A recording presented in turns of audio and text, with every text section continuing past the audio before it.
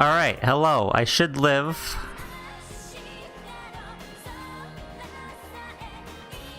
This should work. I think this is working. I think I live.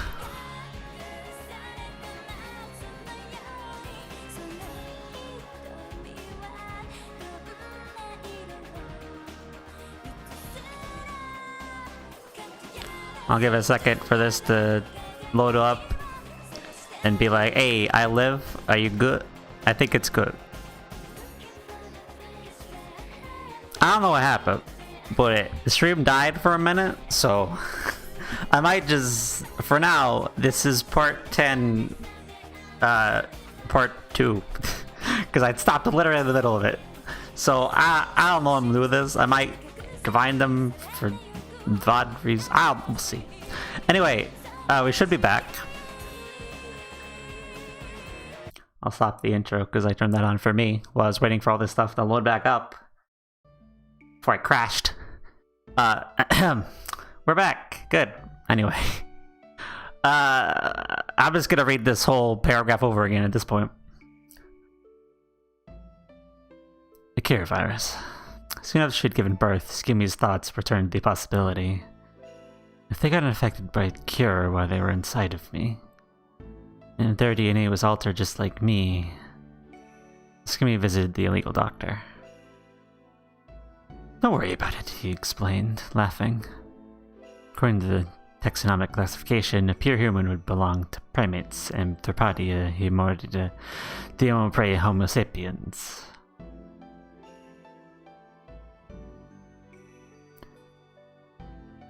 Tsugumi, whose genetic information was altered by the cure virus, was not a pure human anymore, but rather a subspecies of it. Let's just call you subspecies cure for now. Now, any kids who are born from Takashi, the Homo sapiens, and Tsugumi, the cure, would technically be hybrids. And by the way, I guess I should tell you that the cure virus only infects pure humans, the Homo sapiens.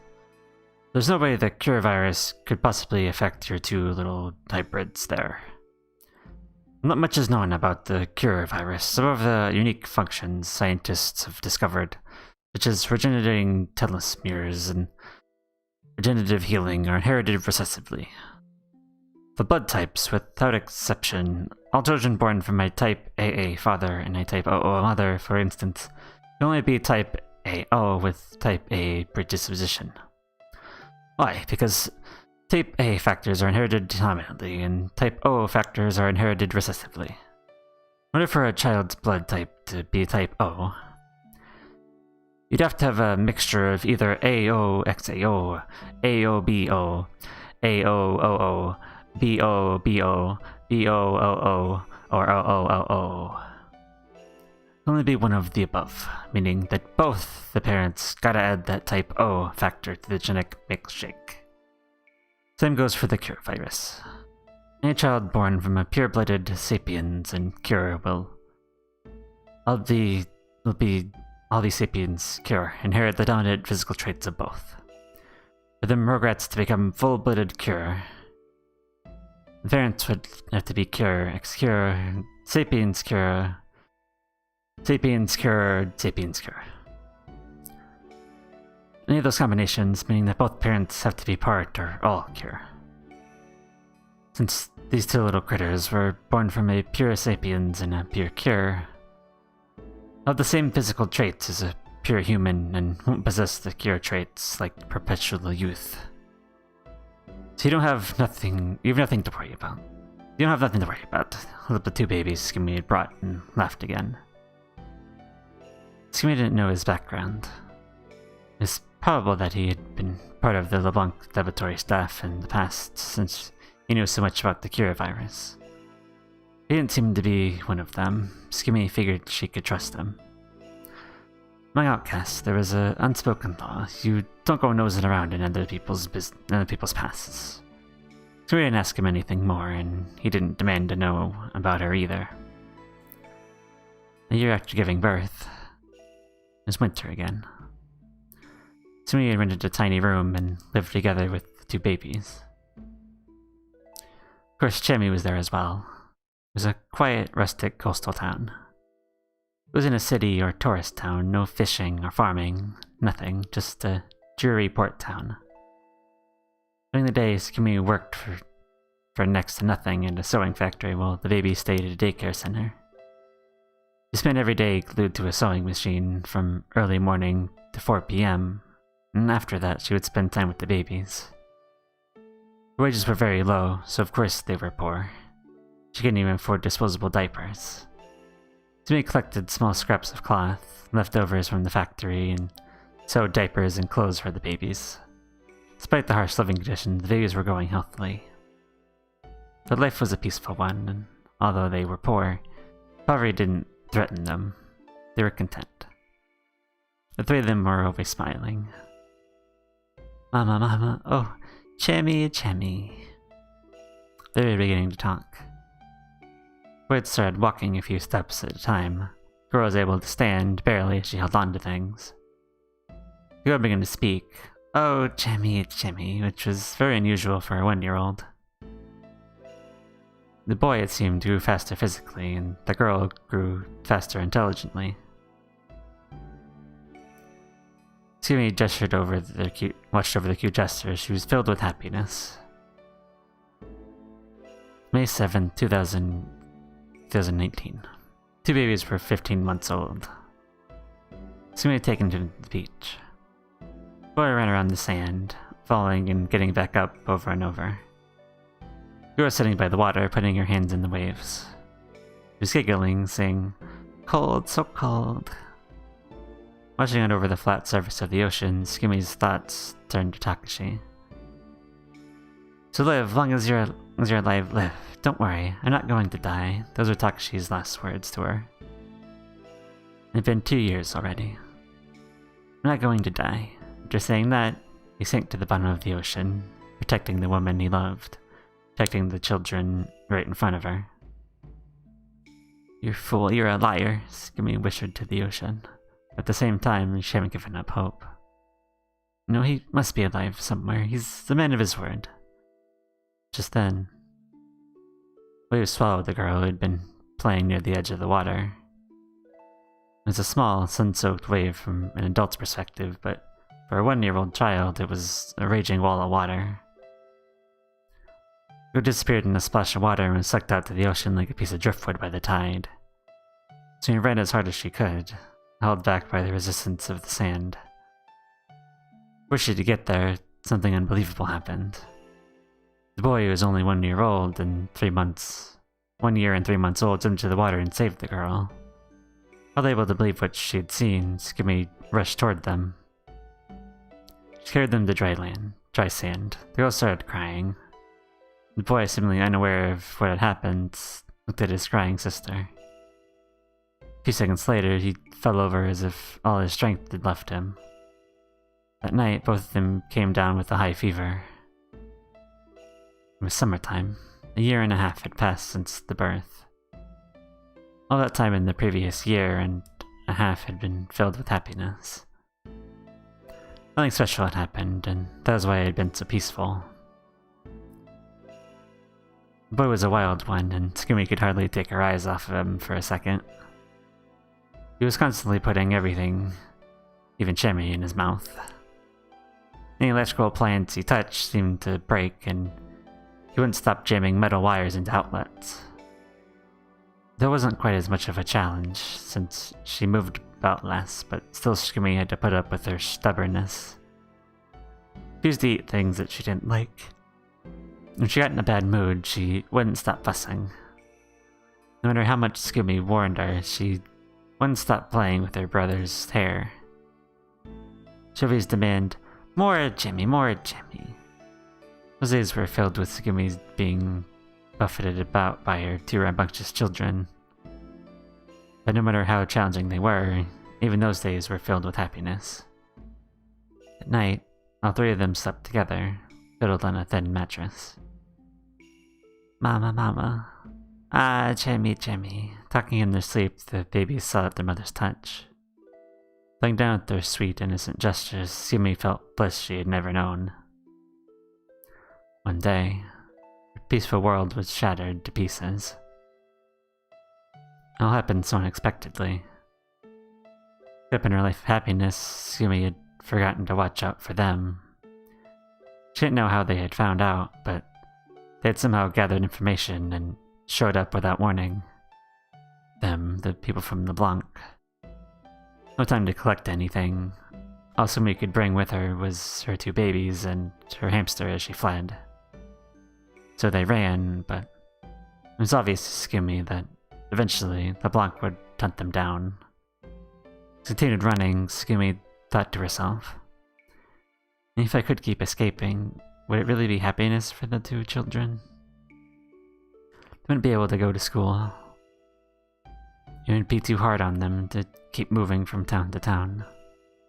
Besides, if we ever get caught, what will they do to my children at LeBlanc? It's too dangerous for them to be with me. She made up her mind. Researched an orphanage she could trust and decided to leave them there. 2 children were just too young. And if Tsugumi tried to explain, they kind of understood. No other option, she left the pendant she had kept with her, making a wish as she gave it. I will come back for you. I will come to get you, I promise.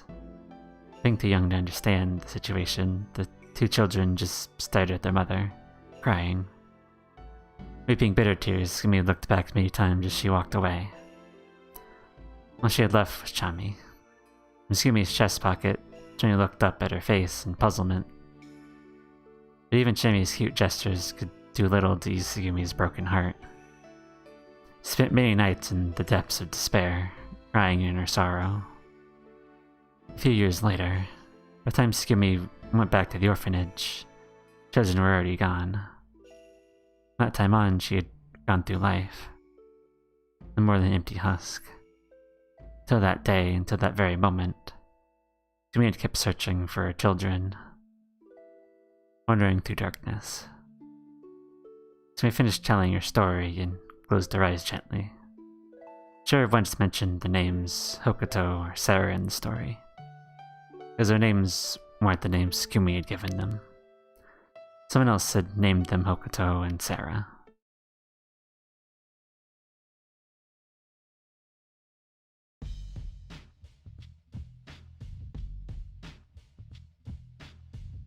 How can you play this music like everything's fine? It's not!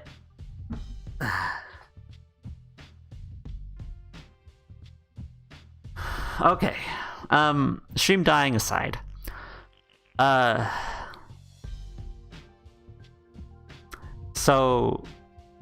Okay. So at this point, we know that LeBlanc figured it out and found them at the orphanage.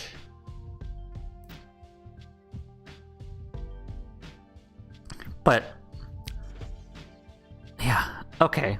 That makes sense then. Yeah, that makes sense. This makes sense. Well, not quite the... Clearly, the Tsugumi route is the real one. The one where Tsugumi and Takashi escape on the submarine. That's the real one.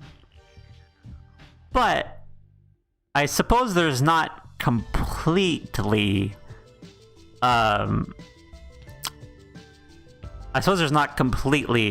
room for the other one, because there was the thing with Sora where she tried to kill Takashi, or wanted to kill Takashi because he had, done some,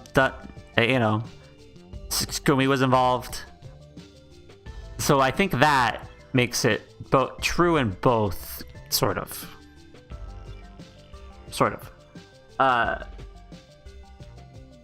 But if that Takashi is the real Takashi's dead, who's the Takashi that's here? He's the only, besides the double Lemieux incidents, this Takashi is the only thing I don't know.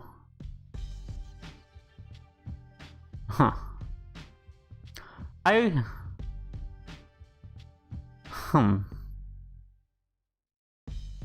I wonder.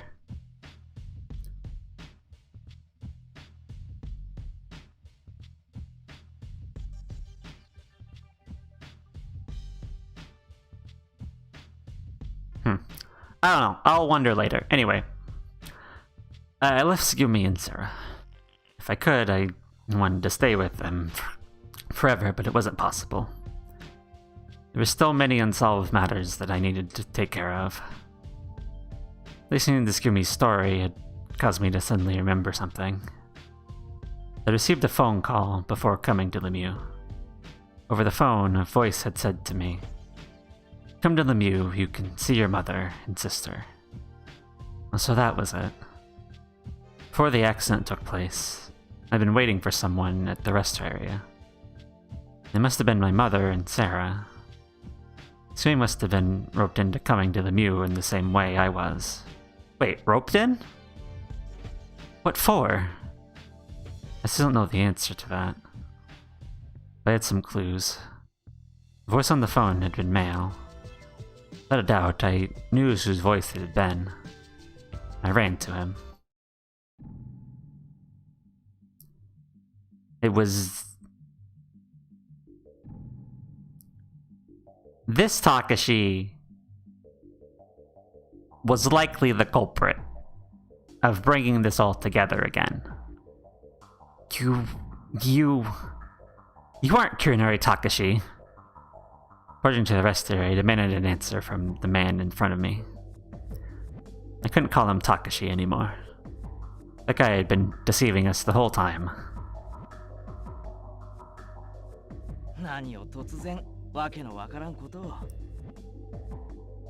Don't play dumb. I know what the real Takashi is. Sara and my's father.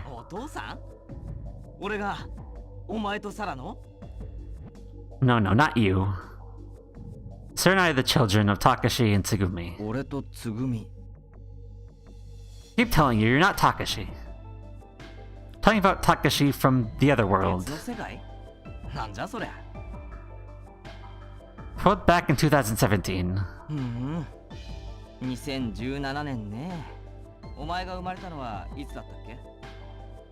On January 21st, 16 years ago. In 2018... I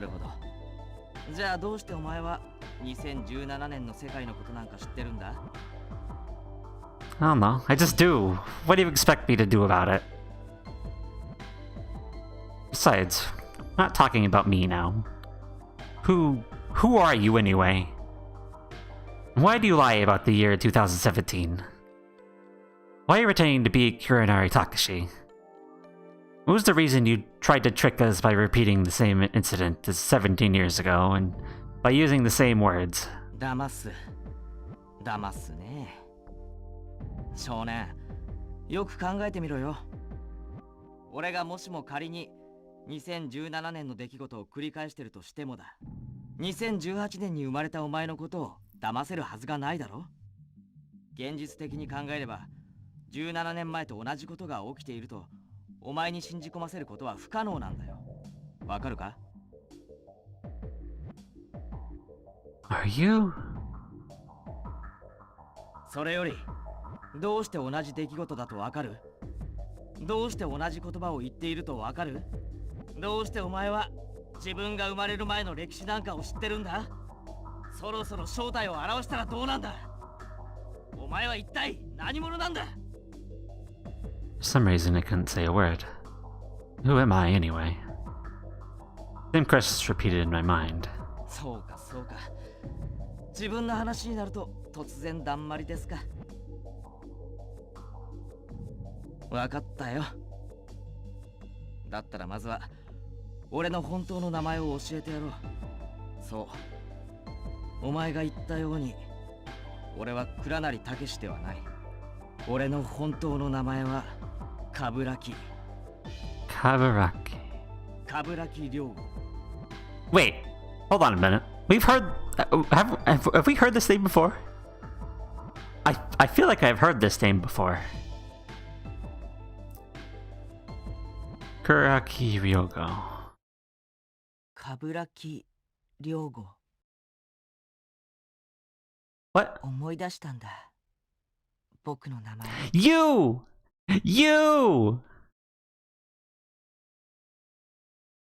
This kid!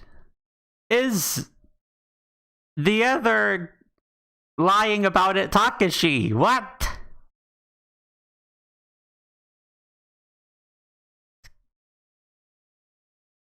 The kid repeated it slowly. 句は古い木、涼しい剣。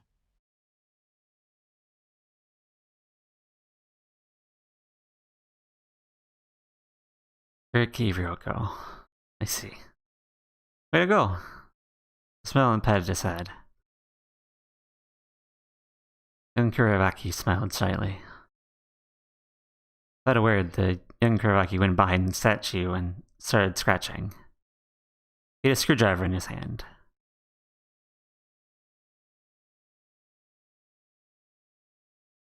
Kurovaki Ryoko. With thin, sharp writing, the young Kurovaki carved his name deeply into the statue. Must have been pretty happy to have remembered his name. Or was it that he wouldn't, or was it so that he wouldn't forget about it again? Though I didn't know the reason, he carved his name into the statue. He continued on. Without stopping his hands, he also carved some more names. Yami Coco, Tanaka Yubise Harukana, Komachi Tsugumi, Akanagasaki Sora, Kuranari Takashi, Pippi, and Chemi. Young Kuroyaki carved the names of everyone who'd been confined there. He smiled happily after finishing up. Tachi kept silent with its hand on the chest.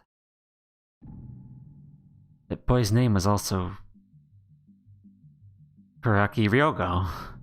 It meant that the kid from 17 years ago and the guy pretending to be Takashi were actually the same person. He looked so young that it was hard to believe it had been 17 years ago. If the young Kuroyaki was 15 years old, that would make him 32 years old in my world. But the Kuroyaki I spoke to looked around 20. There was no way he could have been over 30 years old. Which meant...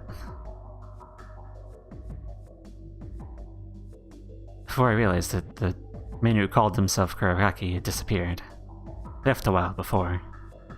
And standing there lost in thought for some time. I recalled the scene in 2017, which I just witnessed earlier. I went around to one of the statues of being called over to it. On its back were carved childish stick figures. 6 human-like figures and 2 unfamiliar animal shapes were drawn there. What? I looked at the statue. The statue pointed south. I looked at the back of the other statues as well. Surprisingly, there were similar drawings on the statue pointing to the sky. There were also 6 people's names as well, and Pippi, as well as Pippi and Chemi carved into the statue stood with his hand on its chest. There was no writing on the statue pointing east. What is this supposed to mean? What's up with this world anyway? Puzzled and confused, my head felt like it was about to explode. I didn't know things that I was supposed to know. I knew things that I wasn't supposed to know. It must be why my head is so confused. I still haven't recalled any of my memories. Some parts of it had come back, but nothing was really important. To begin with, I still don't know what kind of person Hokuto was. At the same time, I knew that I wasn't supposed to know, and that I could see I wasn't supposed to see. For instance, the world 17 years ago in the past, the legends of the Pygmalion, the Trift Blau virus, the Cure virus, Pippi, and Chemi, I knew about all of them. I knew exactly what had happened during the dramatic escape 17 years ago, and what happened on May 6th and May 7th. And the world in 2034... I could sense even the different different history flows in my world. I knew about escaping using the principle of a siphon, about swimming to the ocean surface from 34 meters under the water. The third eye, Blinkwinkle, the words were clear in my head. And then... I remembered running into Dr. Tanaka on the floating island. No, rather than remembering, it was better to say that I could see it. Anyway, I saw her. Someone called Dr. Tanaka, Yubisei Akikana's mother.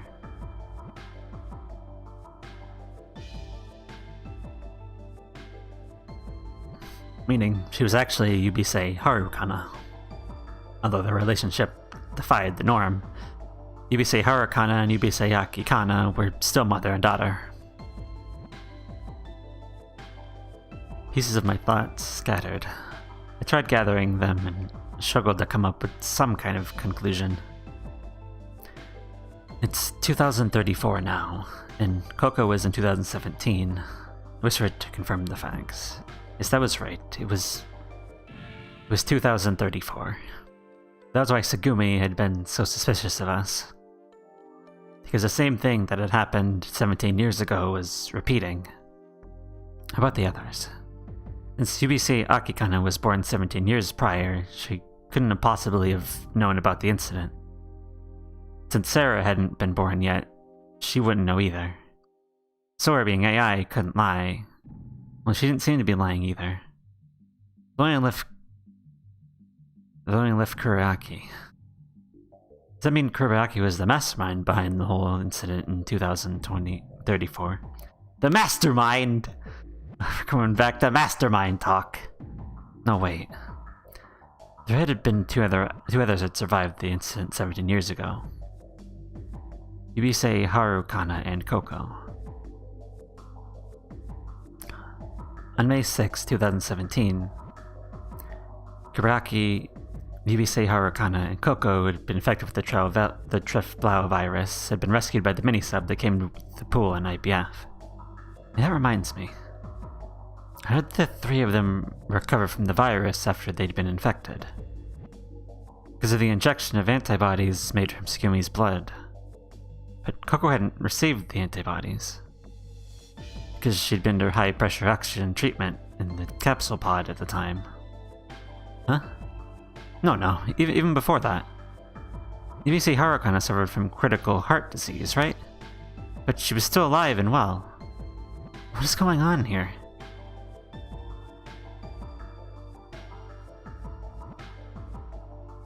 Okay, I think I see. Okay, so... let me just review this.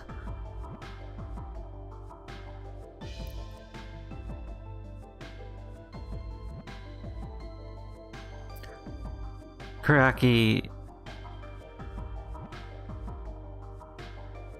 Harukana and Coco all got injected with antibodies from Tsugumi. That's why Harukana lived. That's why Harukana lived. And now Dr. Tanaka. Kuraki, if he is the pretending to be Takashi, okay, fine. Coco, though, is the question.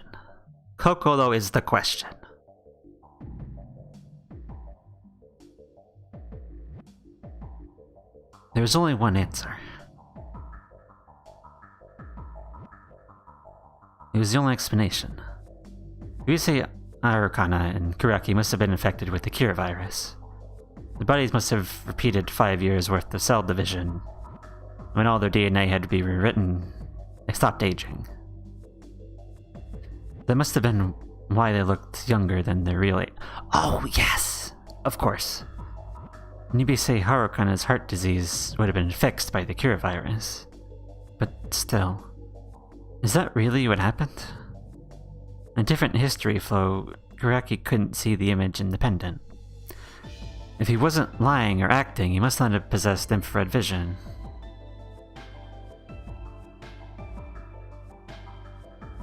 Although, I didn't have proof, my instincts told me Yubisei Harukana didn't possess infrared vision either. Then again, in the world of 2017, Tsugumi had mentioned she was special among carriers of the Kira virus. Perhaps she was a rare example of DNA replacement that had taken place safely over the whole body. that meant UBC Harakana and Kaisei weren't complete cure. But it didn't seem to me that there could be any such thing as an incomplete cure. It's no use. I can't figure it out. But I still had a far more serious and pressing matter to deal with. I need to think about that problem first. The problem was, how was I able to sense incidents that had taken place before I was born, or in separate time continua? And why is the same accident 17 years ago earlier taking place again? It couldn't have been a coincidence. Obviously, someone had planned it. There's only one clue. Coco. I wanted to see Coco. I thought that Coco would know everything there was to know about the incident. But how could I find Coco, who seemed to just pop up randomly? Oh, I know. I had a sudden inspiration. I had a hunch.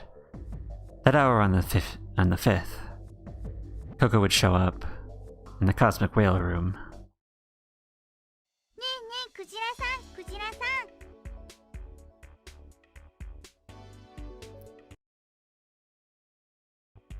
今何時だ？午後9時だ。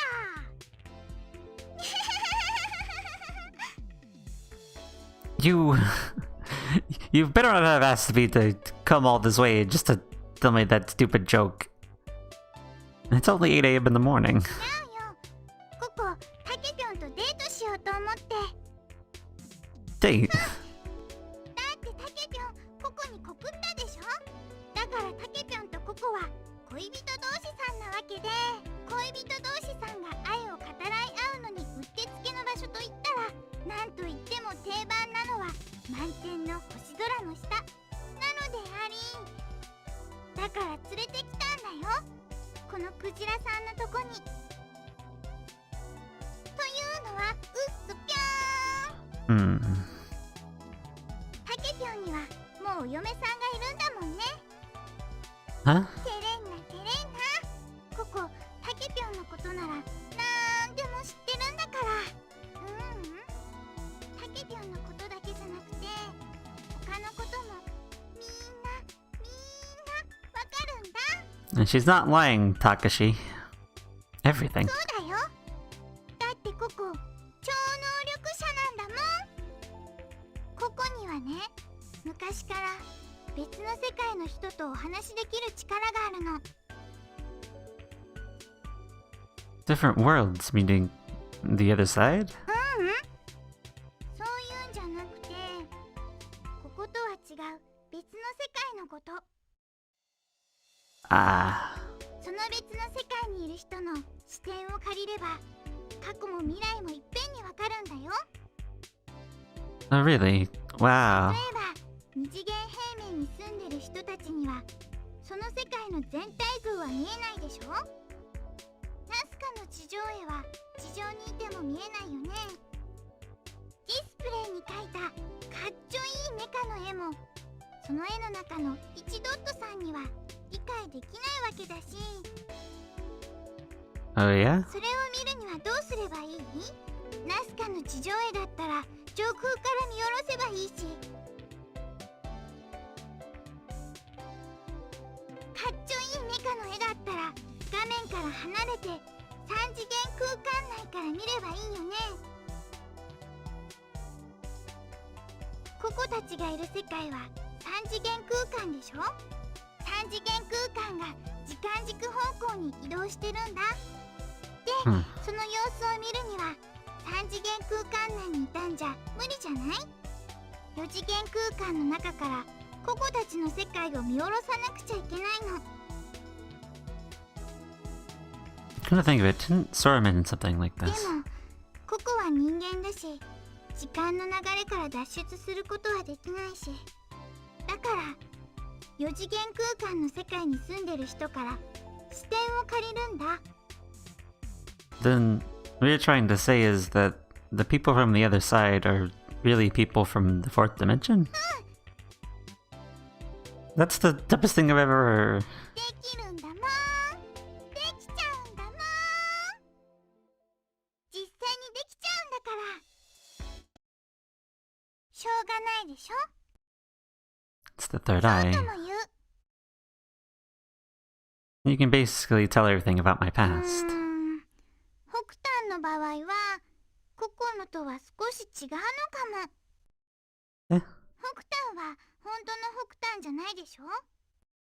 北端は視点を借りてるんじゃないんだよ。北端の場合は視点そのものなんじゃないかな。 What do you mean? ブリック・ビンケルさん。ブリック・ビンケルさんなら全部知ってると思うよ。 Winkle. Just then, a massive boom rocked their eardrums. All flexibly looked up. The ceiling of our world, the cosmos, shattered. Immediately, a large amount of seawater rained down on us like an avalanche. Parts from the shattered wall cracked off and shot into the floor like bullets. I looked back, but Coco was gone. Coco! No one was there to respond. While the sun was drowned out from the water rushing in, just that we could hardly even hear our own voices. Droplets of water falling from above, white mist rising from below. Below was rising quickly. An incoming jet of water from the ceiling struck the whale, which was suspended in the center of the room. It got bent backward hard, fell, and lay on the floor. At this point, it's the 5th day? I want to say?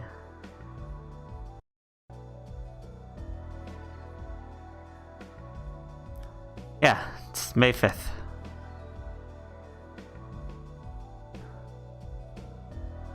Its big mouth flapped open, its pupils empty. The whale was dead. I turned around, cutting through the water, and fled from the room. The door of the cosmic whale room closed with a gurgling sound. お兄ちゃん、大丈夫？ I assume this is... Was it Sara's? It was Sara's route. I assume this is when Sara was trapped in the whale room before. But we got out, though. I spun around, drawn by Sara's voice. She was standing there, shoulders heaving. 警報が鳴ったから飛んできたんだけど。 Looking over Sara's shoulder, I could see people running towards us from the corridor. I turned my gaze to the door. It didn't appear to be leaking. The cosmic whale room was flooded, but it looked as though the other areas were safe for the time being. ねえ、お兄ちゃん。 Hmm? 血 Huh? 血出てる。 Sara pointed to my left hand. Looked at my palm. Where I'd gotten a cut. It slashed me when it fell, and I just hadn't noticed. I snagged it on something when I was trying to get out of the door. At any rate, bright light blood was dripping from the side of my hand. 平気？ Sarah took a white handkerchief from her pocket, took my injured hand in hers, binding the 痛い？ wound. I shook my hand. Truth was, I didn't feel anything. More important than the scratch in my hand. Blick... Winkle. Eh? Sarah tilted her head questioningly. More than the injury, more than the flooding, more than anything, Coco's words were running through my head. ブリック・ビンケルさん。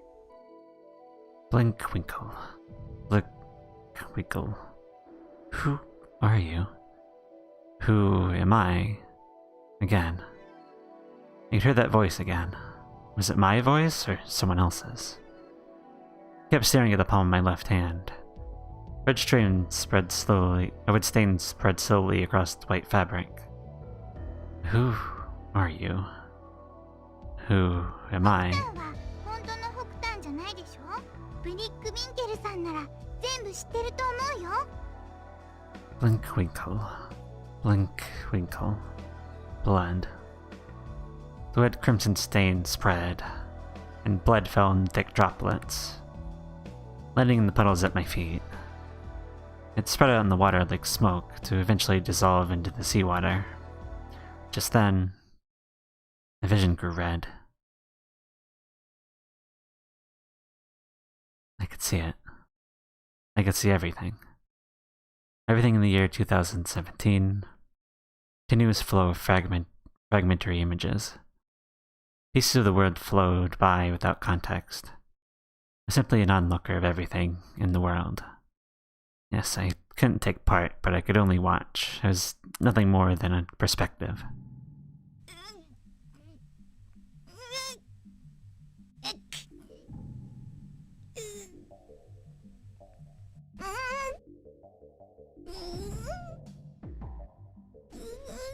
Coco groaned and pressed her hand against her mouth. Fresh crimson blood trickled through the cracks of her fingers. Red stains spread on the floor of the control room. なんてこと。これはこの症状は症状。そんなのどうでもいい。見てわからないの。このままじゃココが。ココ、しっかりするんだ。クラナにどうしようどうしよう。待て、取り乱すんじゃない。みんな落ち着け。I was only a perspective and had no real sense of feeling. The link between my sight and consciousness had been broken. All I could do was continually gaze at the scene unfolding before me. I felt neither sadness nor anger, neither impatience nor despair. I was looking at the reality in front of me as one might stare at a meaningless jumble of numbers. Driftblow 2017, Revision 17. The LMRI was scanning Coco's condition. Driftblow virus. しっかりしてよ、ココ。嫌だ。死んじゃ嫌だ。Coco's body lay on the examination table.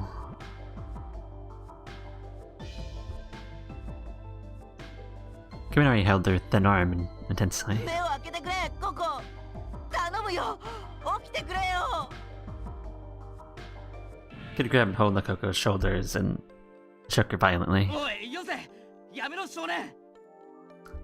Oh, I don't like that Takashi. He looks weird. Blue hair Takashi? That guy's kind of weird looking.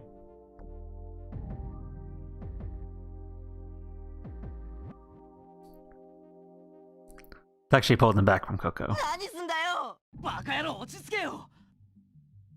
そんなことして何になるんだ。だってココがこのままじゃココが死んじゃうよ。慌てんな。何か手はあるはずだ。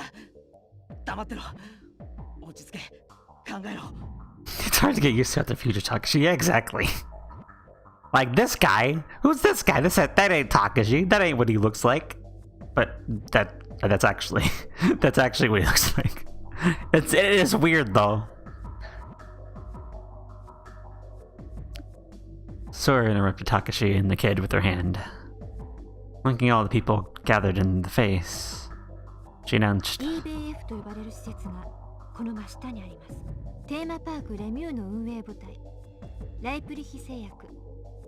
そのライプリヒが設立した研究施設が EBF です。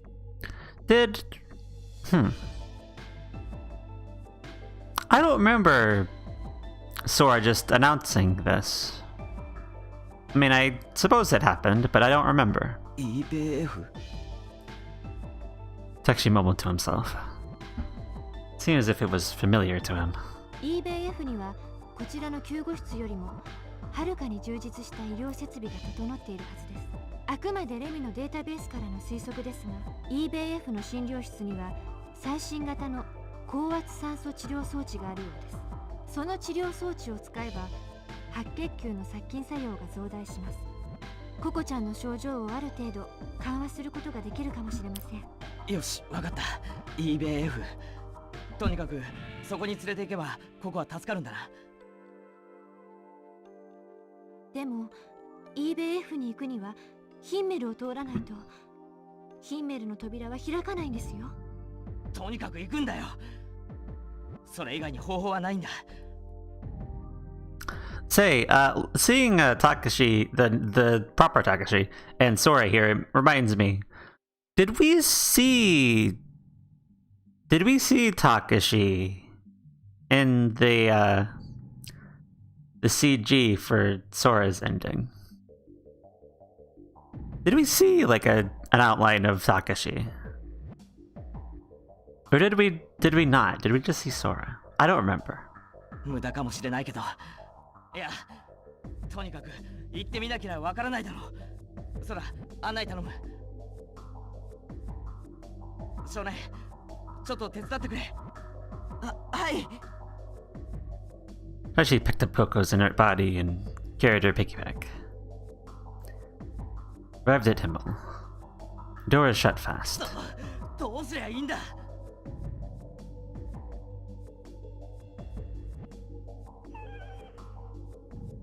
Coco slid off Takashi's back, cheekily hunched over on the floor. The color of her face had gone translucent white, her lips parched, and her eyes looked feverish. Just then, Vtuber von Himmel. アナウンスなんだ。誰かがレミシステムにアクセスしています。この部屋の中、ヒンメルの端末からです。なんだって。the access indicator light for the electronics lock began to blink and soon changed to green. Hatch's lever raised and turned automatically. The door opened. It was pure white inside. Swinging against the brightness, they walked into the room to explore. It was as if there was the computer-controlled room. おい、人が、こいつか。扉を開けたのは。There's someone passed out on the floor. A man who appeared to be in his 40s, dressed in a white lab coat. おい、おっさん、どうした？ Actually rushed over to the man and lifted him into a sitting position. The man didn't reply to Takashi's call, just sat there with his eyes closed. そもそもこいつ、誰なんだ？そら、彼が誰だかわかるか？いいえ、ID 照合できません。ですが、その服装からするとおそらく EBF の研究員の方だと思います。Researcher let out a dry gasp and opened his eyes slightly. なあ、あんたは下の研究所のスタッフなのか？ああ、そうだ。君は救助隊じゃなさそうだな。With a shaking hand, he crept onto Takashi. The hand was covered in blood. にまだ人がいたのか。あれから6日は経っただろうに。こいつは驚きだ。Blood trickled from his mouth and he smiled wryly. おい、あんま無理に喋るな。すまんな。我々のせいで。どうした？下で何かあったのか？ Everyone stood quietly, gathered around the researcher, seemed to have lost the ability to talk. The researcher remembered and looked up vacantly at the figures around だけ him. ど、どうしてこんな。After that, he was silent. His eyelids slowly closed. おい、しっかりしろ。 Elijah shook the man's shoulders. There's no response, but at least he seemed to be breathing. 彼も一緒に連れて行くしかないでしょうね。Yeah. Takashi nodded and stood up, and then picked up the unconscious researcher. Watching the situation, Sora began a quiet explanation. 皆さん、この部屋の奥にもう一つ部屋があります。あれは EBF 用の加減圧室です。私の持つわずかなデータから判断しますと、EBF には通常のレミューよりもさらに高圧のガスが封入されています。EBF もまた飽和潜水仕様というわけです。その方が特殊な細菌の研究に適しているということもあるのでしょう。EBF の内部気圧は実に約 12.5 気圧。皆さんにはあの部屋に入っていただきます。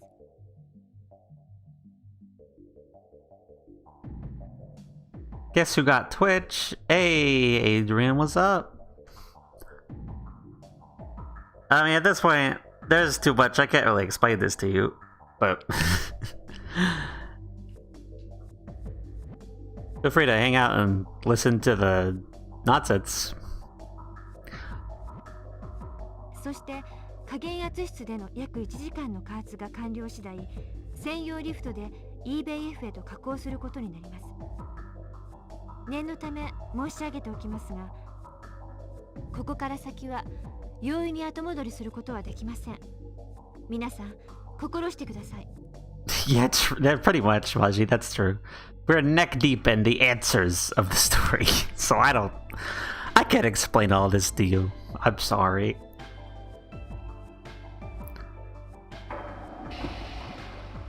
Following Sora's instructions, everyone headed into the IBF compression chamber. Long compression started. During that time, nobody said a single word.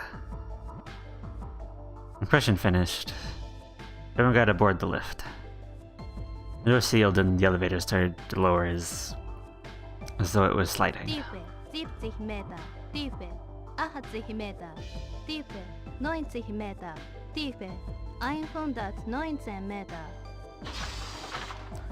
door opened and everyone poured out. And that there was a pool where a small submarine could dock. Although the area was directly attached to the ocean, the inside and outside pressure were the same, keeping the ocean water out of the room.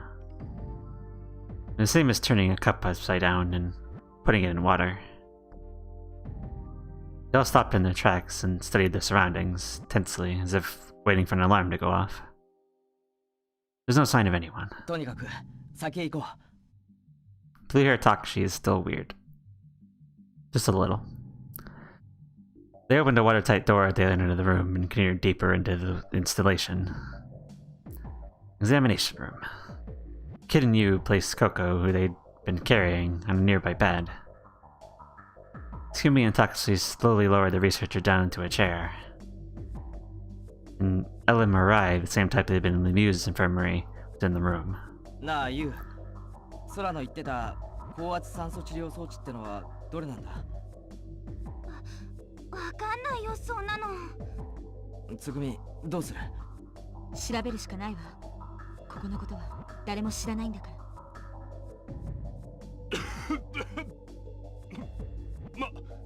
待て。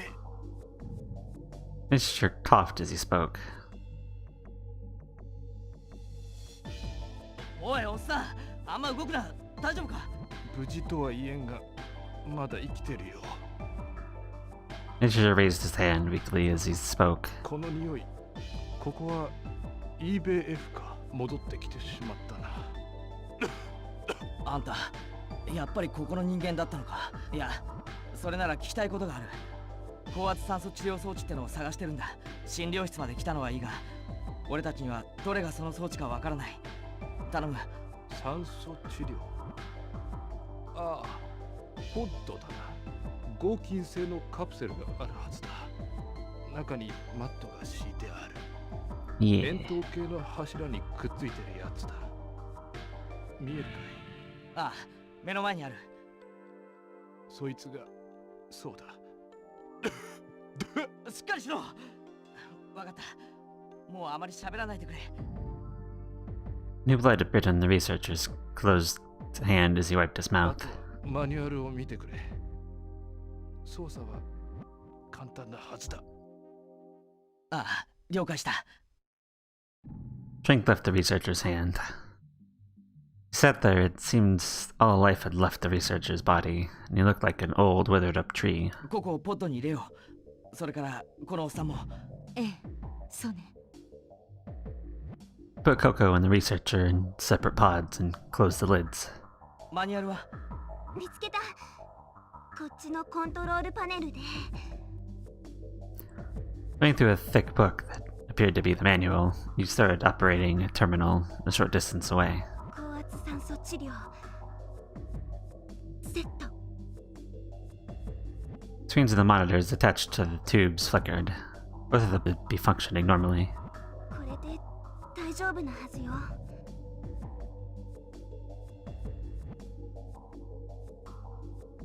OK。Blood pressure, heart rate, respiration rate, normal. I certainly watched Coco and the researcher. Although it was too soon to say if they had recovered, Coco and the researcher's face seemed to settle a bit. It somehow managed to starve off death. よかった。ええ、よかったわ。なんとか間に合ったな。Everyone let out a sigh of relief. Seems as if they had escaped the worst for the moment. さあ、俺たちもここでのんびりしてる場合じゃないぞ。Started searching around the facility. Their aim was threefold: to find a way to escape the facility, to see if any communication lines were open, and to look for any other recent survivors. While Takashi, Tsugumi, and the young Kurobayaki were searching around IBF, you stayed with the resting Coco and researcher. Meanwhile, Takashi and the others soon arrived at a small room covered in iron plating. There were a few computer terminals there, with nobody stationed at them. Operating the terminals, they scanned through some of the information there. They were searching for any information that they could use, and finally came across something interesting. IBF visitor registration, Higami Coco. Coco's name was listed in the corner of a business log. Looking further into the file, there seemed to be a personal memo written by somebody. Author.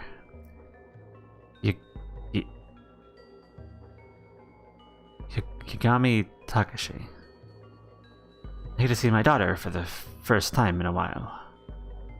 Her school is on vacation, so she's a 10-day break. I've been trapped for so long in this tin can doing virus research that I'm jealous.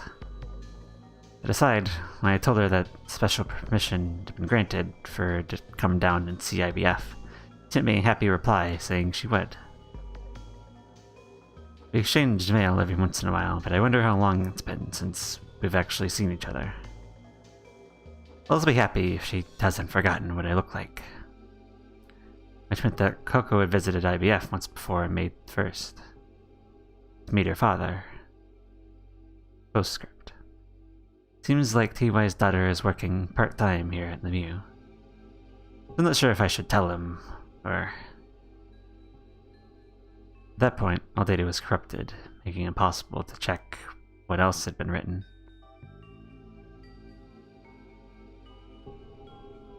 Huh. Well, okay. That blows my theory out of the water, but it still doesn't... It still doesn't explain why Coco was calling Tsugumi and Takashi. Because her real dad has the same name as Takashi, okay. That is a coincidence that I do not believe is a coincidence, but okay, fine. But why Tsugumi?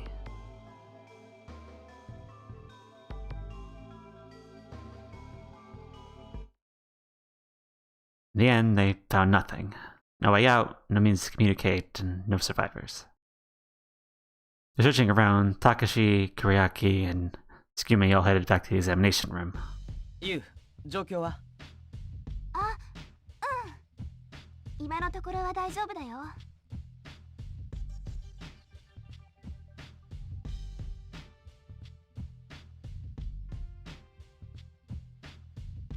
You looked tired as she sat down and faced the control panel.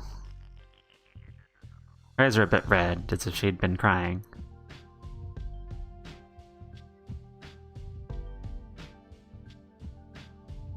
そうだ、クラナリ。さっきここの端末で医療用データベースを確認したんだけど。あ、何か分かったのか?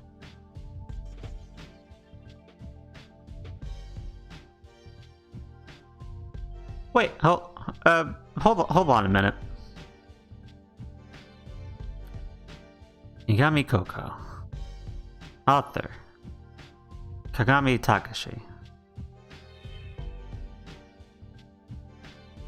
Postscript. It looks like TY's daughter is working part-time at the Mew. I'm not sure if I should tell him, or...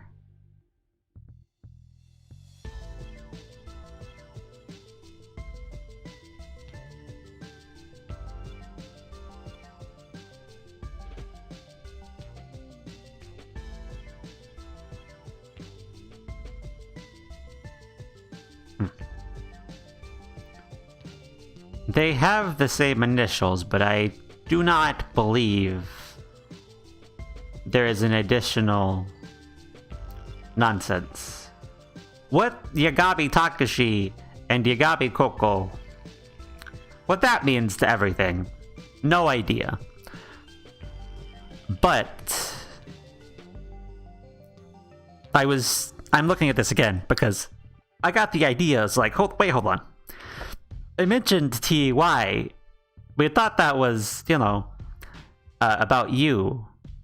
But the postscript is written by the same person. So, talking about someone else. Though, that does seem to mean that Yu's dad was alive, is still alive, or was still alive recently.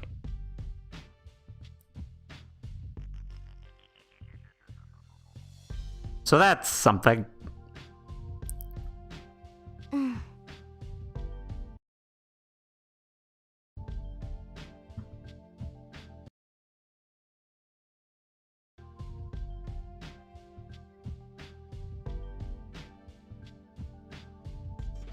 ティーフブラウイルスの治療法、決定的なものはまだ発見されていないみたい。対処療法として例のオレンジアンプルの注射で症状を一時的に緩和することはできるけど、あとは確率の低い自然治癒を待つしか方法はないらしいの。そうか。辛いな。それってどういうこと？そうね。つまりココが治るにはココ自身の免疫機能が頑張るしかないってこと。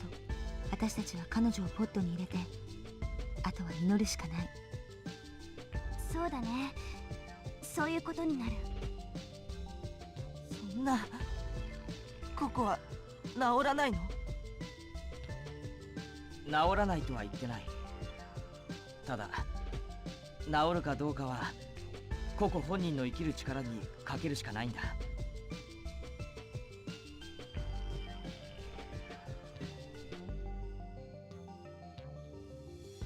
Kuraki walked over to the pod where Coco was sleeping. Coco! Started to cry, latching onto the pod as though he was embracing it.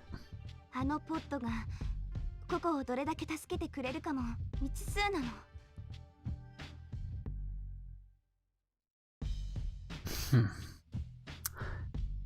Is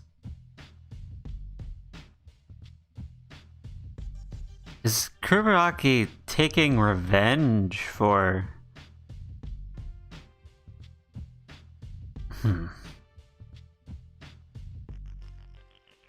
Maybe... I don't know.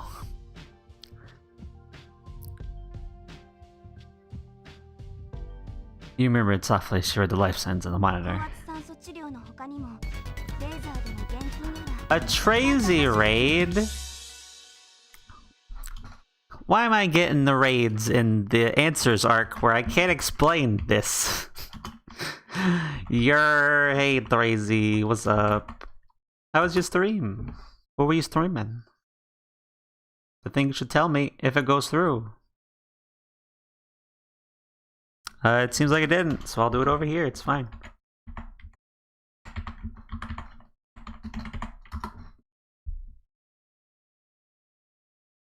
Dragon's Dogma Dark Horizon. I don't know anything about that, but I hope it went well. Hello. I can't at this point, I can't explain this. We're very far into a old 2002 visual novel.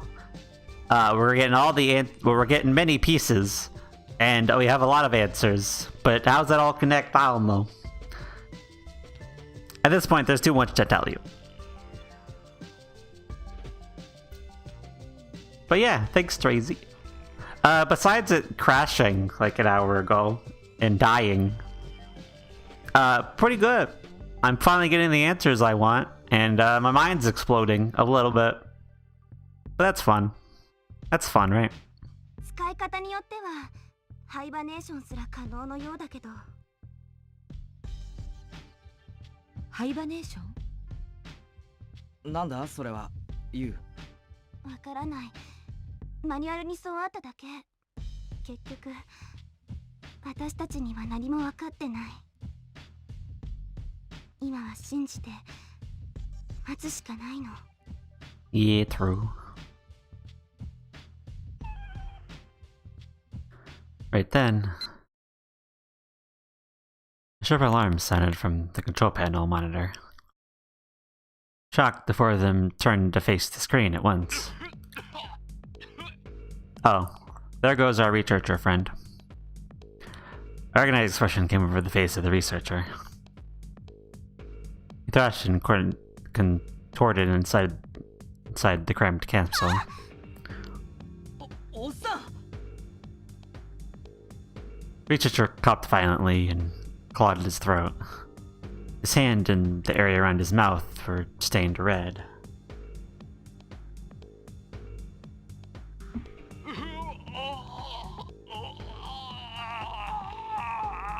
Yeah, he's not well. Blood quickly drained from his skin. His breathing became shallow and he groaned in a low voice. そんな、いきなり容体が変わるなんて。 He was too far gone! それ以上喉を引っかくな破れちまうぞ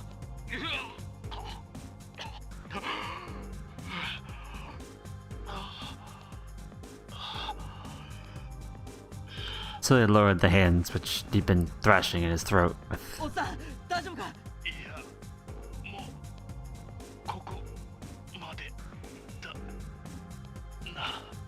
The researcher was barely breathing. He was trying to breathe. Started to gasp. Wasn't able to bring in air. これも報い。 He put over the manual and desperately searched the control panel. But there's nothing she could do. There's no way for her to keep him alive. She found it on the manual, and she placed both elbows on the panel and covered her face with her hands.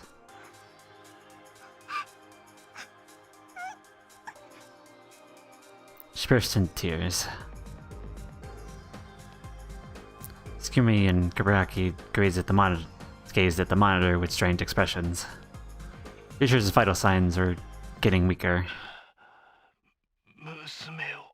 娘を頼むぞ。 Though he was smiling, and finally he stopped breathing. The life readings from the capsule pod went blank, and an electronic alarm sounded for what seemed like forever.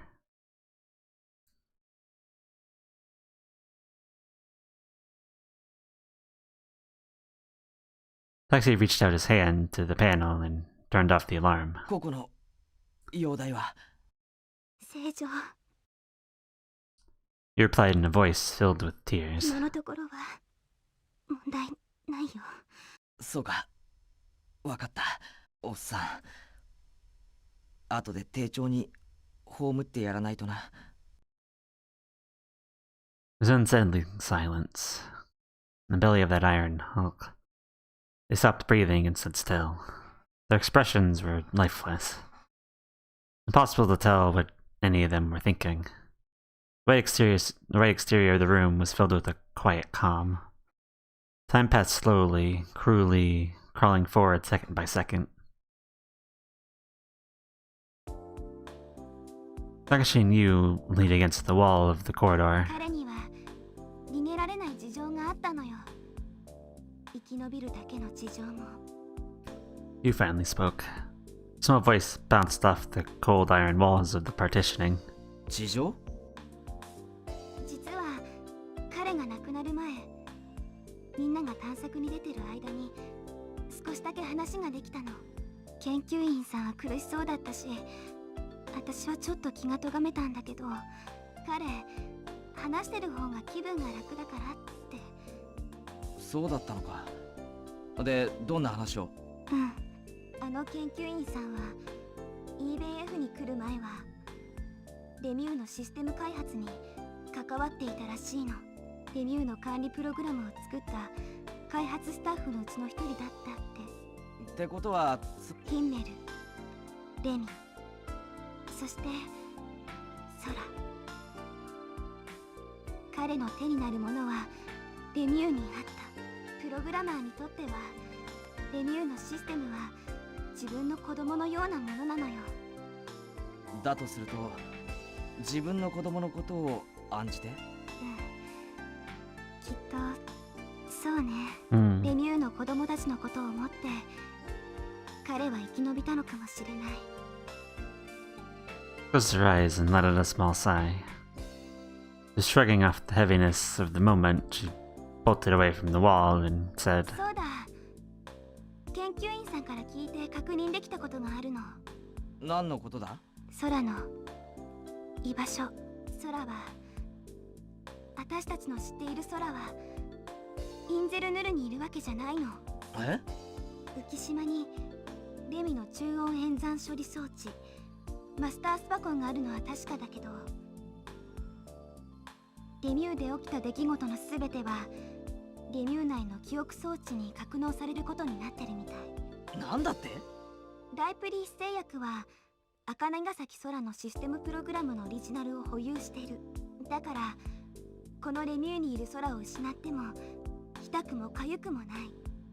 極端な話をすれば空システム自体はいくつも複製を作ることができるってこと。ここにいる空もその複製のうちの一つなのかもしれない。だけど考えてみて、空は空でしょ。私たちの知っている空はたった一人だけでしょ。じゃあ空と別の空を区別するものは何？それは記憶だよ。私たちとここにいる空が共有しているものは記憶だけなんだよ。He tapped repeatedly on the area between his eyebrows and opened his mouth. そうか、空の記憶がレミューの中だけにあるとするなら、俺たちの知っている空はヒンメルに。You nodded. I shrugged his shoulder lightly and traced her finger across his chest, and went back into the examination room. Left by himself, Takashi started wandering aimlessly down the corridor.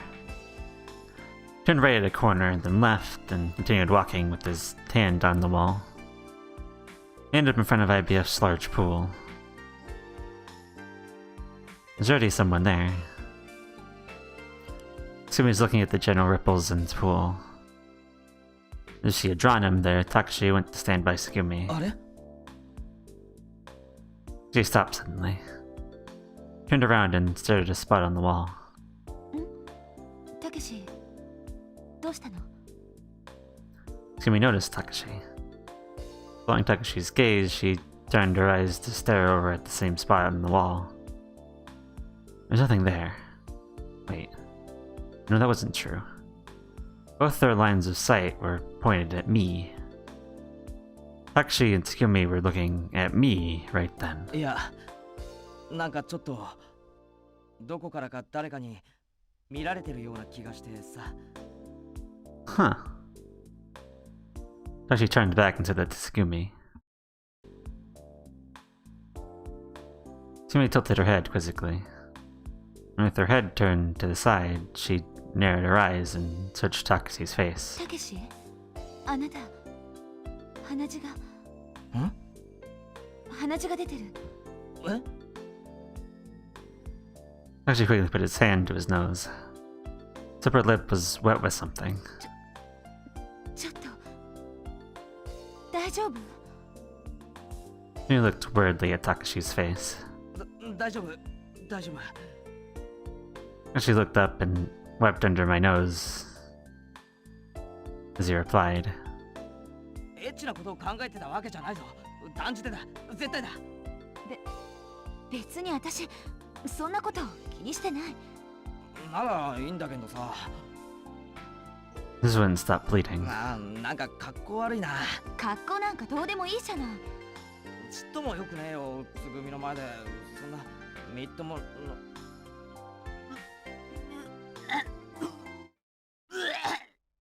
Oh yeah, Takashi, you're not good either. Takashi spit out blood. Copious amounts of fresh blood poured from his nose and mouth. Simultaneously, his knees buckled. あれ、どうしたんだろう。俺。You're not good. You're not having a good time. Takashi looked at his blood-covered hands and blinked. His legs swayed unsteadily, and the color quickly drained from his face. なんだよこれ血がたけし、しっかりして。いや大丈夫だってつぐみ心配するな。全然大丈夫じゃない。血まみれじゃないのよたけし。診療室に行きましょう。すぐ見てもらった方がいいわ。Yeah.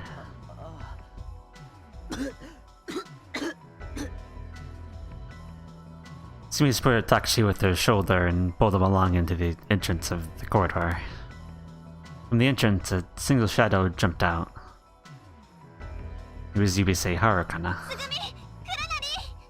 少年が大変な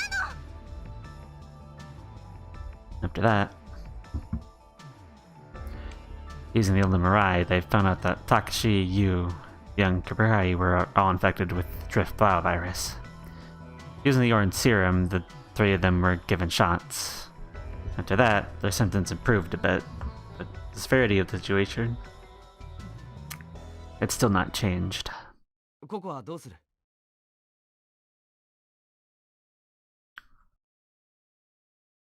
Takashi asked this as he pressed over the disinfected stained gauze covering his injection. まだ高圧酸素療法の最中よ。ポットを開けることはできないわ。治療は今のところ順調。あそこに入っている限り症状の急激な悪化はないと思うけど、酸素療法が終了次第個々にもアンプルを与えましょう。ああ、そうだな。His face was still pale. Hard to believe that it had ever been the color of a living person. Pupils were cloudy, his eyelids slow, and sweat flowed freely down his face. Wiping away that sweat, Takashi wandered around the room. アンプル一つで何時間体調が持つかわからないが、どうだユウ、効き目が切れるより先になんとかなりそうか？ He was sitting at the computer terminal, silently typing on the keyboard. ユウ、様子はどうなってるのか教えてくれよ。話しかけないでよ。気が散る。へいへい。まあ、とにかくやってみるから。誰かが通信ソフトにロックをかけて、ここから外に連絡できなくしてる。でも、時々外から混戦気味に通信データが入ってくるのを見つけたから、ロックを外せれば、あるいは、まともに通信できるようになるかもしれない。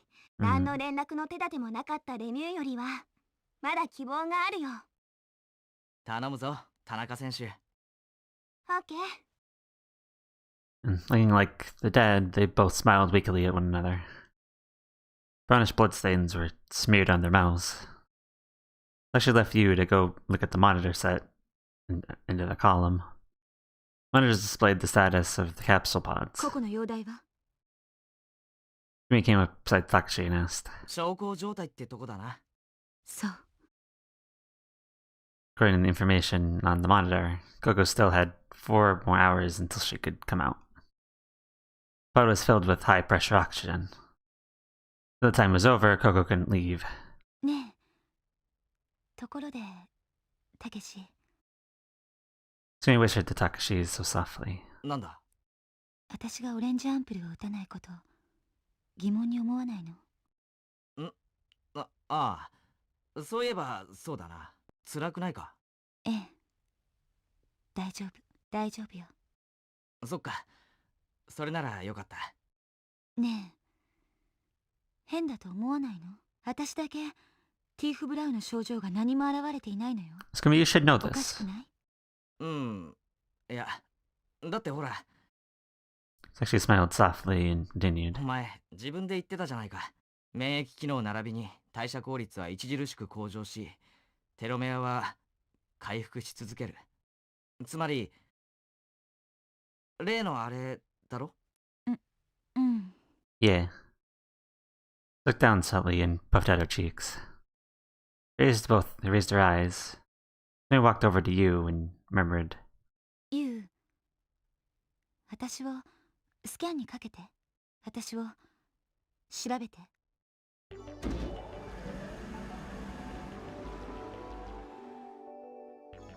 Cure virus P carrier.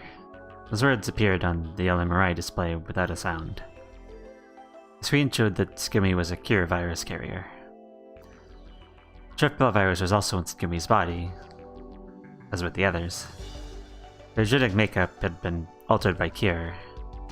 And because of the particular functioning of her immune system, antibodies had been generated instantly, driving out Drift Vow. Cure. Tsugumi had gone beyond the normal human capability. He mentioned that she was special. Successful cases of genetic mutation were probably exceedingly rare. キュレイ Looking at the results from the LMRI scan, you nodded. 本当にキュレイウイルスは存在したのね。知ってるのかユウ。レミューのデータベースで見つけて、それ以前に一度だけ聞いたことがあったの。ある人から。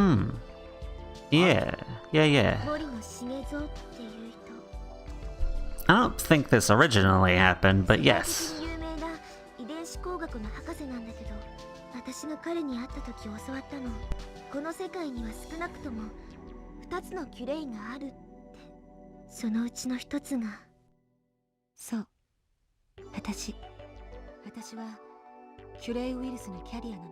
私はすでに普通の人間ではなくなっているの。でも、つぐみ、どうして自分からそれを？たけしにはもう話したんだけど、ユウにも知ってほしかったから、口で説明するより機械で調べてもらった方が。だから急にスキャンしろなんて言ったの？そうよ。まあ、もっとも分かったところでどうにもならないんだけどね。Tsugumi laughed at herself diversely. つぐみ。おかしいね、たけし。 Biting her lips, Tsugumi was trying her best to laugh. 私の存在よりもっとおかしなことがある。この機械でスキャンをかけたらすぐにキュレイウイルスのことが分かった。なぜだと思う？まだ世界でも十数件しか症例が報告されていないはずのキュレイのことがどうして簡単に分かるの？ Huh. That's a good point. That's a really good point, actually. Taka's view dilated momentarily. It squinted and replied な slowly. るほど。そういうことか。ライプリヒ製薬はキュレイウイルスの存在をティーフ・ブラウと同じように。そういうこと。 Are you saying they made it?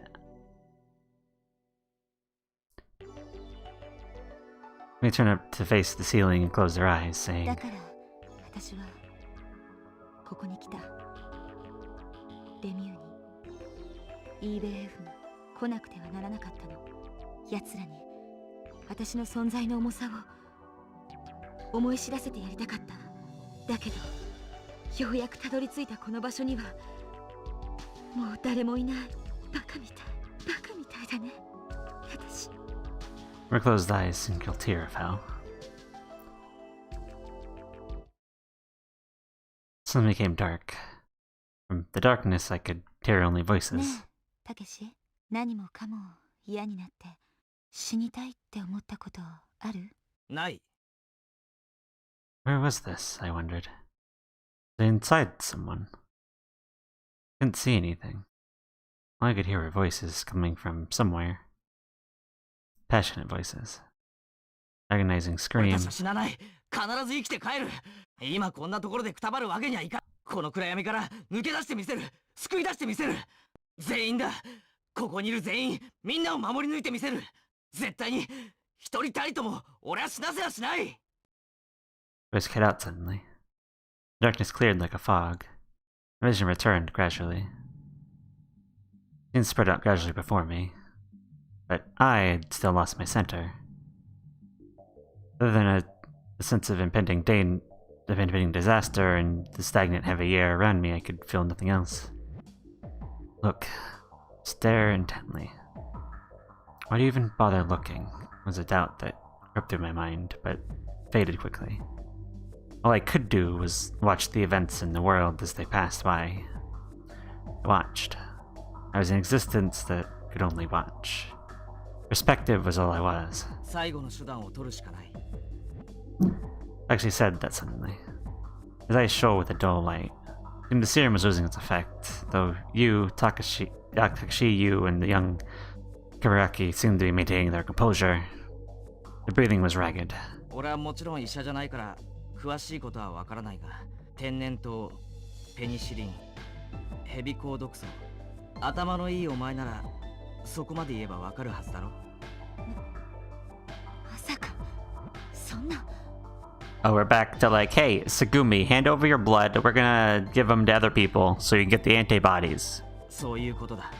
お前の体の中にティーフブラウウイルスの抗体ができてる。 Yeah, exactly. そいつをもらう。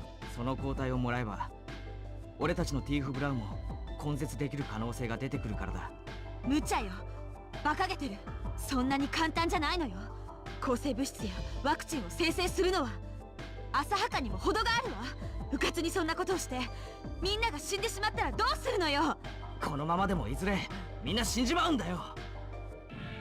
His expression froze. You and the young Kabaraki had been staring at the ground the whole time, raised their heads and looked at Takashi. 何もしなくても死んじまう。だとすれば、俺たちはわずかでも生き延びられる可能性にかけるしかない。Fresh blood flew from Takashi's mouth. Crimson mist danced in the air and floated away. またか。つくづくかっこ悪いな。Actually hurriedly wiped his mouth. どうした？みっともなく口から血を流す俺を笑わないのか、つぐみ。なあ、笑ってくれよ、つぐみ。Actually held out his blood-covered hand towards Tsugumi. 近寄らないで。いやよ、私は。Finger her head fiercely, Tsugumi backed away. クラナリ、聞いてクラナリ。つぐみも。He opened her mouth to talk from where she was seated at the この terminal. 診療室の奥に簡単なラボがあるの。遠心分離器のついたアンプル生成用のマシーンも備えられている。あれなら素早く正確にティーフブラウ抗体を抽出できるかもしれない。ティーフブラウをスキャンで見つけられるんだから、きっと抗体もスキャンで見つけ出して抽出できるはずよ。Yeah. She needed to talk in a low, calm voice. つぐみ、力を貸してくれ。頼む。来ないで。たけし、私に触らないで。She had backed her up all the way to the bed. そうまでして生きるなんて。一度キュレイになれば戻れないの。どんな目に遭うか分かってるの？キュレイウイルスがみんなに伝染するとは限らないだろ。お前自身、自分は特殊だと言ってただろ。頼む、お願いだ。かけさせてくれ。みんなが生きる可能性に。もう人でいられなくなるのよ。みんなにあんな辛い思いをさせたくはないの。ああ、分かってる。バカバカ。私が逆らえないの知ってるくせに。He ran into Takashi's arms.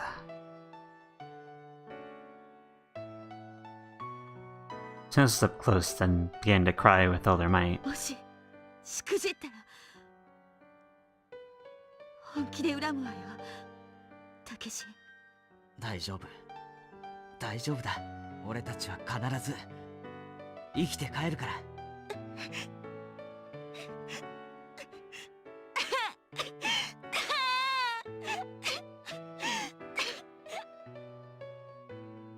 Tsugumi was crying, breathing uneven and shoulders shaking. Tsugumi freely wept on Takashi's chest. Takashi embraced her thin body. Muffled cries continued to echo throughout the cold room. Waiting for Tsugumi to pose herself, they carried out the procedure.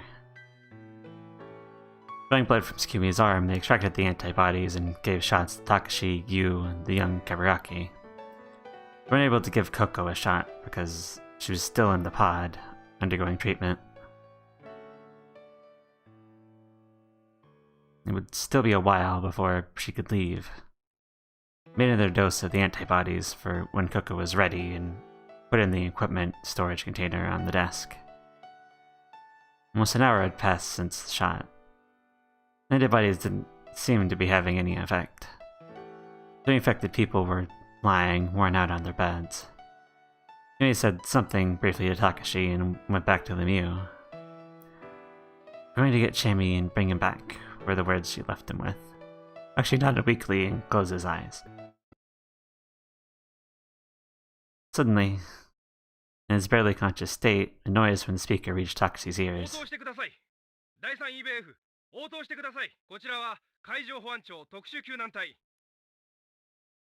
Actually rushed over to the terminal. もしもし、こちら EBF 診療室、どうぞ。第3 EBF か。こちらインゼルヌル管制室、海上保安庁特急隊本部。こちらの通信が聞こえるか。ああ、聞こえるよ。やかましいくらいだ。Voices spelled out from the other end of the line. "Hey, there are survivors down there. I can't believe it. That's amazing." これから大至急救難隊を向かわせる。第3 EBF のプールは使用可能か。大丈夫なはずだ。要救助者の場所と数はわかるか。診療室に5名。いや、6名。6名だな。了解した。民間サルベージ機関の深海潜水艇にこちらの救難隊員が同乗している。到着次第、指示に従って脱出してくれ。到着はいつだ？できるだけ急がせるが、約1時間後になる。だが、万一の際には研究所内に残されている深海探査用の潜水艇があるはずだ。万一ってどういうことだ？レミューの核兵器強度はすでに限界を超えている。もしも一部分が悪化するようなことにでもなれば、どこかのエリアが崩落し沈没する危険がある。いずれにしろ重量のある破片が落下し、研究所上部にぶつかることが予想される。そうか、わかった。もちろんそのような事態になる前に迅速な救助が行えるよう、必ず救助に向かう。もうしばらく待っていてくれ。The communication shut cut out suddenly. おい、待ってくれ。She hit the call button repeatedly. There's no answer. くそ、こっちから回線を開けないのか。She began reading through the manual on the side of the communication terminal. あった。Found the instructions in the manual. He used the control panel to call up information on the monitor. 電動の小型潜水艇か。The submarine was in a separate sealed sector attached to IBF. Specifications said it was a neutral buoyancy miniature submarine for situation diving. Important things could be brought up over by the pool by remote やば control. くなったらこれに乗れってことか。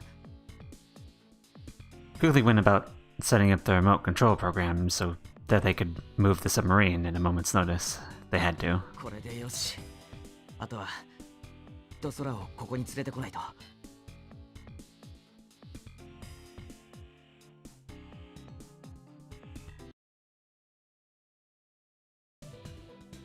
No one actually said that.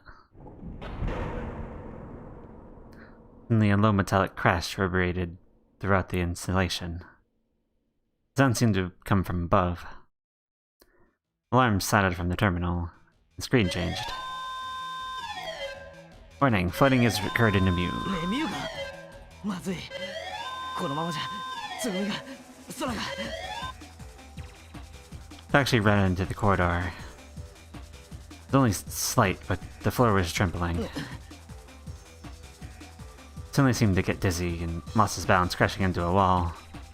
Holding his fingers to his temples, Takashi shook his head to clear it. それでも行かなきゃ、俺が行かなきゃならないんだ。Showing while he ran, Takashi took off. His legs moved as he couldn't distinguish up from down. Still, he kept running. He stumbled in the elevator. The lift he was on started moving up. He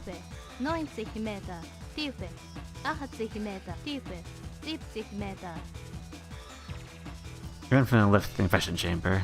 Takashi immediately pressed the intercom button. 空。倉則さん、どうして？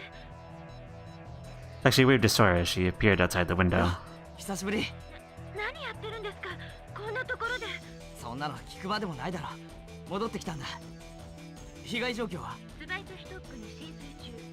倉庫の核兵器が欠損。愛のシャフトにも亀裂が生じています。危険な状態です。通常通路ほぼ全域にわたって15センチ以上冠水しています。つぐみはどこにいる？救護室に閉じ込められて。ドアは？電子ロックは解除されています。ですが水圧で開かないのか？ええ。倉成さん、チャンバーの減圧を開始。時間は？最速で行います。どのくらいかかるんだよ？急いでも12時間。12時間？そんなに待ってられるかよ。血液中に溶け込んだ窒素を排出しないと。知るかそんなこと。早くドアを開けてくれ。できません。早くしないとつぐみが。今ドアを開けたら急激な減圧に伴って血液中の窒素が気化し血栓を作り、最悪の場合。いいから開けろっつってんだよ。ダメです、そんな。Looking around, Takashi's eyes fell on the emergency escape lever inside the chamber. Hesitating, he pulled it down and kicked open the door. Kaboom! There was a horrible noise, as though all the air inside had exploded. Takashi's body was thrown from the room along with the high-pressure gas that had built up inside. He was tossed like a piece of confetti, sliding and rolling along the floor, only stopping when he crashed into the wall.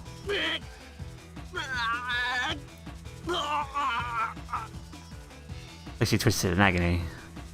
He felt his floor limbs, though he were a man gone insane. From his unnatural, contorted position on the floor, Takashi began vomiting.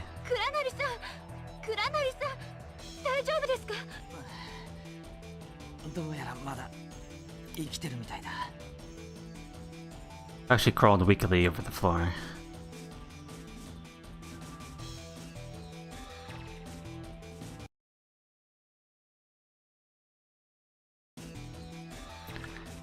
He crawled and stood, fell and rose again, then he fell backwards.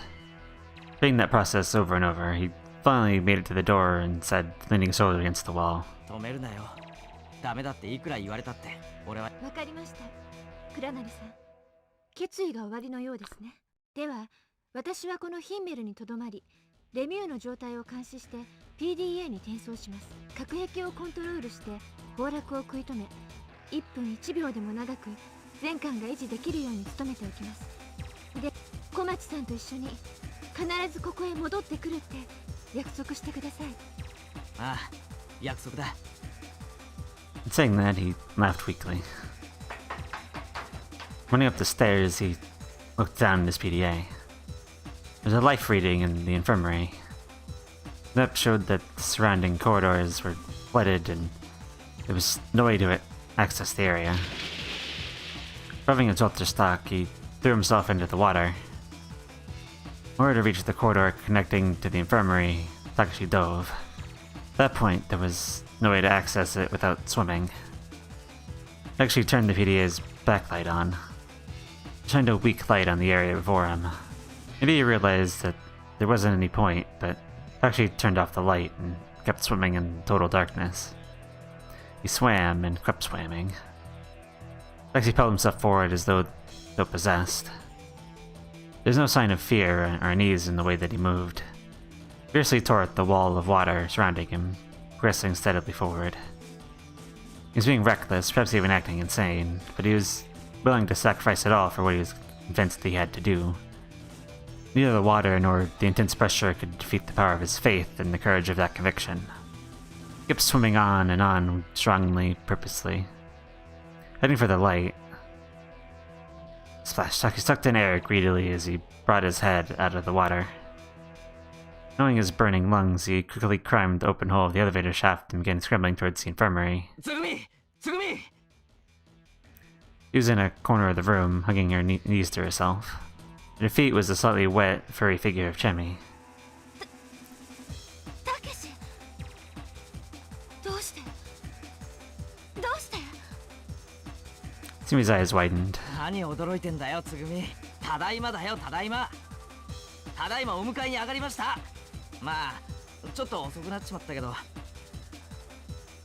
Takashi crushed his nose. バカ！何しに来たのよ！死ぬつもりなの？あのな。Do you want to die? Like she was laughing as he spoke. 忘れ物を取りに来ただけだよ、俺は。忘れ物？ Picking up Chami in both hands, she stood up slowly. ああ、ここに置いてきちまったんだよな。かけがえのない、俺の何よりも大切な仲間を。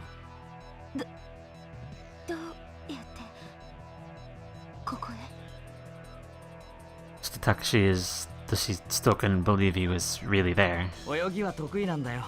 潜水で25メートルプールを1往復したことならある。一応クイックターンで壁を蹴ってだけどな。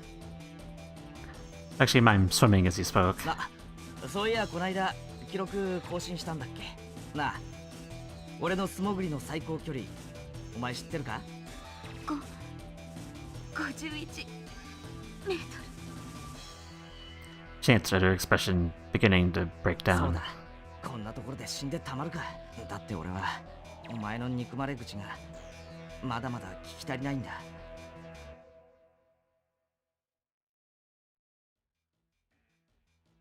これから先もずっとお前の言葉を聞いていたいんだ。だから迎えに来たぞ、つぐみ。たけし。 Both ran toward each other. Reaching out their hands to one another, they came together. In the center of the infirmary, they tugged each other close and embracing firmly. Right on Skimmy's shoulder was Chami. Chami started and looked at.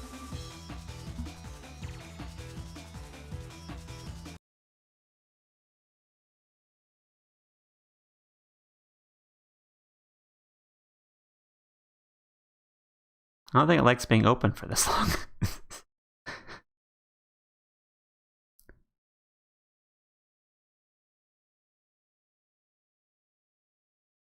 My internet could be dying again.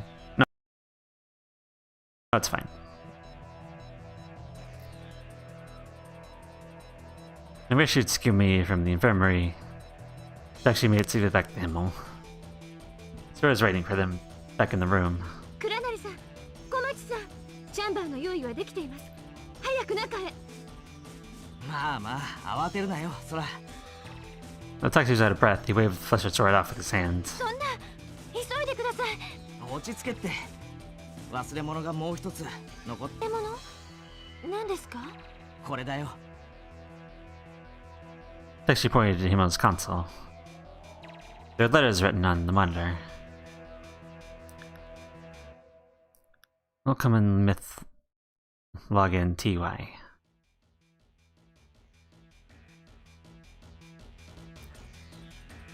LMRSD 4913A. Kanagazaki Sora. Suddenly there was intense flash of light, and from the blinding light a voice could be ギリギ heard. リで転送が間に合ったわ。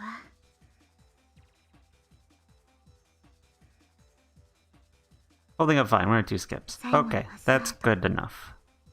そして名前 TY 田中陽一。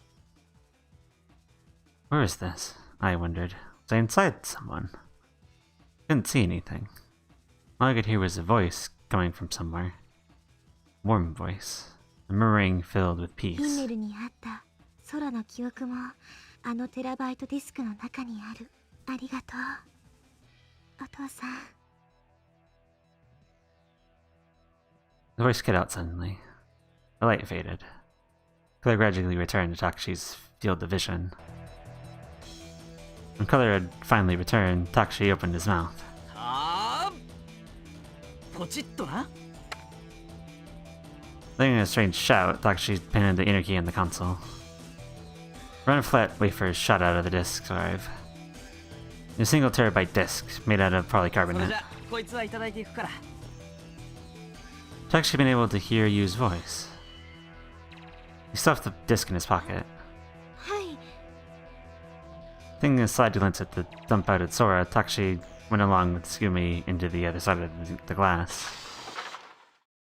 Into the compression chamber for IBF. Switching back in a chair, Tsugumi struggled to catch her breath. Takashi breathed deeply and looked out the looked out of the window looked out the window to the control room on the other side. The door of the chamber sealed, and compression started. 空、しばしのお別れかな。Sora standing still on the other side of the chamber. Smiling softly, Sora shook her head and left to right. お別れじゃありません。さよならは言いません。ああ、俺も言わないよ。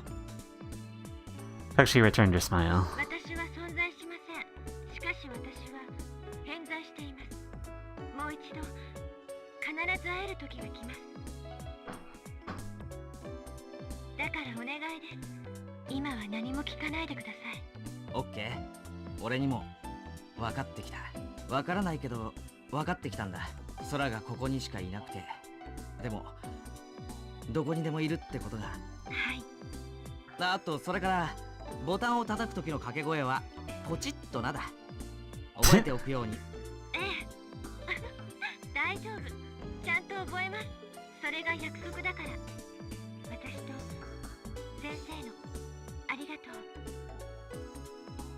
There's the image started to warp and break up. Fog enveloped Sora from behind. Sora's image changed to a rainbow hue. Then even the rainbow started to fade. Sora's form disappeared. Takashi watched it all happen and nodded as though he'd confirmed something. Impression complete. Takashi and Tsugumi loaded into the elevator and headed back to the research facility. 静かね。ああ、そうだな。The flooding should have been fairly advanced in the area above them. It's hard to know if any of these sections had collapsed yet. But for the moment, everything was normal at IBF. On the surface of the pool, there wasn't even a ripple. あ、どうしたの？時間。予定時刻を過ぎてるな。予定？実は救助がこっちに向かってきてたんだ。救助？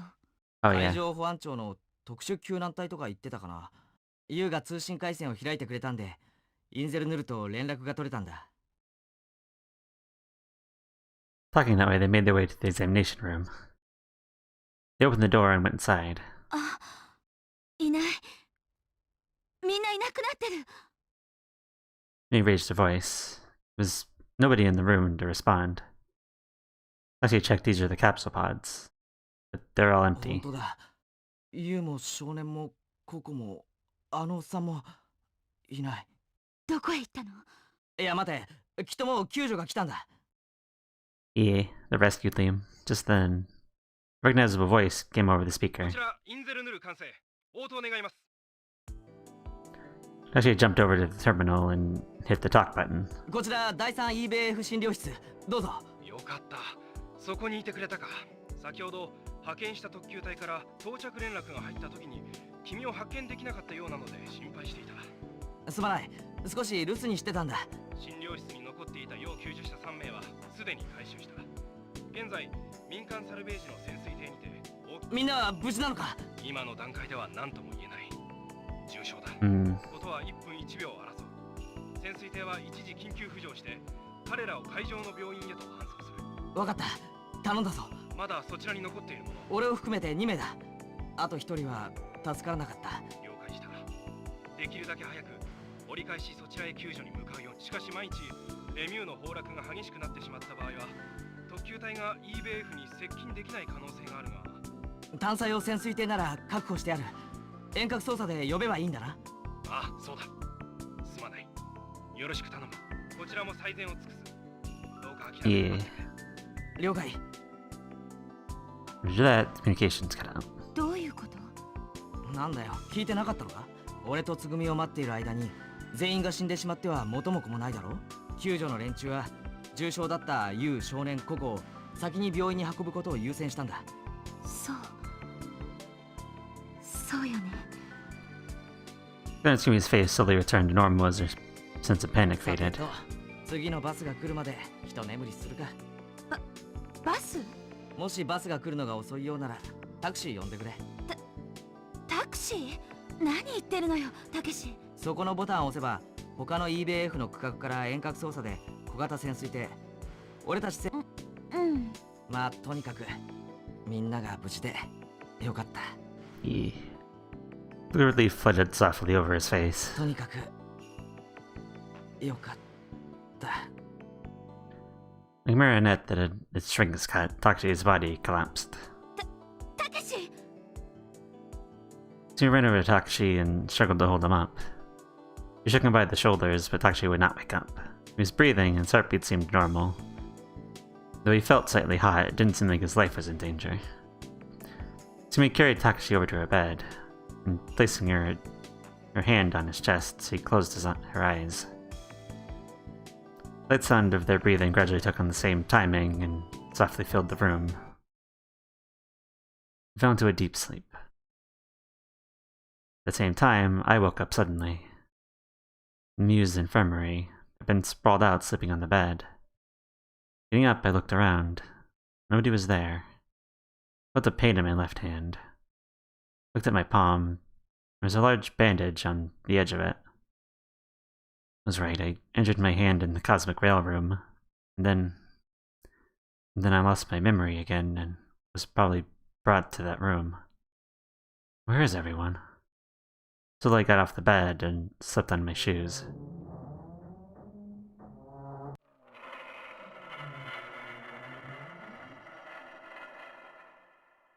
Sentimental screeching and rubbing together came from somewhere in the immediate vicinity.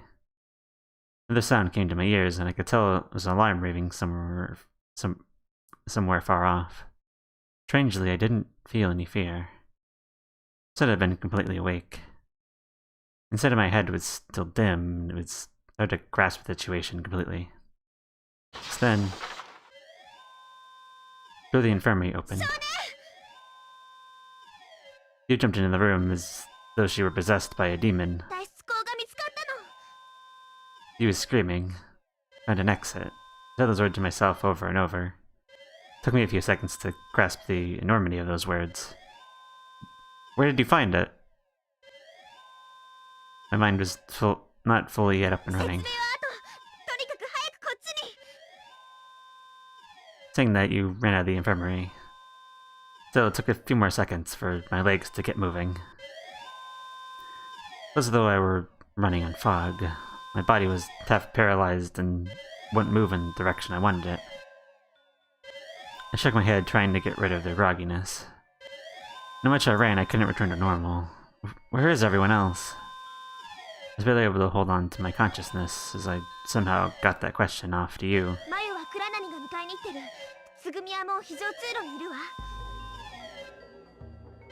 Kuranari is going to get Mayo. Tsugumi's in the emergency corridor. The reason in particular, I repeated Yu's words. As she finally noticed my odd state, you looked at me suspiciously. I made it to the emergency corridor. Kuranari, Tsugumi, and Sara were already waiting there.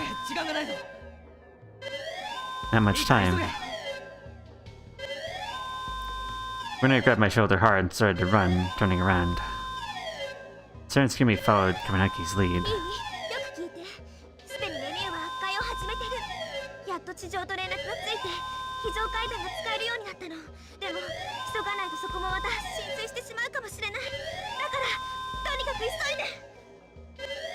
You grabbed my arm tightly.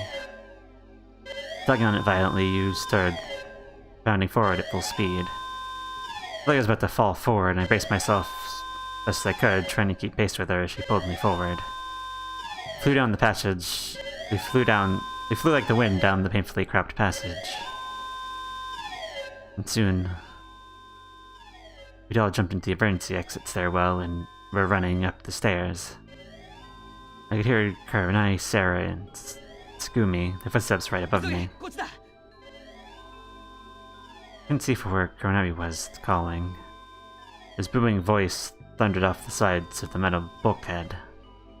His eyes met mine, we nodded to one another. My legs pumped harder, climbing as fast as possible. The surface of the stairs was wet.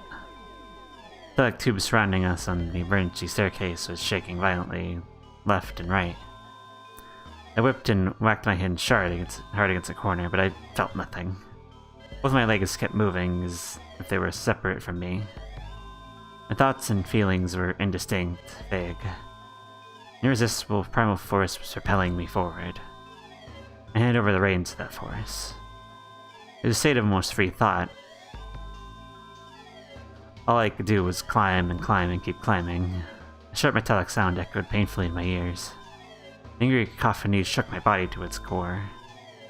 It was the screaming of a terrible monster, or the groan of death itself. The terrible voice was slowly and certainly closing in on us from behind. Renari screamed us from above. I briefly saw the backs of Sara and Tsugumi running up ahead. The meaning of Carbonari's words, just a little more, hit me. Just a little more and we can escape from here. From the bottom of the deep ocean. From out with that cage we were trapped in. I'm finally getting out. We're going to be free, along with that hope. An distinct fear was still inside of me. Heavy, dark sensation wheeled at the center of my body. It was rotten, filthy. It stuck to the walls of my heart, stagnant and putrid. It doesn't matter. And if you get out of here, nothing will have been solved. The doubts went through my mind, my legs faltered. 2 steps, 3 steps, 4 steps, I carried forward and the doubts swelled up, replacing my elation at rescue. You think you're really going to be let out of here? As that thought reached my mind, I'd already arrived at the last step in front of the door.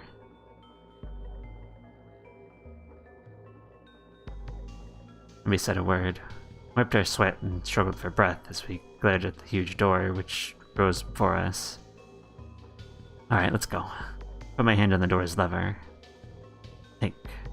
The door unlocked. Bracing my chest and shoulder against the door, I threw all my weight into opening it.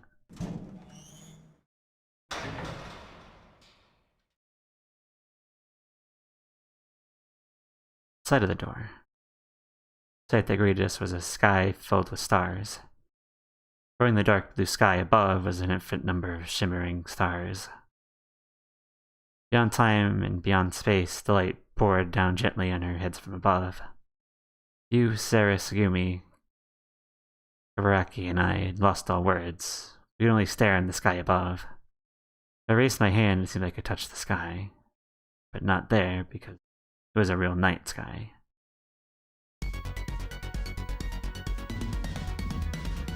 A Vathi raid with 20 people. Wow.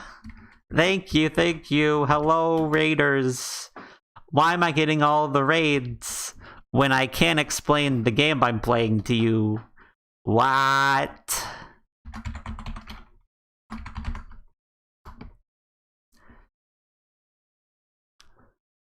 Thank you for the raid, Vathi. I really cannot explain what is happening in the game I'm playing at this point, but thank you very much. I hope your art went well.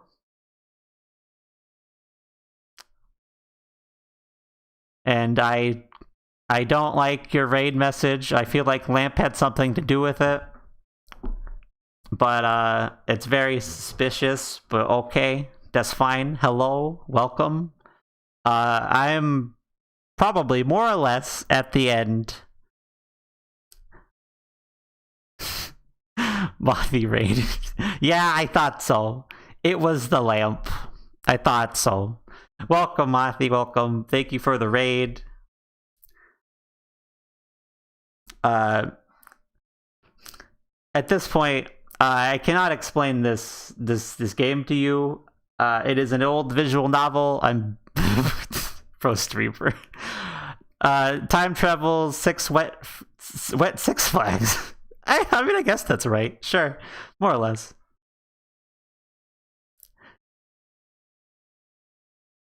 Yeah, I thought so. I thought it was you. Anyway.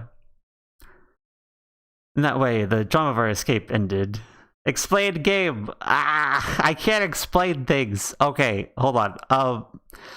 So, at this point, we just escaped an underwater theme park that that we were trapped in, and it's flooding. It's gonna explode because of pressure, because of the water pressure was different.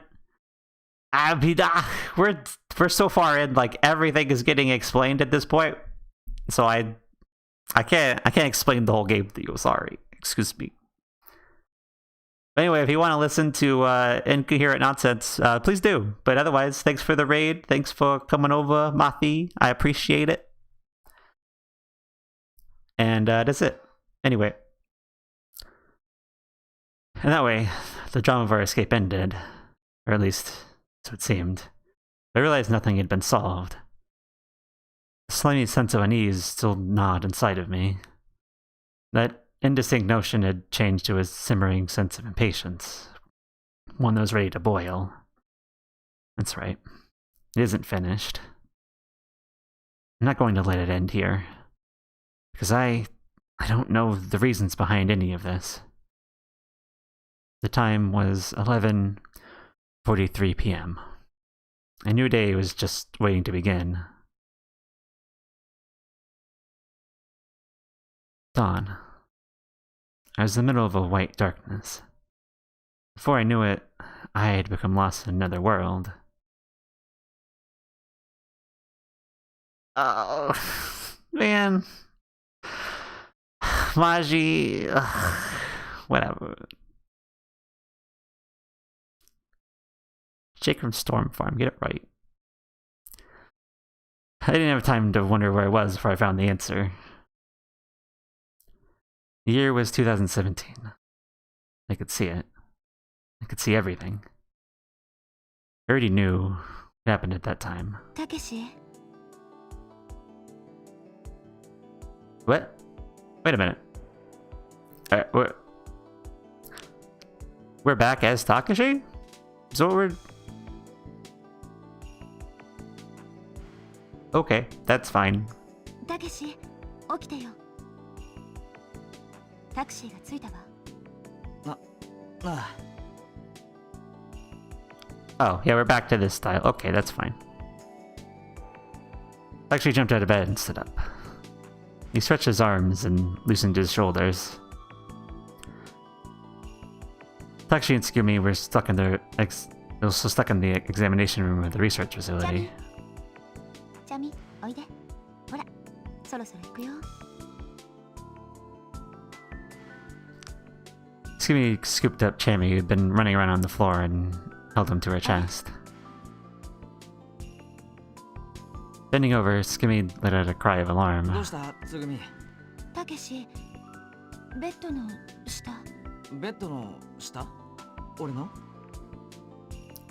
Looked under the bed he had been sleeping on. Something was lying there. Reaching out, he pulled whatever it was closer to him. ピピ。おいピピどうしたなんでここにいるんだ Takashi picked up PP in both hands and shook him lightly. There's no response. All of the color had vanished from his eyes. He didn't move at all. He was frozen as if he was dead. Suddenly, a faded fragment of a memory appeared in the back of my mind. Although it had been weathered and tinged by the flow of time, it was a scene that I was positive I knew. It was a scrap of a conversation between Sara and Yubise Akikana. あのコニーがね。今の電子犬って本物そっくりだから、機械ってことを意識しないで帰るのかな。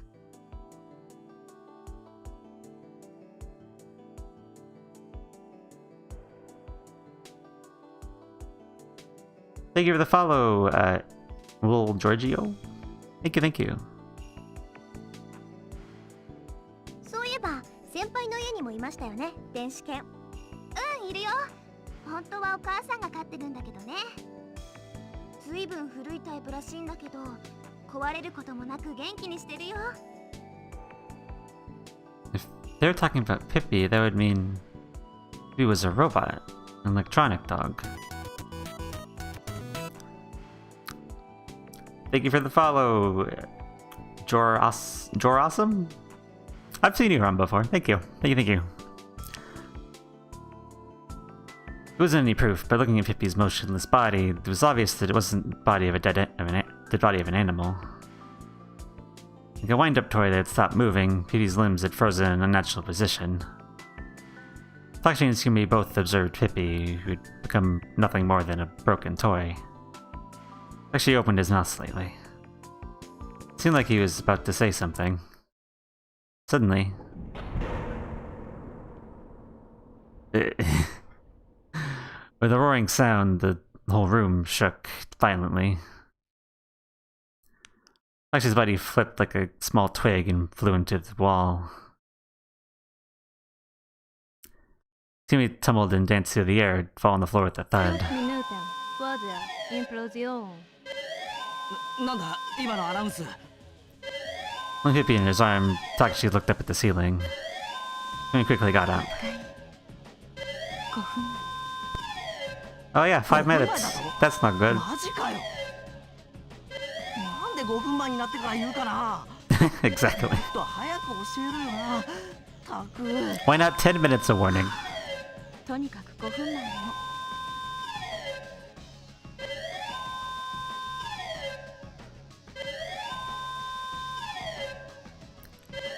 He shrugged his shoulders exaggeratedly and stared at Takashi. 素直に現実を受け入れなさいよ。寛容な私を見習って。ね。よく言ったつぐみ。この状況で冗談言える余裕が出てきたじゃないか。俺流に。な。まあね。でも5分もあれば大丈夫でしょ。 Smile flew to her lips and Tsugumi held out a hand to 当 Takashi. たり前だ。 Takashi took her hand firmly. Feel minuta. Was implosion. I continued to observe. I accepted the world as it was, understood it, and input it. I had no feelings. Feelings seemed to me to be something people gave out in response to the world, as a way of igniting change in their surroundings. But there, at that time, I had no physical body. I had no hands, no feet, no voice, no lungs, no organs for generating heat. In other words, I had no way of interacting with the world. Therefore, even if I were to have had emotions, there were nothing I could do with them. The only thing I could do was watch. Furthermore, the act of watching was different to what would normally be associated with sight. A type of vision went far beyond feelings or thoughts. It was completely isolated, completely removed. Flashes of time had condensed down into one moment, and that had exploded in front of me. I'd seen everything in one instant. One instant. Standing still in a world where time had stopped, I saw everything. お、よかったよかった。無事に到着して待ってるじゃないか、タクシー。当然でしょ。タクシーなんだから勝手にお客をすっぽかしたりしないのよ。 In front of them, the small submarine bobbed gently in the waves. Dry minuta. Was implosion. 3 minutes until implosion. Takashi and Tsugumi hurriedly scrambled to the sub and jumped down the hatch. Tsugumi slid over to the driver's side, the cockpit, checked to see if the gauges were in order, flipped some switches.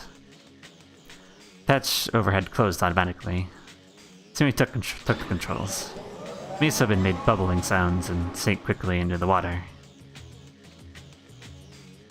As soon as they passed under the bottom of the IBF, the ocean current pushed on the heavy hull of their vessel.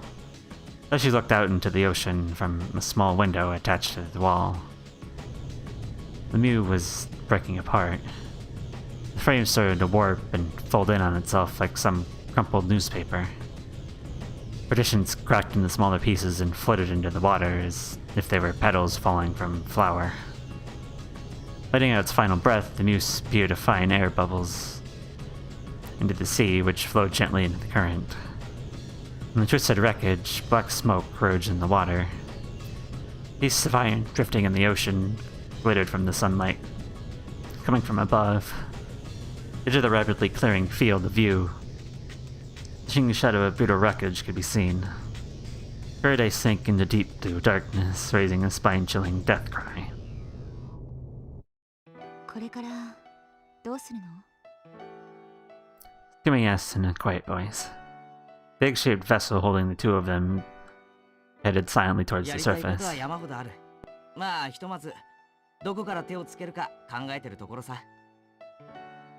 Actually spoke as he placed the motionless hippie on the seat next to him. そういうつぐみはどうするんだ？くだらない質問だったかな。うん、そんなことないわ。私もゆっくり考えてみてもいい？どうぞ。Takashi smiled. But that smile would soon fade.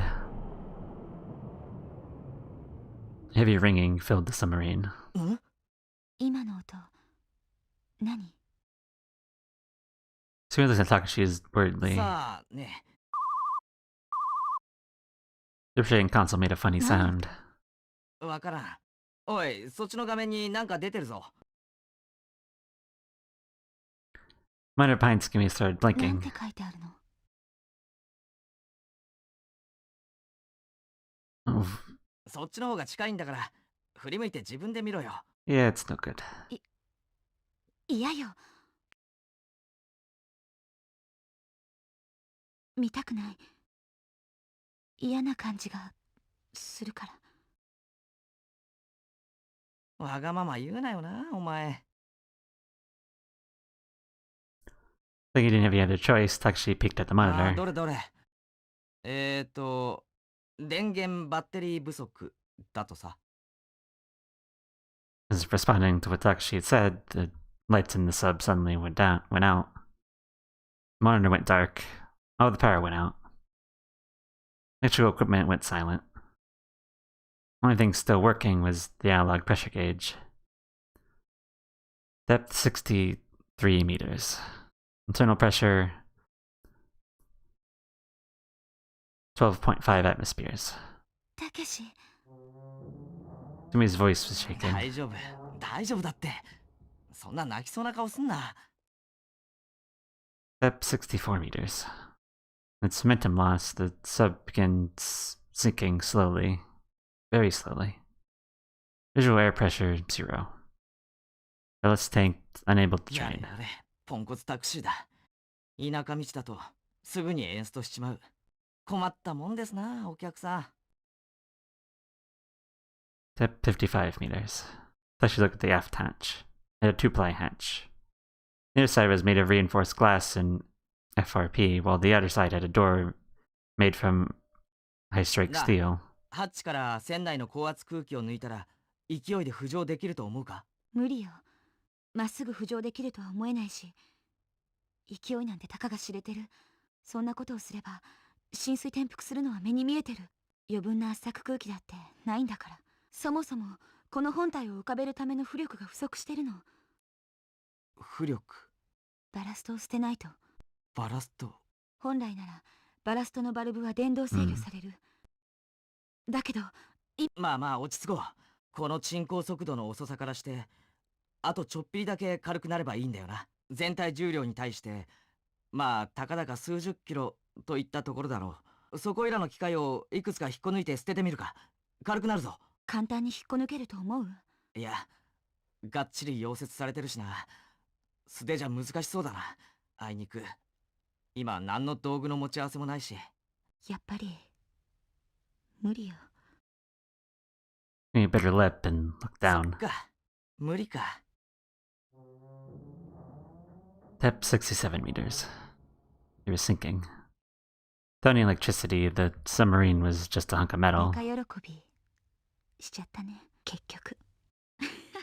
バカみたい。私バカみたい。Tears began to fill Tsugumi's eyes. Tsugumi raised her voice. A single tear fell, rolling down her cheek. 何やってるのよ、たけし。何ってお前、見てわからないか？ハッチを開けてるんだよ。だから何やってるのよ。何がだからなんだ？やめてよ。何をする気なの？ He grabbed onto Takashi's arm. 邪魔すんなって。 He threw off Tsugumi's arm and raised the glass hatch. Just large enough for one person to go through. 触らないでくれよ。俺に触るな。いや、離さない。 He grabbed on Takashi's arm 死んで fiercely. も離してやらないから。 Depth 69 meters. They wouldn't stop sinking. Slowly and steadily they fell. headed for the dark bottom of the ocean. 本当にわがまま勝手なやっちゃな、お前。なあ、つぐみ、アルキメデスの原理って知ってるか？ For a moment, Tsugumi's grip relaxed. In that brief instant, Takashi tore himself forcefully away from her grasp. He quickly opened the glass hatch and slipped to the back of the airlock. The air between the hatches was extremely cramped. Takashi closed the glass hatch from within and shut the latch right away. It passed the depth of 70 meters. たけし何やってるの？開けて出てきて！ Tsugumi wildly pounded on the reinforced glass with their fist. つぐみ、何言ってるんだ？ガラスが熱くてよく聞こえんぞ。バカ！開けろって言ってるの？何考えてるのよ！ Tears started falling from Tsugumi's wide-open eyes. Just heard Tsugumi pounded the flat of her tear-covered hand against the あ glass. れ、ひょっとしてお前知ってたんだ、アルキメデスの原理。っていうか、俺がお前に教わったのかもしれんな。そりゃ知ってるわな。すまんかった。笑い事じゃないの？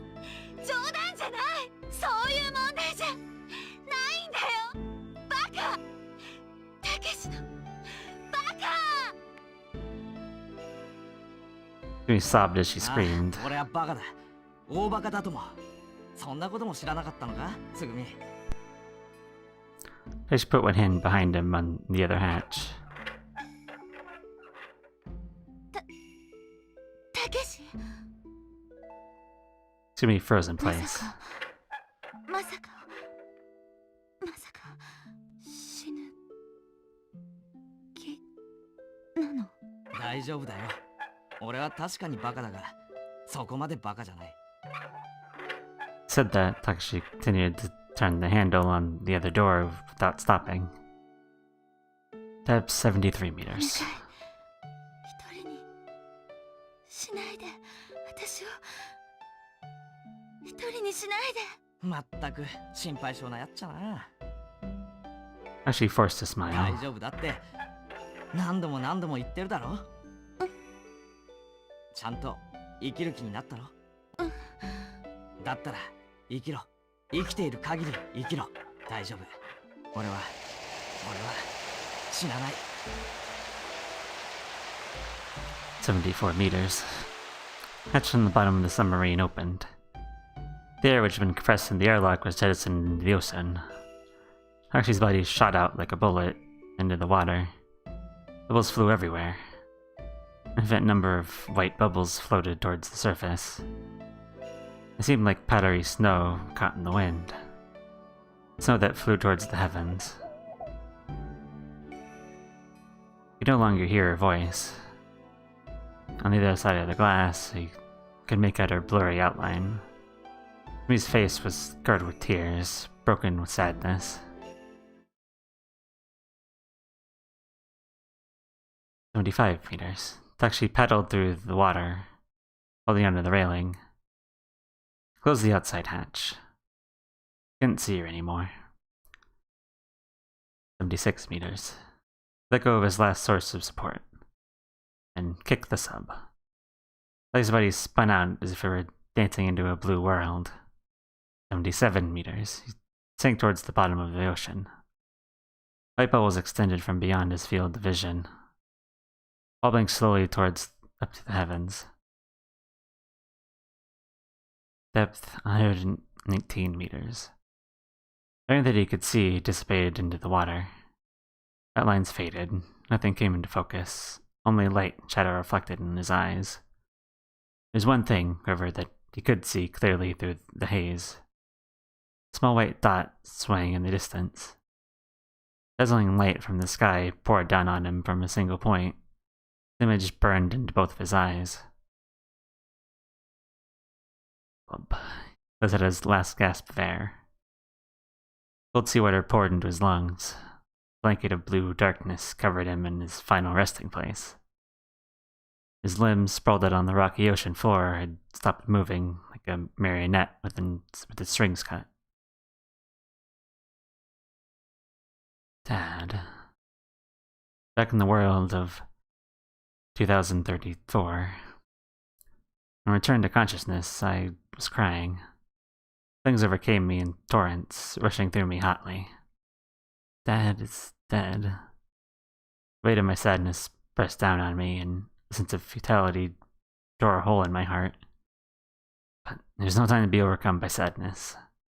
Wiping the wetness from my cheeks, I looked at my surroundings. New day was breaking, just as it had been in 2017. Through my tears, the blue sky and ocean came into my vision.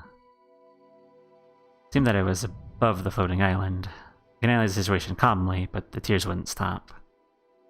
I wiped them away with the palm of my hand and licked the large drops as they rolled past my mouth. Squeezing my eyes shut tightly, I took in deep breaths to calm down. I trembled slightly as I let out a sigh and looked around at my surroundings again. It was definitely above the floating island. The wind was blowing slightly and the green trees were swaying gently. The morning sun was lighting out golden rays in the surface of the ocean. It had been a while since I had been outdoors. The wide blue sky, the smell of humid breeze. But as beautiful as it seemed, it didn't help me one bit. Rather, the richness of it all made me feel even more alienated. I'm all alone and so terribly sad. I wiped away the tears which continued to flow and tried hard to suppress my urge to cry out. I had to think. There's no time to be crying. I shook my head repeatedly and tried with all my strength to collect my atrophied thoughts. Think. First, I needed to grasp the situation I was in. I followed the threads of my memory. I remembered having gotten safely out of Lemieux, but had no memories after that. I had no idea what had happened after that. I couldn't imagine that I had been standing outside all night. I suddenly realized that nobody else was there. I was beginning to walk on grass. I looked wildly in all directions. Soon, I became aware of one solitary figure. It was Kabaraki. He had his back to a tree trunk and was staring out at the vast ocean. I ran over to him and screamed at him. Why do you do something like this? Answer me. I know everything now. Kabaraki was silent. He wouldn't even look at me. It was obvious that he was the closest person to being responsible for everything happening here. Bernari Takashi, my father's name. I'd used that name to deceive us the whole time. I drew even closer. Say something! Don't just stand there! I said say something! He grabbed onto his shirt. Bernari's eyes were wet. He seemed to be thinking deeply about something as he gazed at me. 一つだけ教えてやろう。これで終わったと思うなよ。すべてはこれから。そう。これから始まるんだからな。What do you mean it starts from now? I relaxed my grip. Kabaraki didn't say anything more and walked away, gazing in the direction of the distant horizon.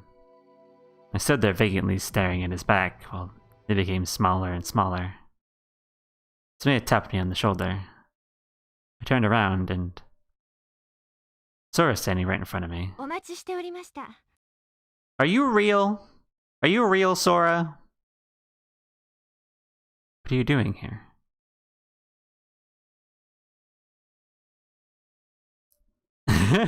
After all this can't be just the beginning. Yeah, I know. The thought didn't reach my lips. There's clearly no RSD on the floating island, but she had just tapped me on the shoulder.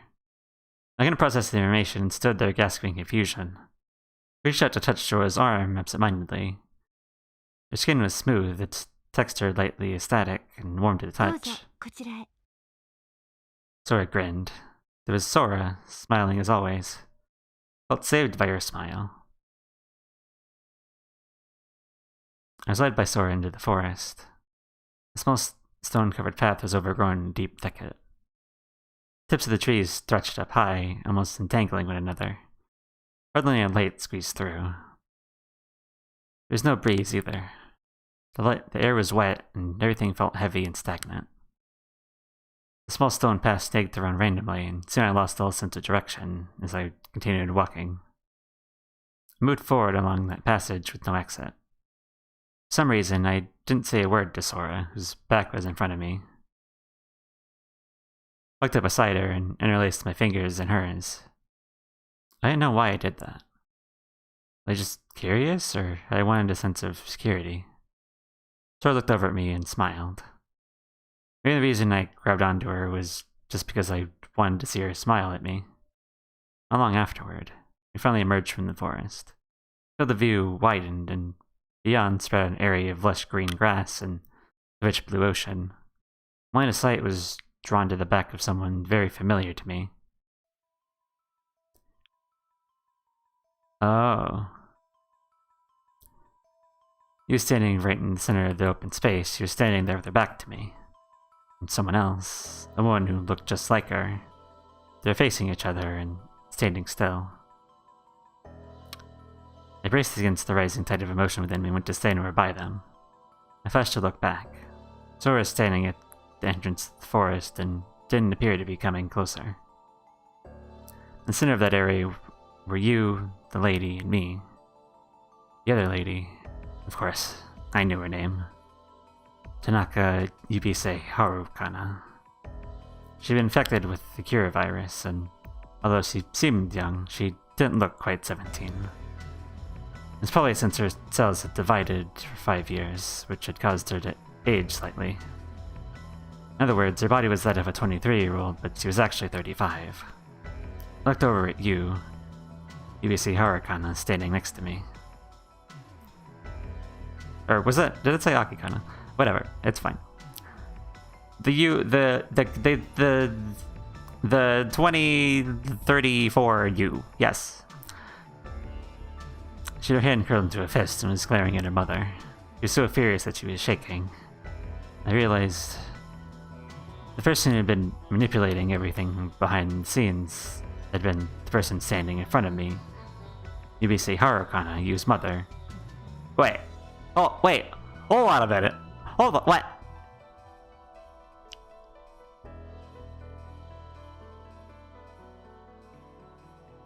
Yu Harukan is the mastermind. What?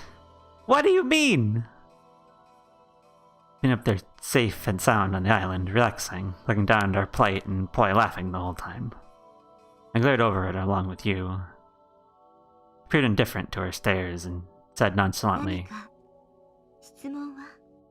I have a lot of questions. I left without thinking. What the hell kind of thing was that I say? Why would you do something like this? I'm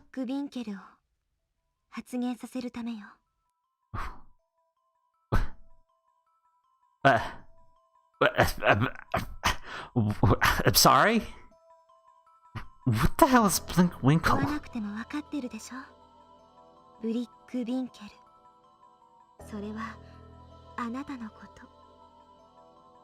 Me? I'm Blink Winkle?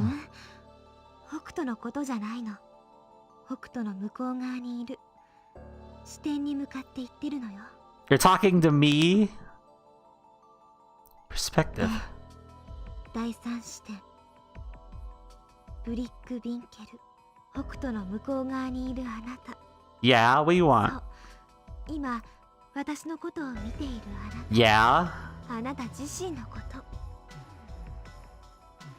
最初から少年とはあなた自身のことだったの。あなたが北斗の視点と重なった時、北斗は記憶を失いあなたになった。だから北斗が記憶喪失になったのは当然のことなの。あなたにはこの世界で過ごした経験がない。あなたにはこの世界の中での歴史がない。あなたは2034年5月1日15時17分初めてこの世界に呼ぶ声を開けた。少年、あなたは私たちの世界の住人ではない。もう一次元高い世界から私たちの世界を見下ろしている。だからあなたには過去や未来のことがわかる。それだけじゃない。異なった別の歴史の流れさえあなたには手に取るようにわかるはず。少年に予知のようなことができたのは、あなたがこの世界のすべてを知っていたから。北斗という名前を自分の名前だと思えなかったのも当然のこと。だってあなたの本当の名前は北斗ではないでしょ。怖がらなくてもいいの。自分に嘘をつく必要はないのよ。さあ、本当のあなたを見せて、答えて。あなたは北斗という名前の少年ではないんでしょ。 No. Who am I? Who are you? I am Hokuto. Who are you? Who am I? You are Hokuto. I am not Hokuto. Another raid? Why? What? Scroll raid. Thank you for the raid. Everybody showing up legit at the part where I cannot explain any of this to you. But thank you anyway. Thank you for the raid. I appreciate it. Did I spell that right? I think I spelled that right. Thank you for the follow, Commander Apol1? Apol1? Yeah, welcome to the end game of a long VN. Hello. Thank you. Thank you for the raid. Thank you for the raid, Maple. I appreciate it. You're playing Stardew? That sounds like fun. This is, not Stardew. This is the end of a long visual novel from 2002. With, time travel, well, not exactly time travel shenanigans, but more or less. All-seeing eye nonsense, like, I know the future, I know the past, currently I'm being talked to through our character, and so that's fun. That's all I can say. But thank you for the raid, though. Thank you. I appreciate it. I wish this was a game I was playing something I could easily explain to people. But I mean, hey, whatever, it's fine. Thank you though. I appreciate it. Anyway, now I shall continue.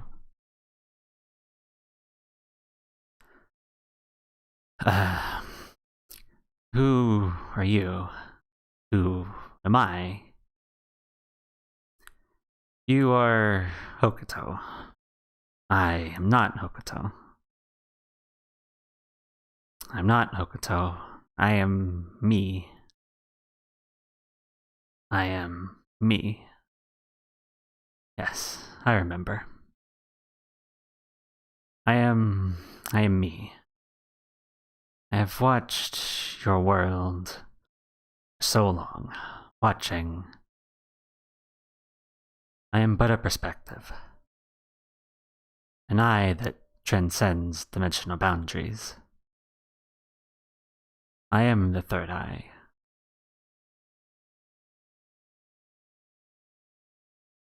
Alright, see you, Maple. Thank you. Thank you again for the raid. I appreciate it. Have a good night.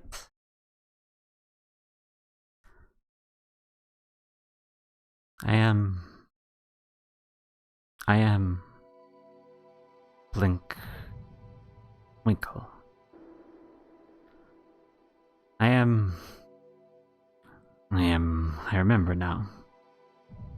I'm not from your world, am I? I am not Hokuto, am I? 久しぶりね。 A long time. なんでもないわ。気にしないで。ありがとう。姿を見せてくれて。 Why?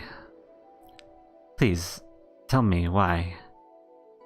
Why did you have to do それ this? はもう教えたでしょ。あなたを発言させるためよ。召喚って言ってもいいけど。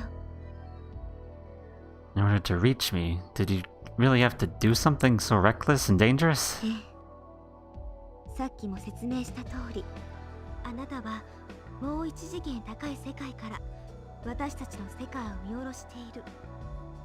そうよね。仮に二次元世界に知性を持った存在がいたとしましょう。その二次元存在が三次元存在とコンタクトを取るにはどうすればいいと思う？例えば XY 平面上に二次元的な存在の点 ABC があり、 XYZ 空間の中に三次元的な存在の点 D があったとする。点 ABC は XY 平面の上しか移動することはできない。では、点 D を取り込むためにはどうすればいいか。点 AB を通る直線上に点 C を移動すればいいの。すると点 ABC は同一直線上に並ぶから、この直線と点 D を通る平面が生まれることになる。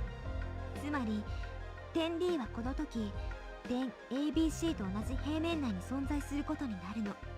ここで点 D はあたかも自分自身が点 ABC と同じ世界にいるかのような錯覚を覚える。私たちがやったのはこれと同じこと。2034年の世界を2017年であるかのごとく見せかけることによって点 D、 すなわち4次元内の視点ウリック・ヴィンケルに私たちのいる空間と同一空間にいるかのごとく錯覚を起こさせたってわけ。そしてついにあなたは私たちのいる空間内に降臨した姿を見せた。 Alright, see you, Jor. Thanks for popping by. Appreciate it. 待ってたのよ、私たち。あなたが来るのずっと待ってたの。 Why? Why were you waiting for me? What reason could you have to call for me? すべてあなたの指示に従っただけよ。 What? Huh? あなたを呼んだのはあなた自身なの。 What do you あ mean? なたも私たちもあなたを必要としていたの。 Thank you for watching. Watching and listening to me unravel this game that I played years ago and am now finally finishing, and my mind is getting actively blown all the time. It's crazy, and I don't know what's going on. Why? ココとクラナリを助けるためにはどうしてもあなたの力が必要だったのよ。 Oh, that's your plan. You're trying to save Coco and Takashi. But how though? Save Coco and 私 Takashi. たちは時間の流れに対して無力なの。過ぎてしまったことはどうすることもできないの。けれどあなたにならそれができる。なぜなら4次元存在であるあなたは時間を自由に移動することができるのだから。 I saw it then. I saw everything. I just detached from Hokuto and gone back to the world of 2017. Hokuto's feelings and thoughts hadn't reached me. Their perspectives had overlapped. An observer with no feelings. All I could do was witness events as they passed. The submarine that Tsugumi was on had continued floating up and had already made it to the surface. It was a small white vessel rocking in the waves. Shut inside the small submarine, Tsugumi's shoulders drooped as she sat in the cockpit in shock. Having lost everything, she sat there soullessly, looking as empty as a glass ornament. Just then, light came back on Pippi's eyes, who had moments before been motionless at Tsugumi's feet. He got up quickly. He seemed to be unable to comprehend what was happening. Pippi shook off his body, flashed a look up to Tsugumi's face, and walked over to stand in front of the glass hatch. Pippi began pawing at the hatch. どうしたの？ Tsugumi mumbled weakly. Phoebe stood facing the hatch and 外に barked. 出たいの？ Phoebe's gaze wandered about as if she was thinking something over. Phoebe continued barking the whole time. Submarine walked gently in the waves. Tsugumi put both her hands on the wall and looked outside of the window. わかったわ。 Saying that, Tsugumi opened not the glass hatch, but the heavy one on top of the submarine. A pure white light flashed into the interior of the ship like the sharp edge of a blade. Tsugumi squinted against darkness. The brightness, that's different. Held up one hand to fend off the light and used the other to push on the hatch with all her might. Picked up Pippi and brought him outside of the boat. He kicked hard against the hole to fly into the air and splash into the ocean with a beautiful arc.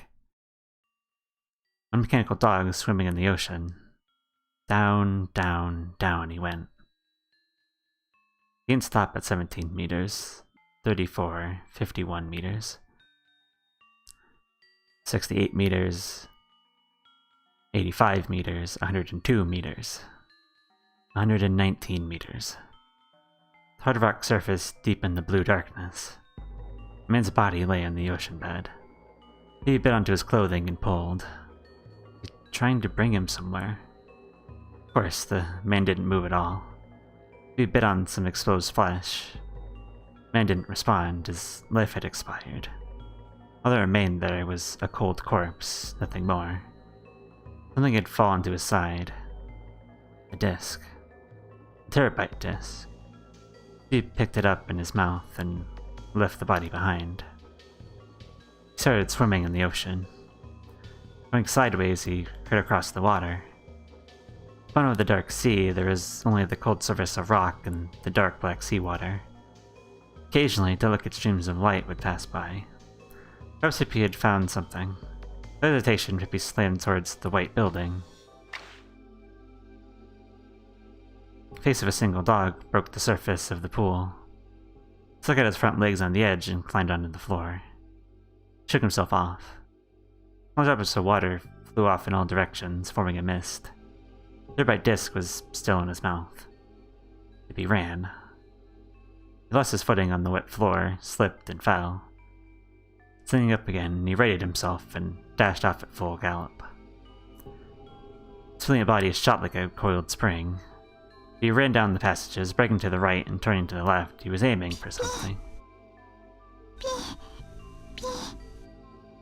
Only her voice could be heard. He barked loudly. The disc fell out of his mouth. It spun across the floor with a rattle. He quickly braked with all four legs, turned around to get the disc, and dashed off the floor again.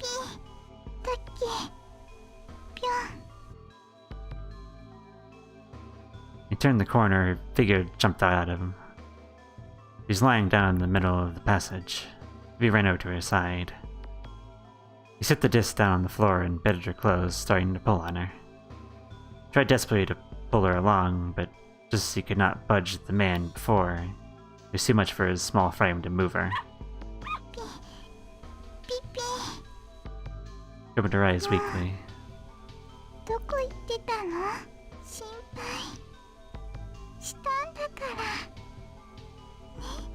Phoebe licked her face.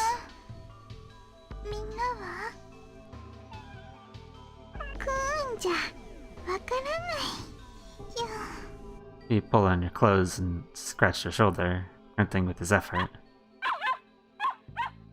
Perhaps he realized there was nothing he could do, but Phoebe barked frantically.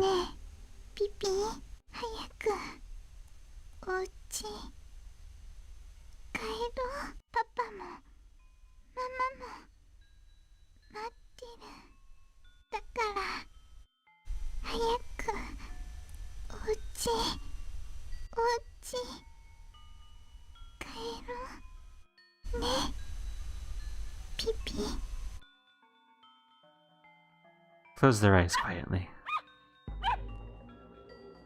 No matter how much he barked at her, she wouldn't open her eyes. He started walking around the area. Finally stopped, picked up the disc that he had left on the ground, on the floor, and started running again. Going back the way he came, he made it to the pool. Without hesitating, he threw himself into the water. Started swimming in the ocean, rising up and up. He didn't stop. 102 meters, 85 meters, 68 meters, 51 meters, 34 meters, 17 meters. Oh, it didn't work! Oh, wait, there it is.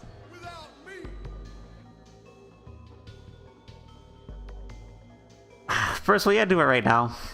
I mean, I'll do it, but I'll do it. It's fine. Don't worry about it. This is very off color for the rest of this, but hey, if we got any lurkers who showed up earlier and have no idea what's going on, this is for you. This will be for you. It's kind of weird. It stuttered a little, but it's fine.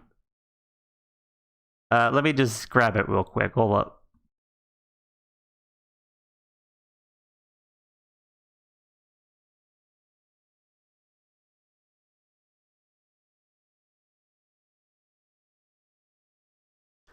Morning, Percival. Hello.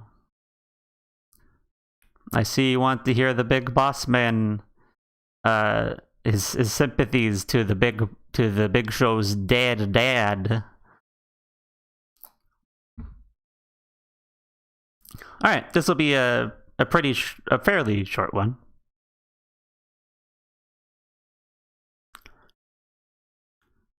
But I'll give it a go.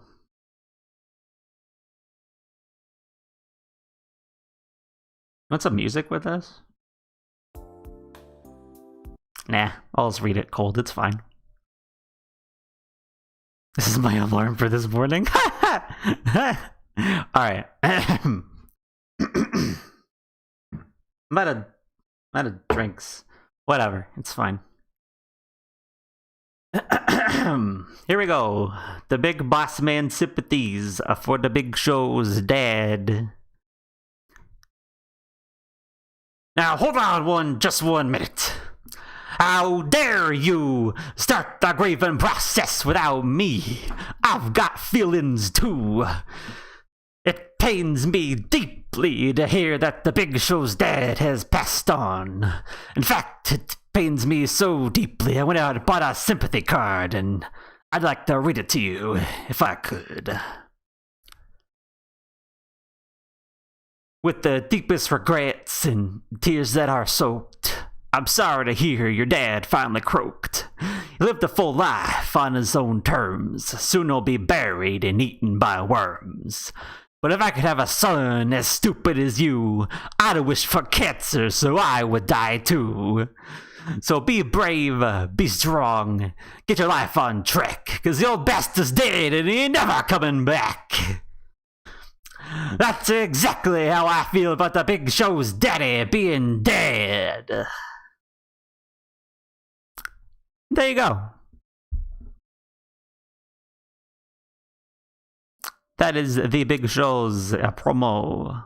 Not the big show. The big boss band's promo to the big show's dad dying. There you go. Anyway, let's continue.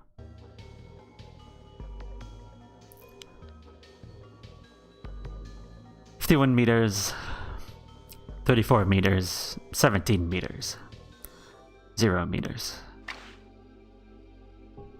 Maybe his face broke the surface. The blue expanse of the sky loomed above him. You're welcome. The sky had changed color. The sun had changed the water to a silvery color. Yuisei Harukana was there to pick me up. She took the terabyte disc from his mouth and looked at the digital recording of IBF that Hippie had taken with his eyes. It was the first time that she realized the truth, that left behind at the bottom of the ocean in the research facility was a single girl. That girl was Coco. It was Yagami Coco, Yuisei Harukana said. ティーフ・ブラウンに感染した私とカブラキはやってきた潜水艇に救助された。でもその潜水艇にココは乗ってなかったの。その時私は意識を失ってたから気づかなかったけど、でも後になってから分かったの。ココは eBayF に置き去りにされてしまったんだって。They only took this you. They only took you, Haru, and the kid, and the researcher, but not Coco. I can't believe it. They said they took. They said they did. よかった。そこにいてくれたか。先ほど派遣した特急隊から到着連絡が入った時に君を発見できなかったようなので。すまない。少し留守にしてたんだ。診療室に残っていた要救助者3名はすでに回収した。現在民間サルベージの潜水艇にて応急処置中だ。It should have been 4 people. They're counting the guy in the pod, the dead guy. みんなは無事なのか？今の段階では何とも言えない。ことは1分1秒を争う。潜水艇は一時緊急浮上して彼らを海上の病院へと搬送する。わかった。頼んだぞ。The control center said they'd rescued the other 3 people in the examination room. So why? 要救助者3名の内訳は私と冠城とそれから私の父田中陽一のことだったの。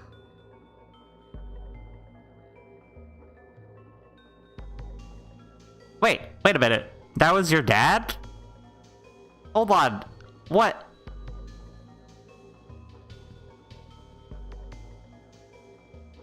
Did we know that? I feel like that was a suspicion, but yeah, okay. Why? Why'd the rescue team leave Coco there? から聞いた話だと、そのような女の子は見かけなかったって。Oh, I remember. By the time the rescue squad got there, Coco wasn't in the examination room. I don't know why, but for some reason, Coco had gotten out of her capsule pod. The only people left there were you, Kaburaki, and Yuichi-san, who's already dead. そうみたいね。You and Kaburi's condition was extremely serious. So they put the highest priority on saving lives of those 2, and the rescue team left. I think we've got inklings of that before, but there it's confirmed. Meaning they'd overlooked Coco. No, they abandoned her. You pinched her eyes shut, her face distorted in sadness. What do you want me to do? By the time these words left my mouth, they had already returned to 2017. To that vast blue world. The bottom of the ocean lay the cruelly broken body of a man. It didn't move. What do you want me to do? I'm not from this world. The only thing I do is look. Just look on. You wanted to show me this dead body. It makes me sad. Terribly sad. He had thrown his life away to protect the woman he loved. It was heartbreaking. His body had lost all warmth. I kept staring. Just then... Dad. Dad! Dad! The awareness split, broke. I fractured a powerful force of will woke up inside of me. Infused with an overwhelming passion. Makoto's immomentable belief, willpower, and emotions, and psyche were like a raging inferno that engulfed me. That ferocious and wild power raged within me and superseded my existence. It exploded in a shower of white sparks of light and roared like thunder. Overwhelmed by the raw vigor, I withdrew. There's no place for me to be. Makoto exploded with bottled up emotions and threw his instinctive power free into darkness. お父さん死んじゃやだよ。死なないで。僕はまだ一度もお父さんに会ったことがないのに、僕を置いていかないで。お父さん、サラも僕も待ってるんだよ。お母さんだって待ってる。お母さんを悲しませないで。僕らを助けてよ。約束したじゃないか。絶対死なないって言ったじゃないか。一人も死なせはしないって誓ったんでしょ。ココはまだ研究所にいるんだよ。このままじゃココが死んじゃうんだよ。お父さん、お父さん。 Takashi opened his eyes. At the bottom of the seabed, under unbearable pressure, he regained consciousness. How many minutes had it been since he last breathed? But he was undeniably alive. He had revived. I'm not going to die. I promised her. I could hear the screams of his mind in my ears. Takashi flipped himself over, kicked off the reef, and began to swim. He cut the water with his arms and kicked with his legs, continuing to swim wildly through the water. Water pressure did not faze him, and his body felt no resistance. He moved forward in the darkness as if he were skating on ice. Bubbles trailed in the arc behind him. He maintained an unthinkable speed, tearing apart the wall of water in front of him. His only source of guidance was the faint light visible ahead. Momentum carried him flying out of the water. Putting his face above the pool, he started coughing hard, trying to expel all the seawater in his lungs. He clung to the edge of the pool, sucking in deep breaths of air. He coughed hard as he was breathing in and vomited a large amount of water. He repeated that many times. When painful fits had finally died down, Takashi lay exhausted like he was dead. Truth be told, he probably had been dead. Takashi crawled across the floor. He flipped over on his back with a thud. He couldn't move. The sound of his heavy breathing echoed off the walls. Uto called out. Takashi laughed. 誰だか知らんけど、俺をお父さんなんて呼ぶんじゃない。お父さん。だから俺には子供なんかいないんだ。でも僕はお父さんの子供なんだよ。じゃあ母親は誰なんだ？つぐみ。つぐみだよ。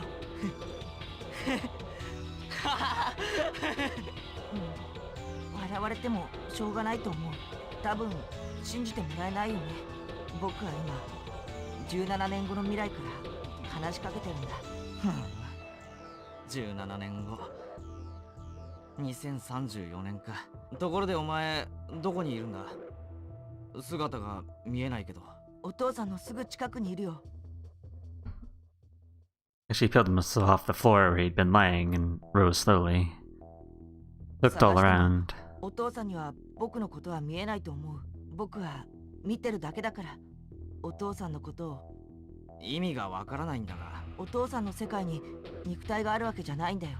だからもちろん声帯を使って言葉を発してるわけでもない。僕はお父さんの心の中に直接語りかけてるんだ。Takashi put his finger in his ear and wiggled it. 幻聴ってやつか？俺もとうとう。違うってば。とにかく時間がないんだ。今はのんびりと話してる場合じゃないんだよ。ああ、そういえばさっきココが研究所にいるとかなんとかって言ってたな。Yeah. そうなんだ。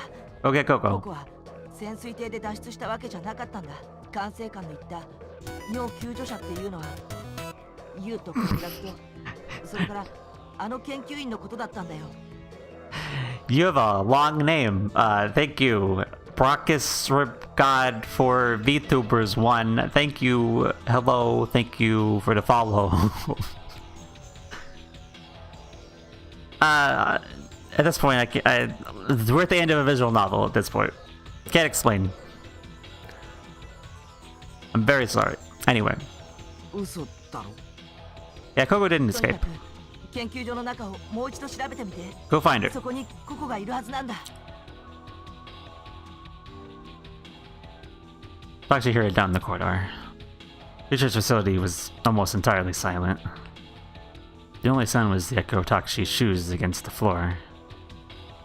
Corridor round left and right, he searched around but didn't find any signs of anyone. おい、やっぱり誰もいないじゃないか。そんなはずないよ。絶対研究所の中にいるんだ。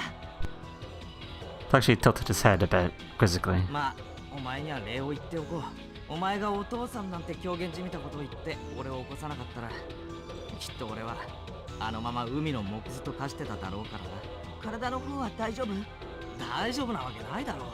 この数時間以内に俺の身に降りかかった数々の出来事を考えてみろ。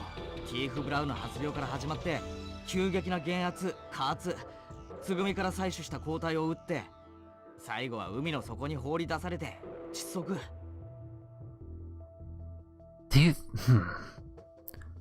放り出されてというか、自分で飛び込んだわけではあるが、その割には元気そうに見えるけど。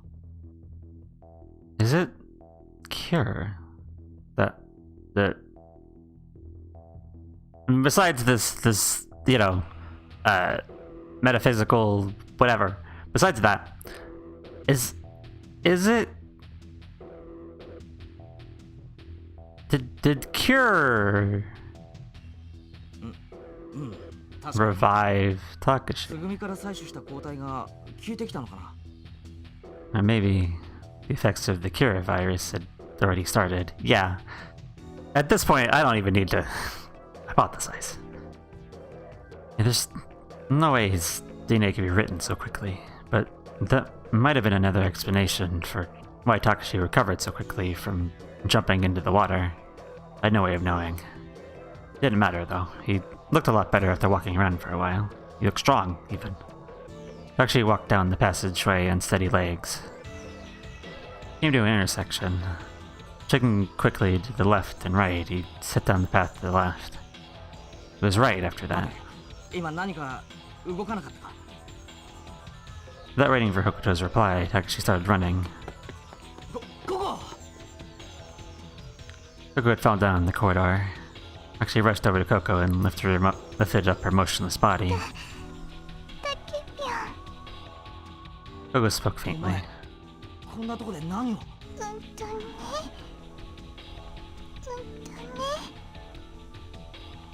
ピピがね、いなかったからね。だからね、探しに来たんだよ。 Appeared that Coco had gotten out of the pod by herself before the rescue squad had arrived and gone off looking for Pee-Pee. お前ってやつは本当に。 Takashi shook his head, dumbfounded. Coco looked innocently at the exasperated Takashi and muttered, 他のみんなはまだ寝てる。 That was all Coco could say before she passed out. Next instant, a loud explosion shook the walls of IPF. The sound came from above. Falling wreckage from the U had probably collided with the roof of the research facility. Paradise was still collapsing, it seemed. Takashi quickly scooped up Coco's body and dashed across the floor. Picking up his feet, Takashi screamed at the void. どうすればいいんだ。プールから泳いで脱出できない。 Kokoto answered. ここは水深119メートルだぞ。息が続かない。ここも俺も。大地浮上するにはな、減圧しながらゆっくりと登っていかなきゃならないんだ。ここは 12.5 気圧、海上は1気圧だ。減圧しなかったらまず間違いなく生きて帰ることはできない。エレベーターは分断されてる。エレベーターチューブはとっくの昔に倒壊して今はもうない。上へ登るルートはないんだ。ひとまず診療室へ。分かってるよ、そんなことは。 Takashi ran to the examination room. He hit the control panel and closed the door. Strangely, there's no sign of flooding inside IVF. There's no sound of running water, and thermers have stopped for the time being. There was still no time to relax. Coco's body was rapidly reaching its limit. She laid Coco down on the bed. Ran towards the side of the room in the corner of the desk door in the room. He opened up one of the storage bin and grabbed something. It was the antibodies for the trip Yao taken from Tsugumi. Tsugumi hadn't been inoculated with it yet. Without a word, Takashi gave Coco the antibodies. Coco had long passed his age of suffering and lay there looking limp. 早く聞いてくれ。 She threw the empty syringe away and held out Coco's hand as she lay there. Well, it passed, but Coco's condition didn't seem to be improving. Matter of fact, it seemed to be getting worse. なんで聞かねえんだよ。 She banged the wall. お父さんたちよりも何日か前に感染してるんだ。だか Yeah. らその分病気が進行しちゃってるんだと思う。このままじっとしてても始まらないな。とにかく脱出方法だ。何か手を考えなければ。 She paced around the room with his head down, occasionally hearing noises echoed from the ceiling. Takashi listened to the noises, and then, as she's looking, he just realized something, whispered to さっ himself. き俺とつぐみが脱出する前、アナウンスがあった。赤い何分前とかいうドイツ語のアナウンスがな。なのにどうしてなんだ。なんで未だにこの研究所は無事なんだ。そんなこと僕に聞かれてもわからないけど、でももしかしたらなんだ。そのアナウンスはレミューの悪化を告げるためのものだったんじゃないかな。だって考えてみてよ。この研究所は内部の気圧と外の水圧が同じになるように保たれてるんだよ。力が釣り合ってるんだから、そう簡単に潰れることはないんだと思う。 That must have been it. If the cap on an empty plastic bottle, if you came back years later, the air would still be trapped inside. Meant that the laboratory should have been safe. This extreme force was added from somewhere. Such as a giant piece of partition from Lemieux falling on it. She nodded upon hearing Hokuto's explanation, although he didn't seem to fully convinced. Accepting the explanation, he was probably trying to clear one of the many problems facing him at the moment. As time progressed, Coco's condition got worse and worse. ちくしょう、なんでこんなことに。なんでなんだよ。 She kicked the お wall. 父さんがもっと早く抗体を打ってあげてれば。ああ、んなこと言ったってしょうがないだろう。あの時ココはポットの中で加圧状態にあったんだ。蓋を開けるわけにはいかなかったんだ。でも蓋を開けなくても注射ぐらいできたはずだよ。だってユウが言ってたじゃないか。高圧酸素治療の他にもレーザーでの現金やら簡単な手術のできる機能も備わってるらしいし、使い方によってはハイバネーションすら可能のようだけど。それだけの機能があるんだったらきっと注射だって。でもユウは蓋を閉めたまま注射ができるなんて一言も言ってなかったぞ。あいつが言わなかったってことはそれが不可能だからだろ。もちろん俺や少年は装置のことなんて全くわからないしな。だいたいハイバネーションって何なんだよ。冬眠のことだよ。Coco answered as if anyone would 冬 know. 眠ってクマとかカエルとかがするやつか。うん。ハイバネーション機能があるってことはつまり人工冬眠ができるってことだと思う。人間の体を6度から7度ぐらいの低体温状態に保って心拍数と呼吸数をギリギリまで減らす。そうすることによって代謝効率を下げてエネルギーを極力消費しないようにするんだ。だけどなんでそんなもんがここに。 In the middle of saying that, Takashi stopped suddenly. Same time, Hokuto's thoughts stopped too. And they screamed out at the same time. 冬眠させちまえばいいんだ。そうだ、冬眠させればいいんだよ。低体温状態に保てるってことはウイルスが体を蝕んでいく速度も遅くできるってことだよな。うん。よし、今はとにかく時間だ。時間さえあればきっとなんとかなる。1分でも1秒でもいいからウイルスの進行速度を遅くできれば。そうと決まれば早速。 She carried the frail Coco and set her in the pod. And he started flipping through the manual full seed, skipping it. Didn't seem too difficult to set up. Actually, unlike his usual self, manipulated the computer terminal swiftly and smoothly. Then, all that was left was turn the switch. Coco was asleep in the pod. Actually, reached out his hand to the switch that would close the lid. Split second before he opened the switch, Coco quietly opened her eyes. 誰？タケピョンの後ろに立ってるのは。俺の後ろ？ As she looked back, Hokuto ここ was に there. は奴のことが見えるのか？見える。ココ、僕だよ。北斗だよ。北斗？北斗って言うんだ。じゃあ北タンって呼んでもいい？ Coco of that time didn't seem to know Hokuto yet. It was the phantom girl that I had been seeing. 北斗？それがお前の名前なのか？うん、そうか。ココ、俺には見えないが、その北斗ってやつが俺たちのことを助けてくれたんだぞ。北タン、ありがとう。それからもう一人の君もありがとう。もう一人誰かいるのか？いる。北タンの向こうに見える。Silence filled the room. The room temperature suddenly felt lower for some reason. Coco was looking at me. Just me. Into my eyes. They're talking about me. Feeling flustered, I gathered up my courage and spoke. 君のやっと会えたね。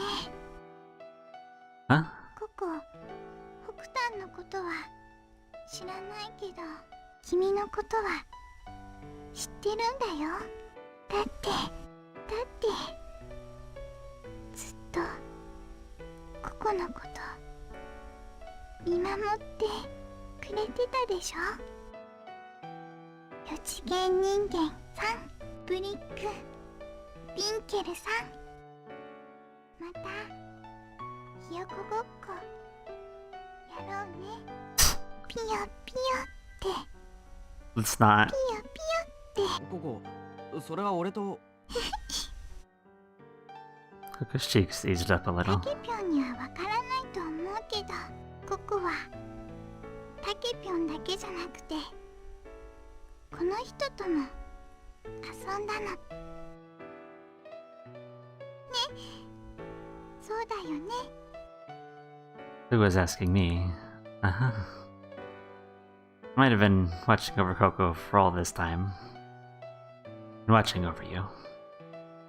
Wanted to get closer to you too. It was probably not possible. ほいじゃあさ、ココに告白したのも君だったのかな。 Yes, I suppose I was. Coco and I looked at each other. We're staring at each other. Our eyes filled with passion. It felt as though my existence would evaporate at any コ second. コ、これからどうなっちゃうの？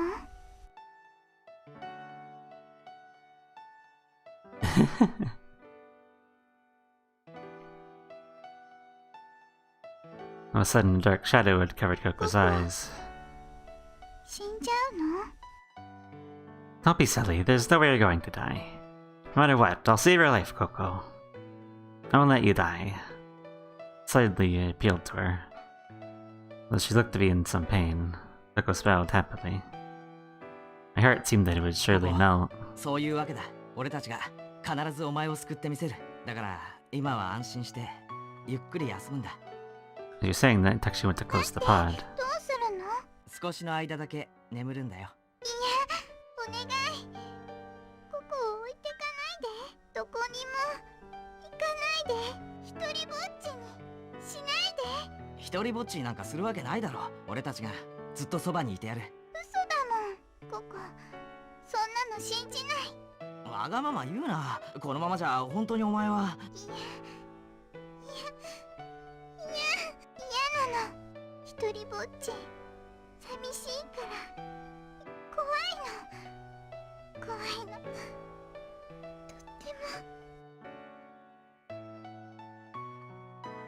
じゃあタケピョン、一緒に添い寝してくれる？無理言うな。このポットはな。 He stopped in the middle of what he was saying. He looked up at the ceiling and the monitor on the wall and found the pod next to Coco. じゃあこうしよう。ココの隣のポッドに俺が寝る。どうだ？それなら寂しくないだろ？ Coco looked back and forth between Takashi and me, a worried look on her face. Stared at her with eyes that seemed about to burst into tears. 嘘つかない？ああ、絶対だよ。ココを置いて行っちゃ嫌だよ。行かないよ。行くわけないだろ。わかった。ココ、タケピョンのこと信じる。よし、いい子だ。 Actually patted Coco's じ head. ゃあ閉めるぞ、ココ。Actually turned on the switch. The pod slowly went down. お休みする前に一つだけ願い事。願い事？タケピョンに言ったんじゃないよ。 You guys were pointing towards me. Me? あのね、ココね、君に会いたい。What? 君にもう一度会いたい。会ってもっといっぱいお話ししたいの。もしかしたらココ、君のこと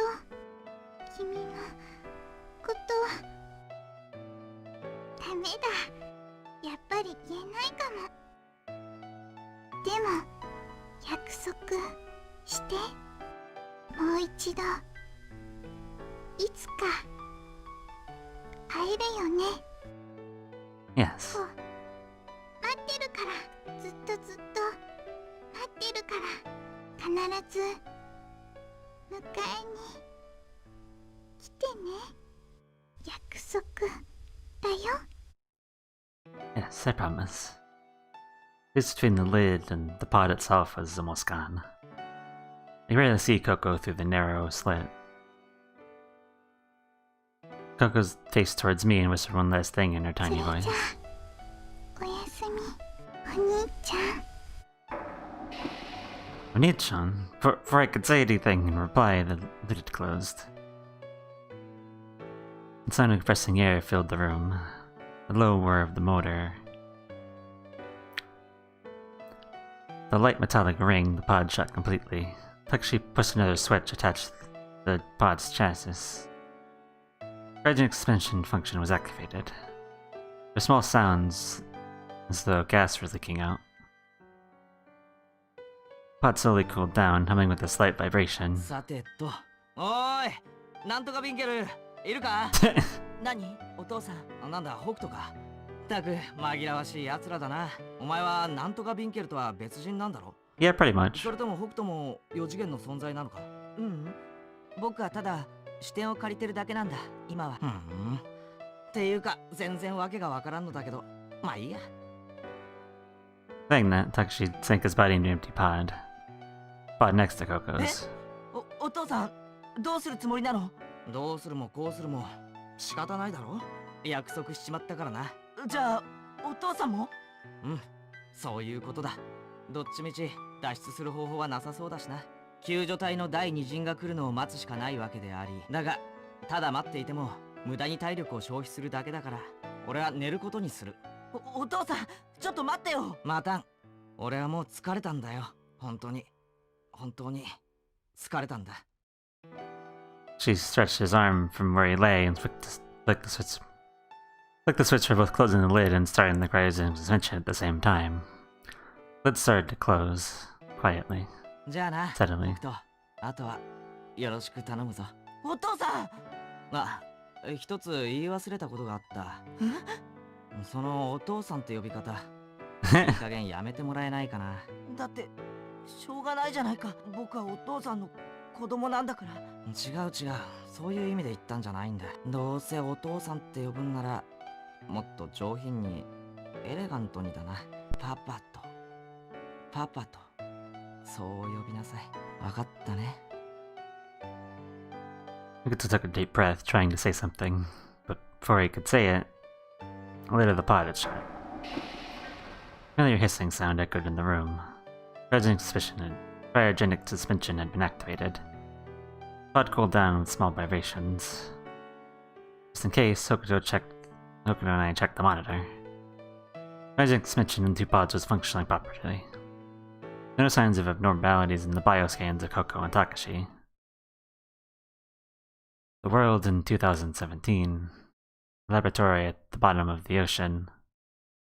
All that remained was perspective. Hokuto and I started to think. Oh yeah, we gotta let everyone know Coco and Takashi are here in IBF. I wasn't sure whether it was I or Hokuto who had thought that. It was because we had switched places so often that the boundary between Hokuto and myself had started to become very vague. Our consciousness had gotten muddy, tangled, and intertwined. We were close to a state of fusion. Or maybe it might have been that way ever since the beginning. My thoughts were the same as Hokuto's, and Hokuto's thoughts were the same as mine. Me being me and being Hokuto weren't all that different. We'd been one since long ago and continued to be one. That thought just went through my mind. But it wasn't the time to be engrossed in such thoughts. Our consciousness flew up to the floating island. A miniature submarine was floating on the island surface. Swinging on the waves and being teased along by time, it left a carefree trail in the deep blue ocean. I searched inside of it, but Tsugumi had already disappeared. It must be somewhere on the floating island. I expanded my sight and looked down at the entire artificial island. I saw someone, but it wasn't Tsugumi. It was Yubisei Harukana. Over then I flew down near her side. Walking along with Yubisei Harukana was Pippi. He was soaking wet, which had been right after you'd picked up Pippi from the ocean surface. She was walking down the trail, tended by a few men who seemed to be staff members of Lemieux. She was walking towards a helicopter. She's probably on her way to a large hospital or something. She looked surprisingly healthy. She was walking steadily without support. Although she seemed in a dark mood, at least her health seemed fine. Antibodies must have worked, just like with Takashi. Anyway, I need to tell her what had happened with Takashi and Coco. You! Misokoto shouted at her. 誰？ Caught off guard, she glanced all around. The staff member started skeptical looks at her when she started talking to herself all of a sudden. 僕 僕って誰よ？ There's no way she could have known Hokuto. Hokuto hadn't been born in that world. And she wouldn't have believed us if we told her we were talking to you from 17 years in the future. Hokuto told her. 聞いてほしいことがあるんだ。よく聞いて。実は Hokuto told her that Coco and Takashi had been left in the laboratory and that they were under cryogenic suspension in the pods. まさかそんなだから早く二人を助けてあげて。本当なの？本当だよ。ユウを救出した潜水艇にはココもタケシも乗ってなかったんだ。助かったのはあとつぐみとカブラキだけで。 He looked at Hokuto and me and gave a loud あ、 bark. そうだ。ピピ、今ユウの足元にいるピピ。ディスクを加えてたでしょ。テラバイトディスクのことね。そう、そこに空のデータが記憶が入ってるから。それからちょっと待ってよ。あなた一体どこにいるの？そんなことどうでもいいんだよ。とにかく僕の言ってることを信じて。信じられるわけないでしょ。なんなのよこれ。違うってば。本当にタケシとココは。 He started barking again. あ、そうそうそうそう。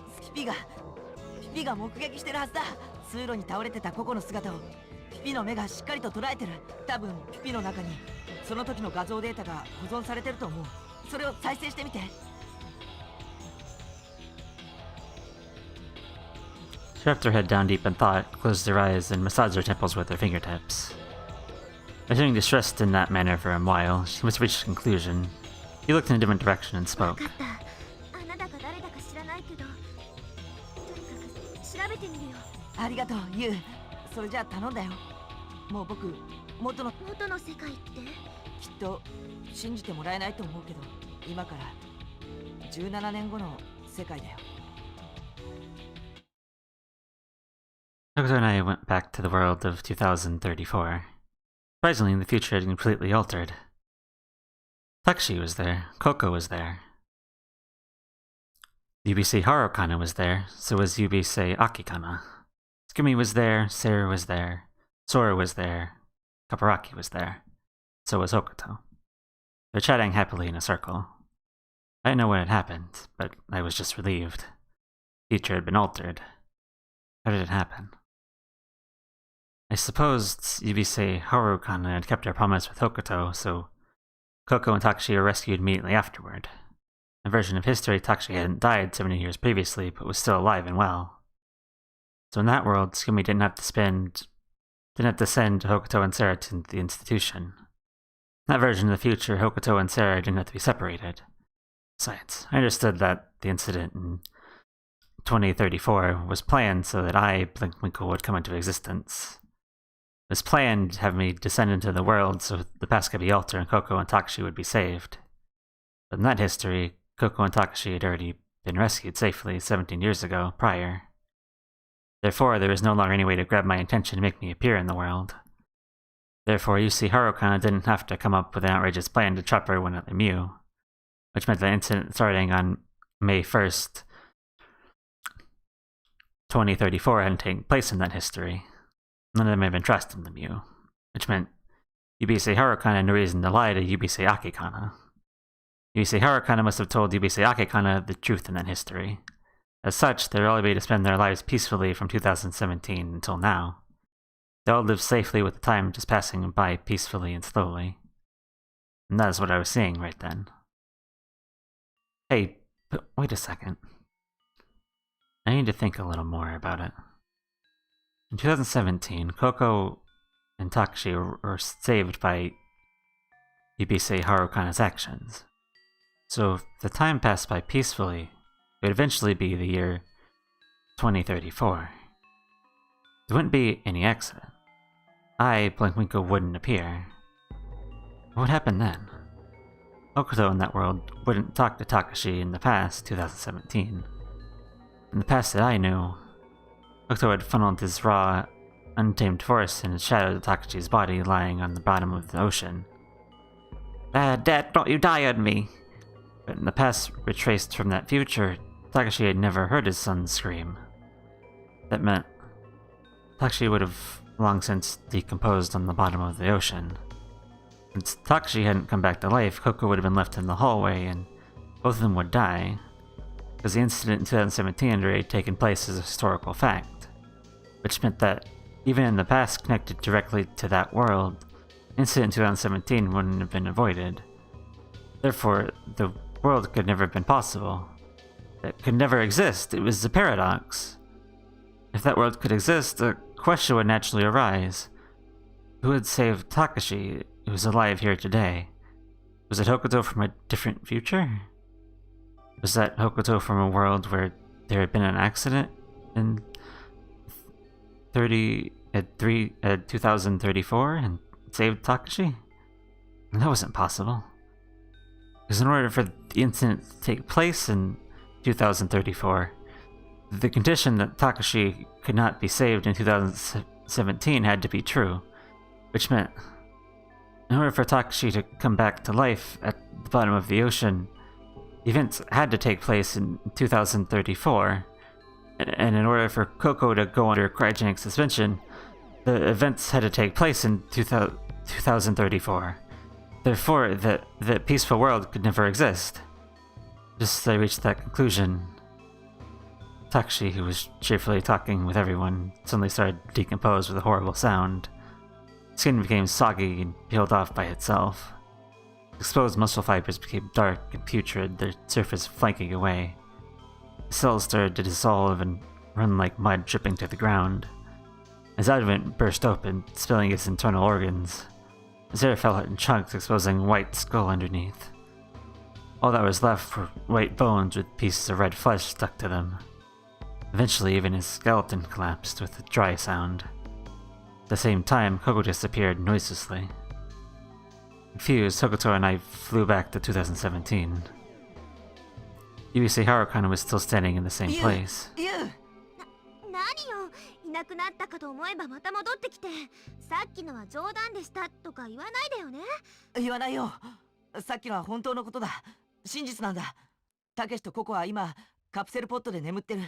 でも絶対に二人を救出しないで。どうしてよ。それは。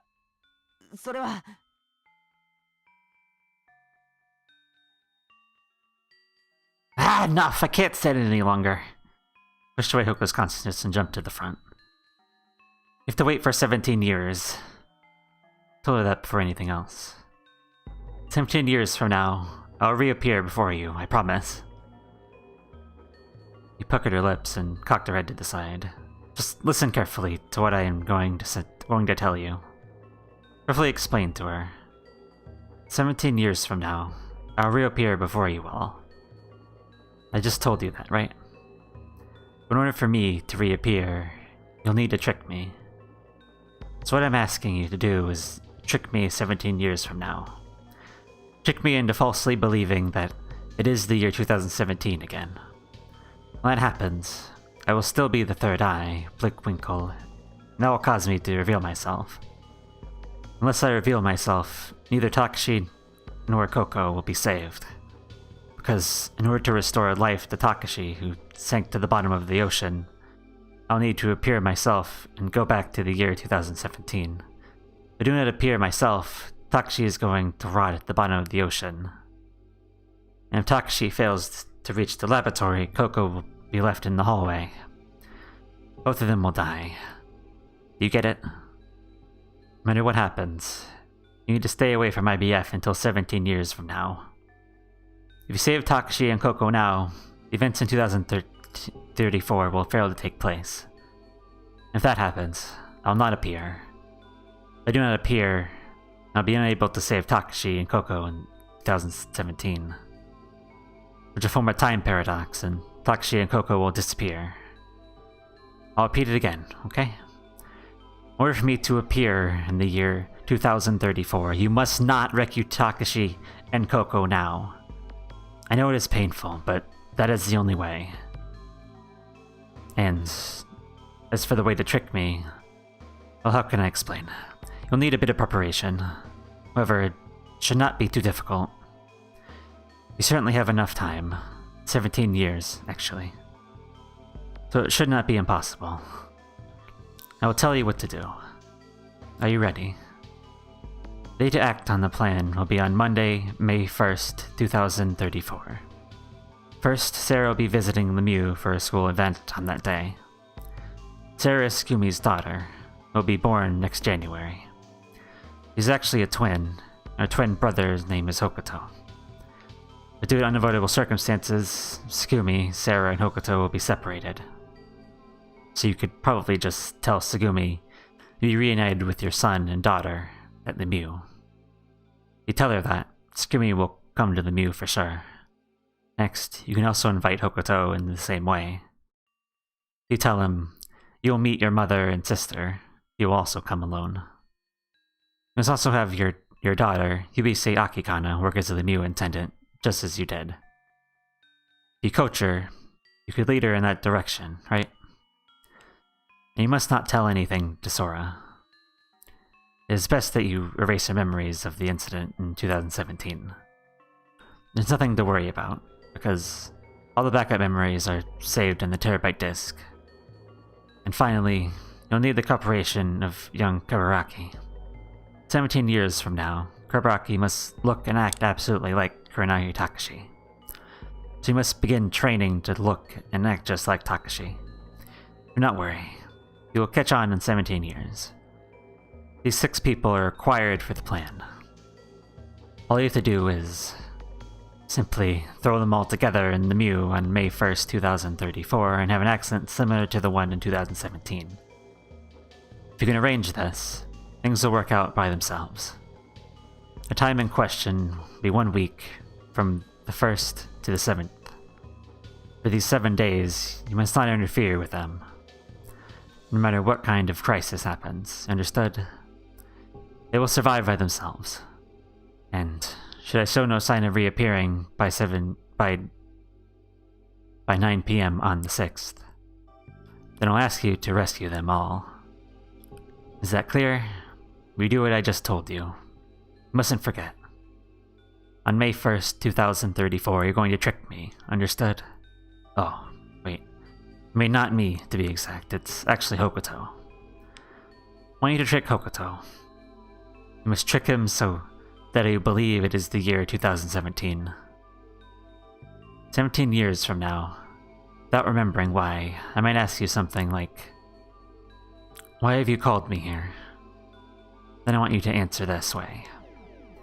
I only followed your directions. That is all. It's kind of lengthy, but do you understand? You got it, right? You need to understand this. Yubise Akikana was surprisingly accepting. As if overwhelmed by my enthusiasm, she kept nodding her head. But I was still worried about whether she truly understood everything. Explaining to her again in more detail, I repeated the same words, almost as if I was trying to hypnotize her. It took several more hours for her to precisely capture the whole picture. Hokuto and I made sure that she understood one last time. And then we left her. The world in 2034 returned to normal. Hokuto and I were still confronting Yubise Harukana. She kept her mouth closed as if she had spoken about everything. You, Hibisi Akikana, stood next to her, also wordless. In the cold silence, I tried to reorganize my mind what had happened so far and started wondering, why am I here? I found the answer easily. I've appeared because I was tricked by myself from the past. In other words, the mastermind behind the incident in 2034 was none other than myself. In 2017, I had told you to trick me. Therefore, I had appeared in the world in 2034, having been tricked by myself. Thanks to the strength of Hokuto's appeal, Takashi had come back to life and saved Coco, helped her into the pod, and activated the cryogenic suspension. So that was what had happened. That moment when Hokuto had shouted out, "Dad," at the dark bottom of the ocean. Everything had happened for the sake of that moment. It had taken 17 years and going back in time to bring the dead back to life. That was everything. Coco and Takashi were still sleeping, 119 meters under the ocean. They needed to get there, or to save them. Before I realized it, I was already sprinting across the island. I ran on the grass and jumped into the deep brush. Dodging the branches, slicing through the wind, I ran like a released arrow. With my legs, I thought, can I get to the bottom of the ocean? I cut through the woods as I was thinking.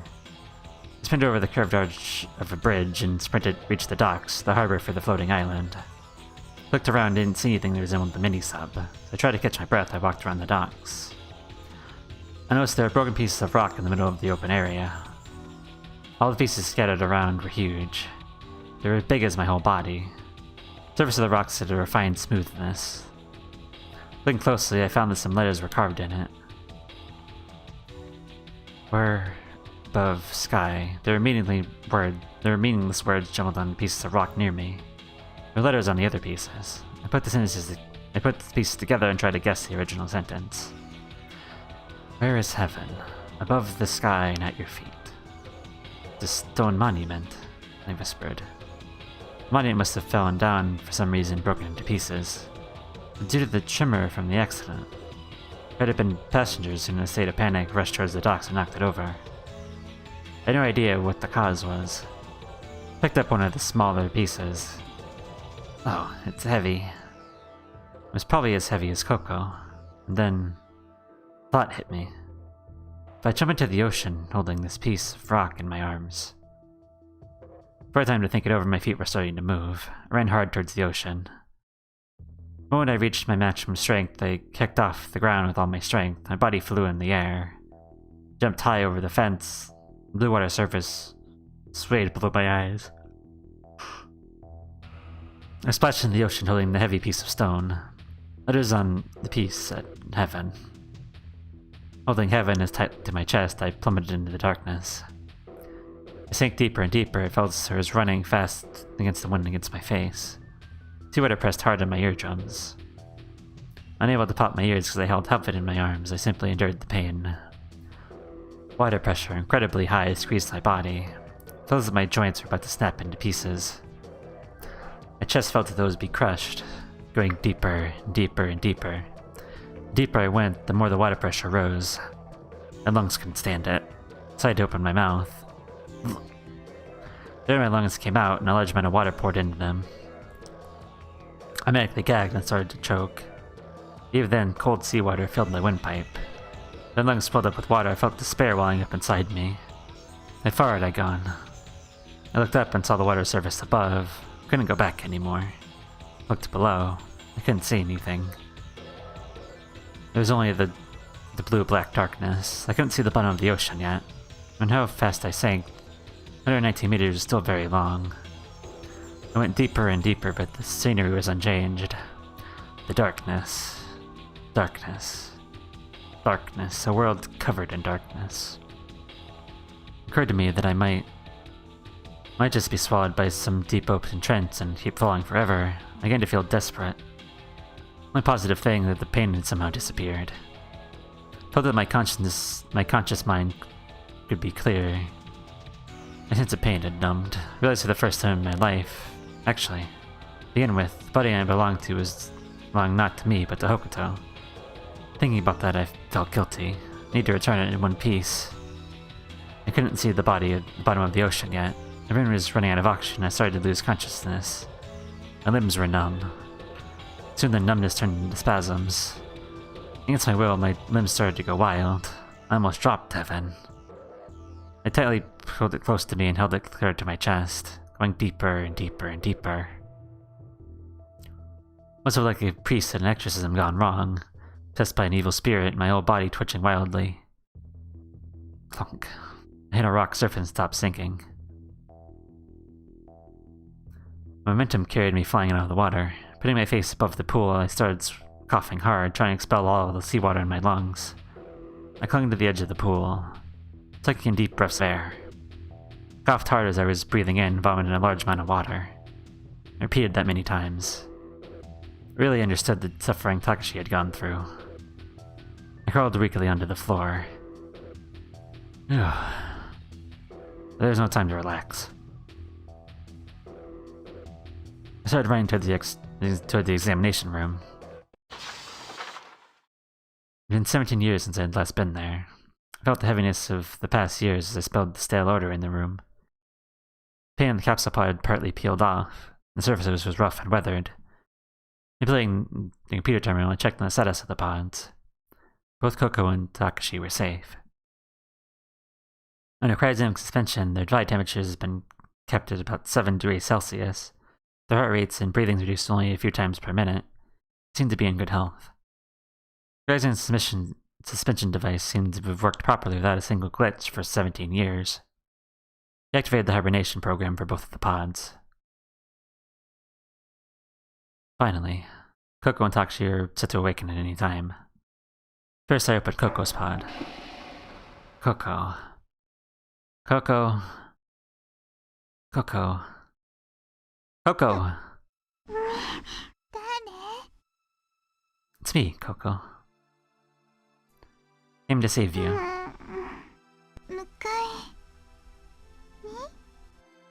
Yes. Kept my promise, didn't I?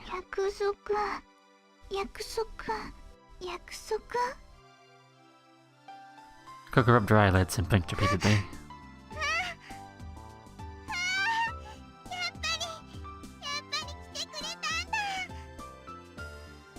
Coco jumped up and hugged me. No, it was actually Hokuto she had hugged. Was it me or was it Hokuto? Was it Hokuto that wasn't me or was it me that wasn't Hokuto? I did not fully understand, but still, I hugged Coco tightly too.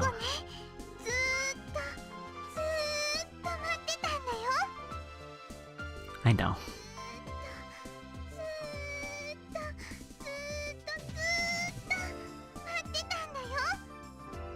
I know.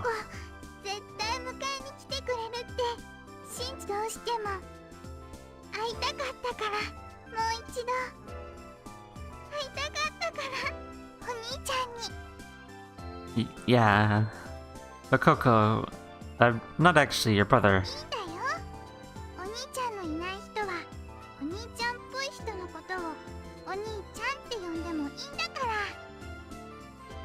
Where is that written?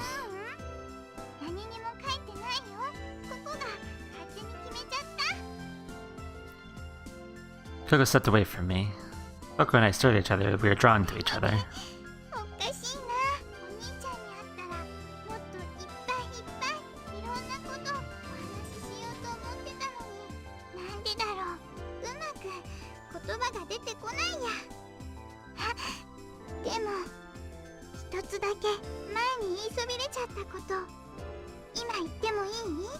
Sure.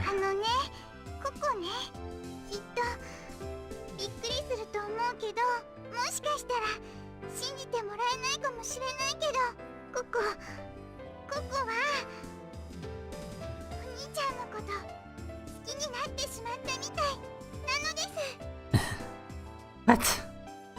Or it skipped a few beats. But I still,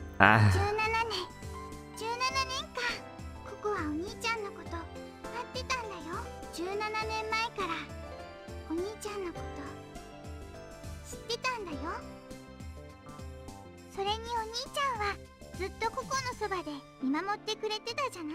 ココもずっとお兄ちゃんのことを見つめてたし。 That started to make sense to me. Like when I had been sharing the same time. I thought I must have been sharing experience with Coco through Takashi's point of view. I've always been by Coco's 好 side. きになっちゃダメかな。 I don't think so, really. じゃあ決まり。今日からお兄ちゃんとココは恋人同士。 What? Before I got a chance to ask, Coco jumped into my arms again. Coco gained all of her strength. Hey, if you sleep and then wake up, would you know the 17? I mean, probably. I mean, I think I mean, I guess the That's a good question. I don't know. No idea. If the antibody had kicked in while she was under cryogenic suspension, whatever it was, I was relieved. I was filled with waves of happiness. It's taken me a while, but it was finally Takashi's turn. He gave the body back over to Hokuto, so I wanted him to have a family moment. Hokuto opened Takashi's pod. お父さん起きてよ。パパ。 I mean, I could explain it to you, but I don't know whether that's a real thing or that's I don't know what that. I don't know exactly, like, because I mean, Coco came to us and as a ghost with ESP, so maybe that's why she knows what happened. I don't know. That feels a little flimsy to me. But if you think about this ending and all this nonsense, it's kind of nonsense anyway. Like, so just don't think about it. It's fine.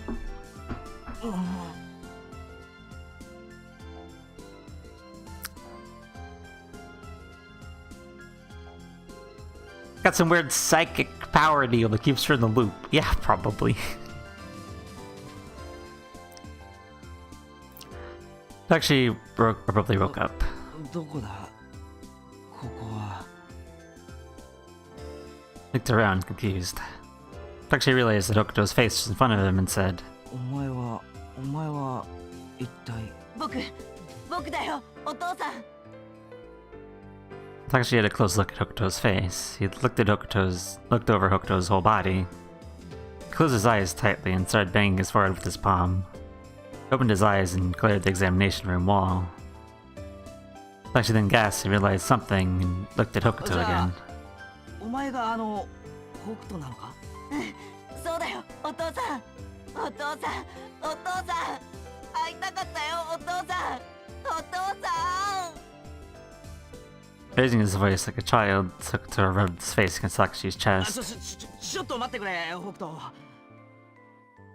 She pushed back Hokuto. 落ち着け。どう。 Takashi tapped Hokuto on the back. Takashi raised himself and stretched his leg outside the pod. Coco rushed at him.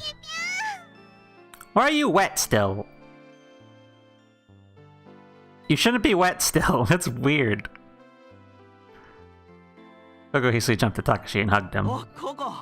なんだ、すっかり元気になったみたいじゃないか。 You were frozen. It's been 17 years. You wouldn't be wet still.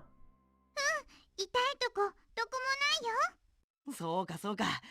作戦は見事に成功したってわけだな。よかった。お父さん。 Uzo jumped at Takashi and hugged him just like Coco. はい、ストッピング。 Takashi forcefully peeled him away. どうして？なんで拒絶するの？その質問に答える前に一つ聞きたいことがある。何？俺はどれぐらい眠ってたんだ？1日か2日か？ Oh. Yeah, I think Coco is just, psychically linked in, so she knows how long it was. Takashi, you don't ま know. さか1週間ってことはないよな。 It's been 17 years, Takashi. Surprised it's freezing while he was wet didn't have more caught. Yeah, it's true. That's true.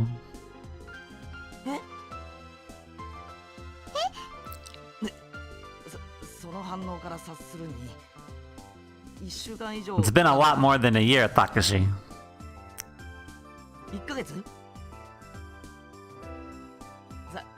3ヶ月 It's been a lot longer than 3 months. 嘘だろ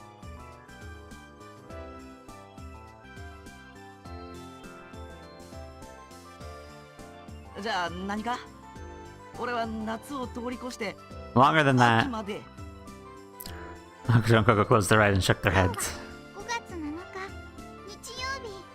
ゴールデンウィークの最終日だよ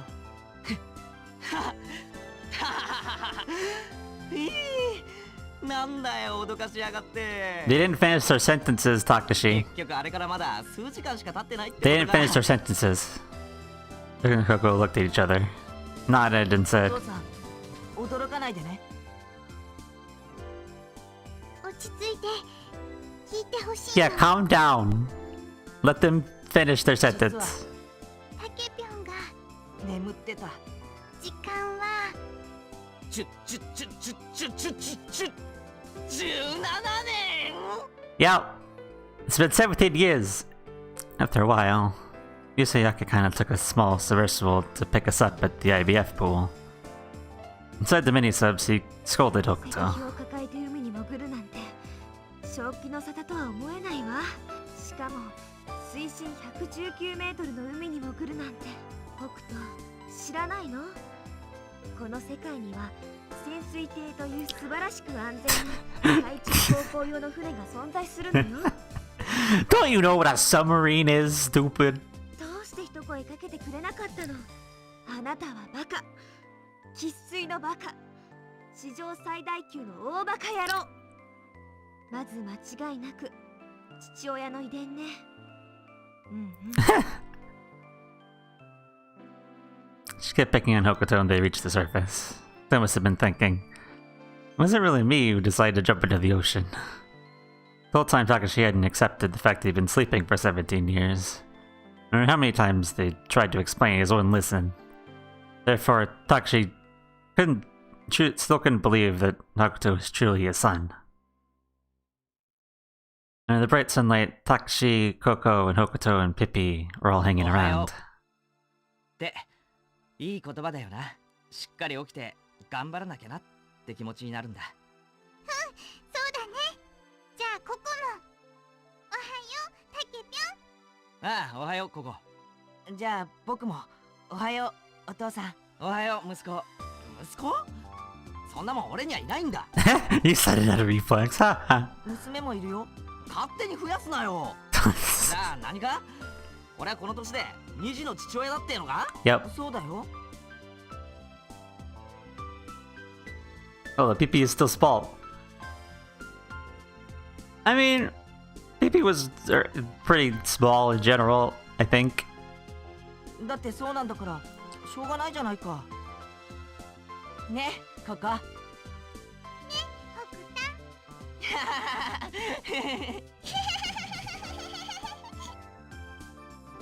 Listening to their cheerful laughter, I thought to myself, I should get going back to where I came from. Starting to fade, I only heard their happy voices behind me. タケピョンタケピョン。んここね新しいお兄ちゃんができたんだ。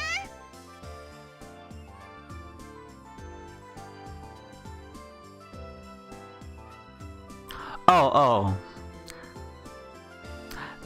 Pippi is a robot. That's it. Pippi's a robot. That's the explanation for that. お兄ちゃん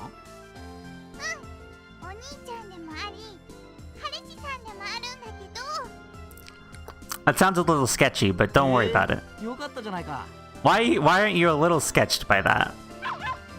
You probably think it's ね nonsense. えねえお父さんだからお父さんって呼ぶなじゃあパパもダメだ Oh, I didn't take that either, Megan. なんでだよパパって呼べって言ったくせにあれは口が滑っただけだねえタケピョンタケピョンなんだプップクプープップクプ意味わかんねえよねえお父さんなんだよチワお前もかどうしたピピ遠吠えかよ。タケピよタケ Everybody. 呼び方変わってるし。ココちゃんのショートコント。もしもココちゃんが怪獣だったらガオーガオー怪獣だぞ。ドシンドシンドシン。いろんなの壊しちゃうぞ。 Yeah, I know. Yeah, I know. I know you showed up because of Maple Rain. 終わっちゃったよ。おじいちゃんの息子、おばあちゃんの息子。 Quite the time paradox enjoyer. Indeed. Me too. 紛らわしい。北端のショートコント、もしも3年生になったら。3年生は最上級生なので忘れ物をしないように頑張りたいです。 I mean, this is fun and all, but like, can I talk to everybody else too? いつも分度器を忘れるので忘れないように頑張りたいです。作文だろそれは。頑張れよ、忘れんなよ。Oh, thank you for the follow. Go be then. 今度はなんだキピー。また遠吠えだこれ。タケピョンタケピョン。なんだ今度は。イモムしたいイモムしたいイモムしたい。してなさい、永遠にしてなさい。 Yeah, go do it. お父さん Do it then. お母さん、両党になったの俺。 Both? 思いつかねえなら呼ぶな。遠吠えだろどうせまた。あ、短くなった短くなった。なんかちょっとすげえ。タケピョンタケピョン。だからなんだよ。プップクプープップクプー。 They're just making noise at Takashi now. Slightly as I was hearing their happy voices. ちょっと待って。お兄ちゃん。 What? またきっと会えるよね。 Probably not, Coco. 絶対会えるの。必ず会えるの。 Are you foreshadowing? ココ信じてるから。だってそうでしょ。ココとお兄ちゃんは太陽星人なんだから。超能力を使えるんだから。 Oh, that's how you're... Alright. だからお兄ちゃんも信じて。 Okay. ココとお兄ちゃんの世界はしっかりと結ばれてるんだ。二つの世界が今は一つに。その結び目にあるのは視点。ここはいつまでもいつまでもお兄ちゃんと一緒だから。はい、じゃあまたねお兄ちゃん。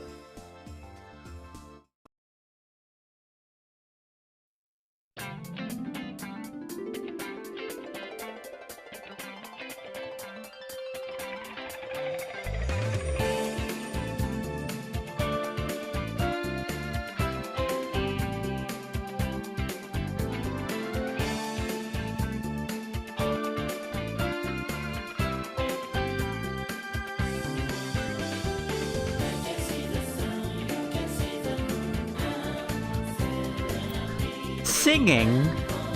What?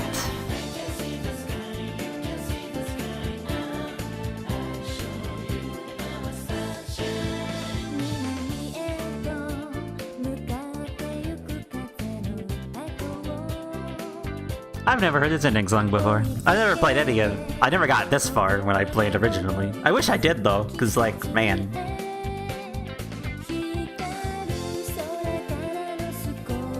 I'm still confused. I guess the AI Sora was based on a real person, is what I'm guessing.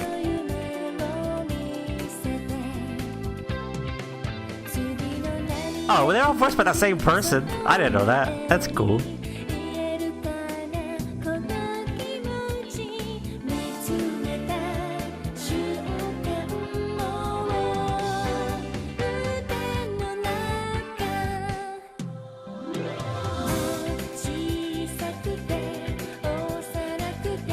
There's the man who did this. Uzakachi, come back here.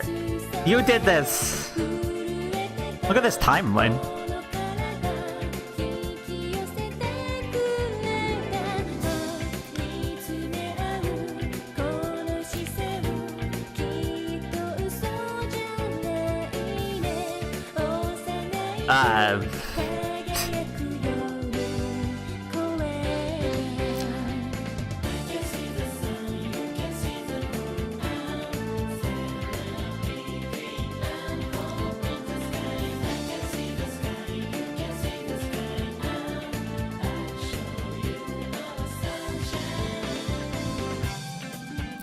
Yeah, it's pretty cool to keep everything in line.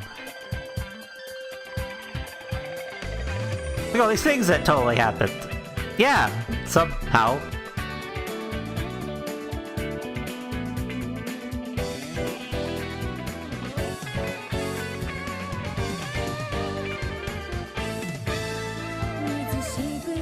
So, like, my question is, like, how did you make all this happen? Like, clearly she joined LeBlanc and got in a high up position in order to make this happen. Like, how did she convince him to make a whole new Lemieux exactly the same as the old one? Is my question.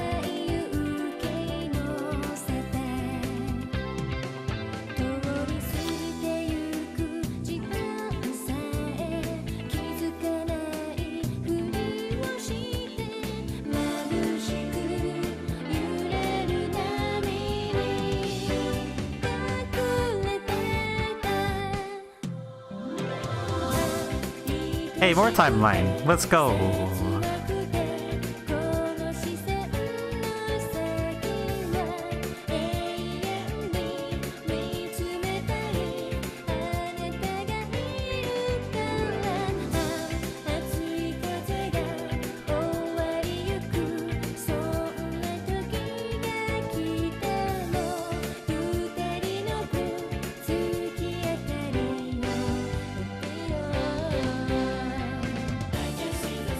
I feel like there's a lot more, like, they kind of just skipped over a lot.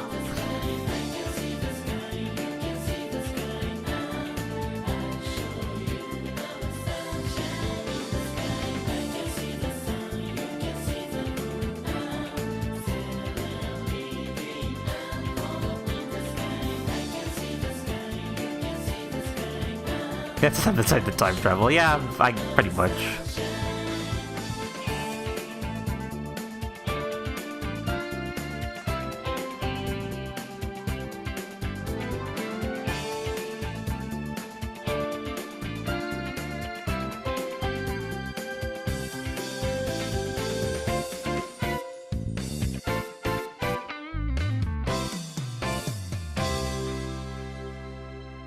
Hey.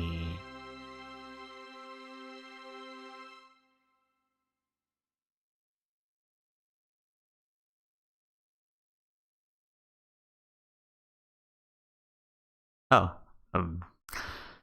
May 7th, 2034, Sunday. Time 11:17 a.m. Trainer Takashi. It's the middle of a blue world. Head back to the mainland. There's nobody on the boat other than us. Me, Hokuto, Tsugumi, Yubise Harukana, Sora, Coco,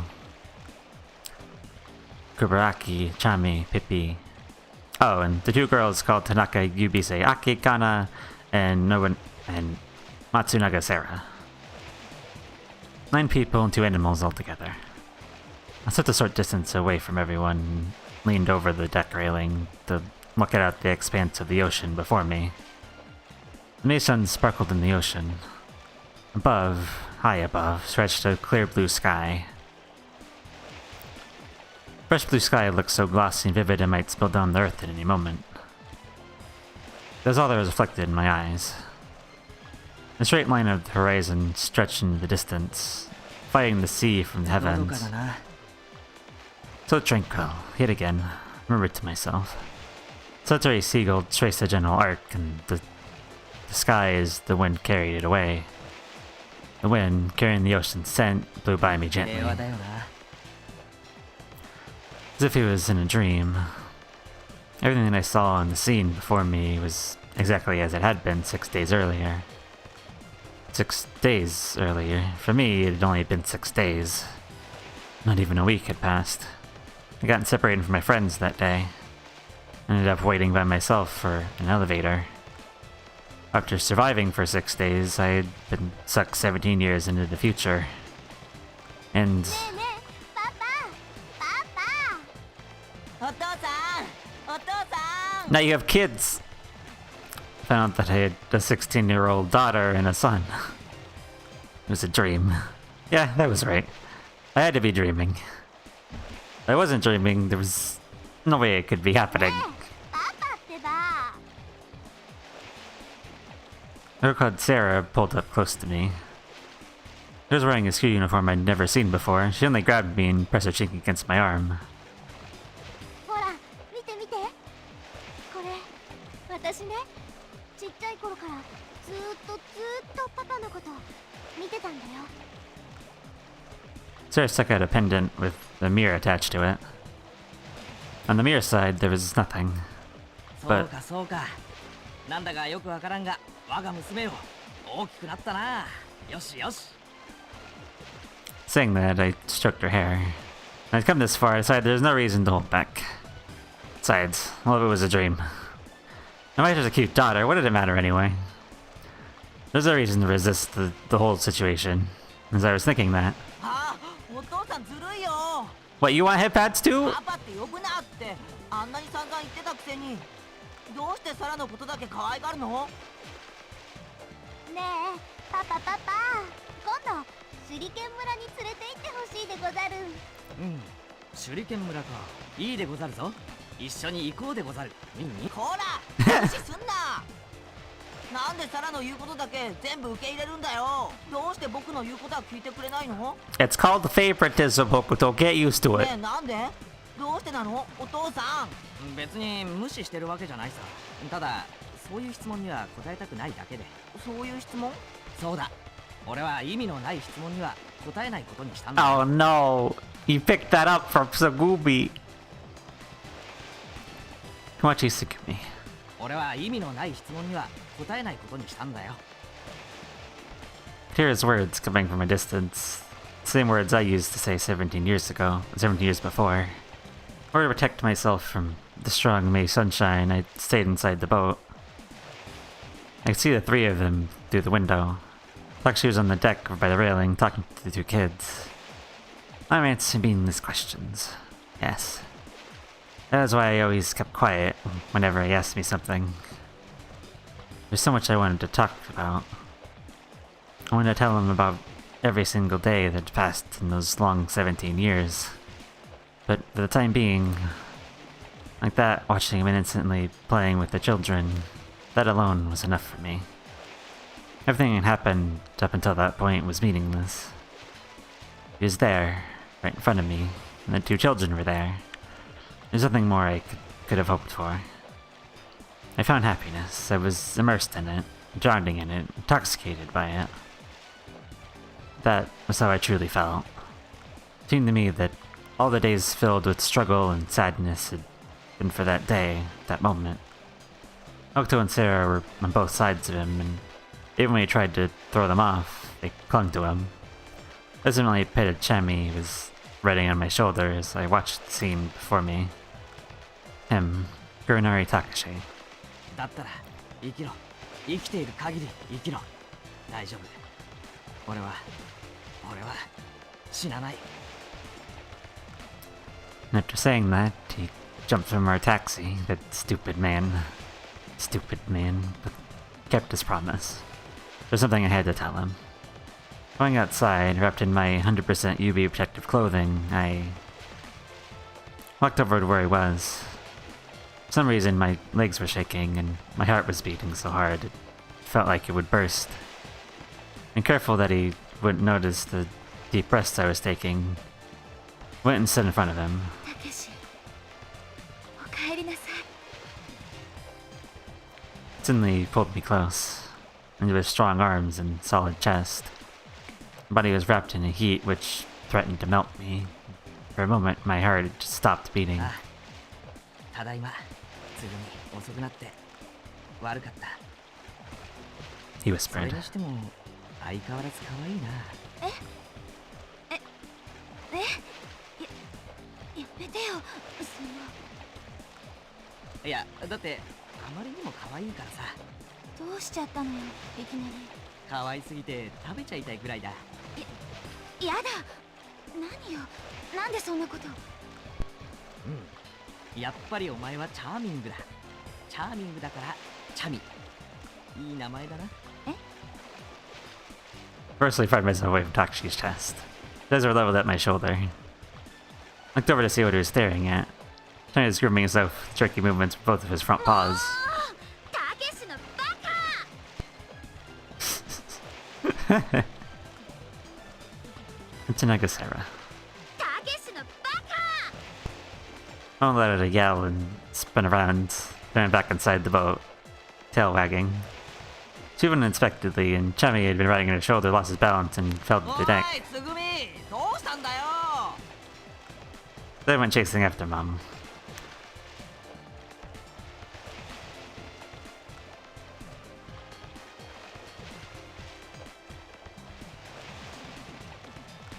It occurs to me that the elaborate plan, Tsugumi was not let in. I mean, the how, I don't know. But the why is just... I mean, we explained it before to Haruyu. Just be like, hey, go to Lemieux on this day and you can see your children again. And it worked.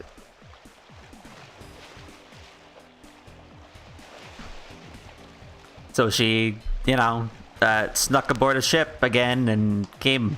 Yeah, actually, that makes sense. Well, no, it doesn't. It doesn't make sense. Never mind. I was going to say it makes sense that. What?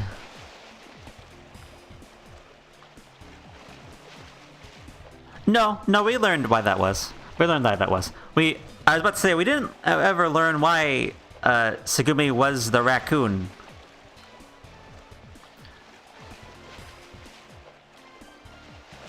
But no, we did. Tsugumi wanted to go to IBF. That's what it was. Because that's where they made Drift Plow. Yes. A series of frightful sounds ensued. I looked over on the other side of the window and could see Mama wildly brightening the head of the costume she'd been wearing. Speaking of, she donned one of the lemur costumes in order to stay out of the sun. I could see father's back as he was desperately trying to calm mother down. Walked away and looked at each other and started laughing. And Chemi was calmly acting as if nothing had happened, and just continued cleaning himself. Leaned down to put Chemi in my palm and stood back up. Mama already told me about the little hamster's ordeal. I thought about how Chemi had lived through the same circumstances we had. It made my heart warm. I felt the beating of his tiny heart in my palm. His heartbeat was tiny but consistent. And without saying, but thought to myself, Chemi's living each moment to the fullest. 私たちこれからどうなっちゃうのかな。どうなっちゃうって？ライプリヒにまたライプリヒに捕まっちゃうんじゃ。大丈夫よサラ。心配しないで。 Someone was talking to us. Looking around, I saw. ナッキョ先輩じゃなかった。田中先生、優美生はるかなさんでしたよね。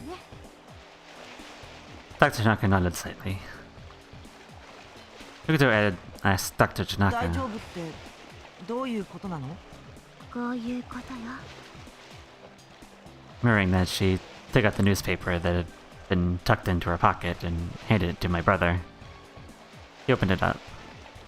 I nestled up against his shoulder and looked at the front page headline. The Pharmaceuticals, responsible for outbreak of Drift Plow virus. Compulsory investigation to begin in a day or two. It was learned that the Drift Plow virus, TB, that had ravaged the world since 2017, was manufactured by the Frankfurt-based pharmaceutical giant LeBlanc Pharmaceuticals. when a whistleblower from the Japanese-German Joint Managed Research Facility came forward earlier this week.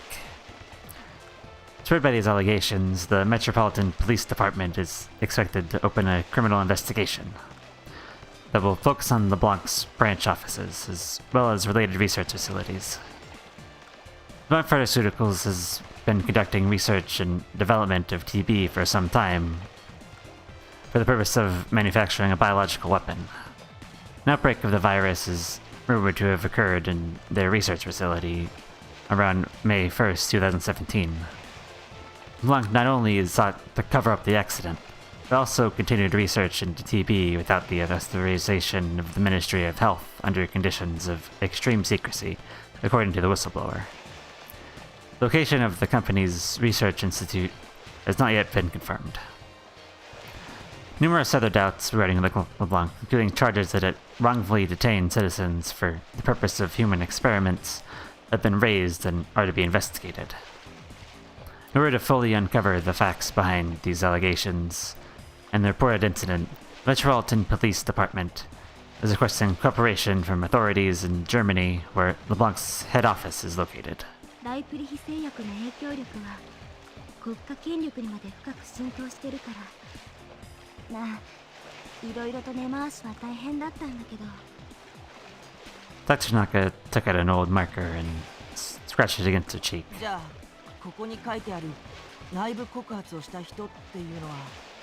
そう、私。本当はマスコミや警察にリークしたのはだいぶ前なんだけどね。でも裏でこそこそっと取引みたいなことをして、今日5月7日になるまでは絶対に何があっても動かないでってそう言っといたの。パパとあのココちゃんっていう女の子を助けるために。そういうこと。じゃあもう私たち追いかけられずに済むんだ。自由になったんだ。うん、だからもう何も心配しなくてもいいのよ。Tatsunaka smiled kindly. Just then, 心配しなくてもいい？何よそれ。よくそんなこと言えるよね。お母さん、誰に向かって言ってるのか分かってるの？ユウ、ナヨが今までどれほど辛い思いをしてきたのか、お母さん考えたことあるの？ちょっとお母さん、一緒に来て話があるの。Tanaka Yubisei Harukana. 話があるの。 Saying that, my daughter tugged firmly on my arm and led me over to a corner of the deck. 話って何？言わなくても分かってるでしょ。お母さんは2025年にレミューで働き始めた。本当の倉成武史とあのココっていう女の子を救うために。だったらどうしてなの？レミューで働いてたんならライプリヒの施設に監禁されてたマヨを助け出すことだってできたでしょ。つぐみと子供たちを会わせてあげることだってできたでしょ。なのにどうして。それは Had to be done to save Granardi and Coco. We didn't dare to change history. So I made a promise to Blinkwinkle in 2017. 何も教えてくれないのね。いつもさ、自分一人で勝手に何でも決めちゃって。でもこの一件が起きる前に説明したところでユウはきっと信じてくれなかったでしょ。だからって騙すなんてひどいよ。今まで18年間私は騙され続けてきたんだよ。 Yes, I had. There's really nothing I could say to apologize. 嘘はつかないで、隠さないで、全部教えてほしいの。まだ私に言ってないことあるんでしょ。本当のお父さんのこと、お母さんのこと聞かせてお願いだから。 I didn't hesitate. I told her about her father, Yuichi, and her mother, Yukie. Told her the truth, all of it. May 6, 2017. Because Coco was sick, we all headed to the IBF research lab. While Kirinari, the young Kirinari, and Tsugumi were searching around the examination facility, I stayed behind in the examination room. Coco and the researcher were lying in the capsule pods. The researcher, who was fighting to stay conscious as the virus consumed his body, told me. まさかこんなところで再会することになるとはな。 I was right. He was my father, T.Y. Tanaka Kiichi. He was lying there in agony. He explained to me when it happened. The year 2000. My father was a researcher on the Myth development project. One day, by accident, he discovered that LeBlanc was developing the TB virus. TB was a potent virus with exceedingly high mortality rate, and LeBlanc was planning to sell it to military buyers around the world. Father, whose sense of justice was stronger than anyone I had ever known, appealed to the company to stop development of the virus immediately. Of course, they refused, and that being the case, my father made up his mind. He hacked into the highly protected company database, collected evidence, and prepared to leak information to the press. However, Blanc found out before he could make his move and put him in a situation he could not escape from. He threatened my father, telling them that should you escape from here, your wife and child will probably die in an unfortunate car accident. And my mother, Yukie LeBlanc, said, "Your husband is missing after a tragic accident. Making his rounds in the Mew premises, he slipped and fell into the ocean. Doing everything we can to search for the surrounding waters, but his remains have not been located." My mother believed them. It was the very first summer of my life. Time passed, and it was the year 2017. My father had been maintaining the computer system for IBF, was caught up in the TB outbreak. All the researchers fled one by one. My father stayed in IBF because he was worried about me. Father knew I was working in the Mew. My father, right in front of my eyes, after enduring one disaster after another and gasping in pain, or crawling in his throat, struggled to the end to say,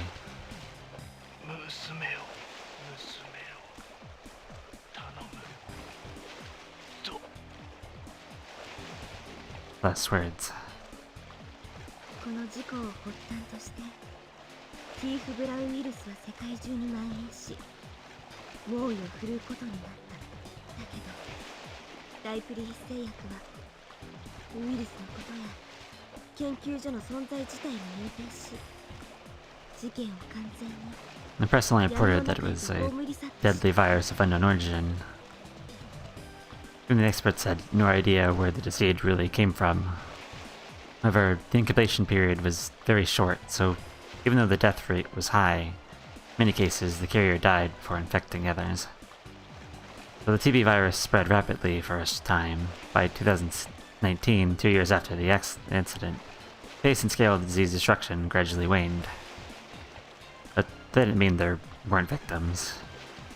The number of people that the virus killed was said to have reached several tens of thousands, and one of them was my mother, Yukie. It was 15 years ago that my mother caught TB and it robbed her of her life.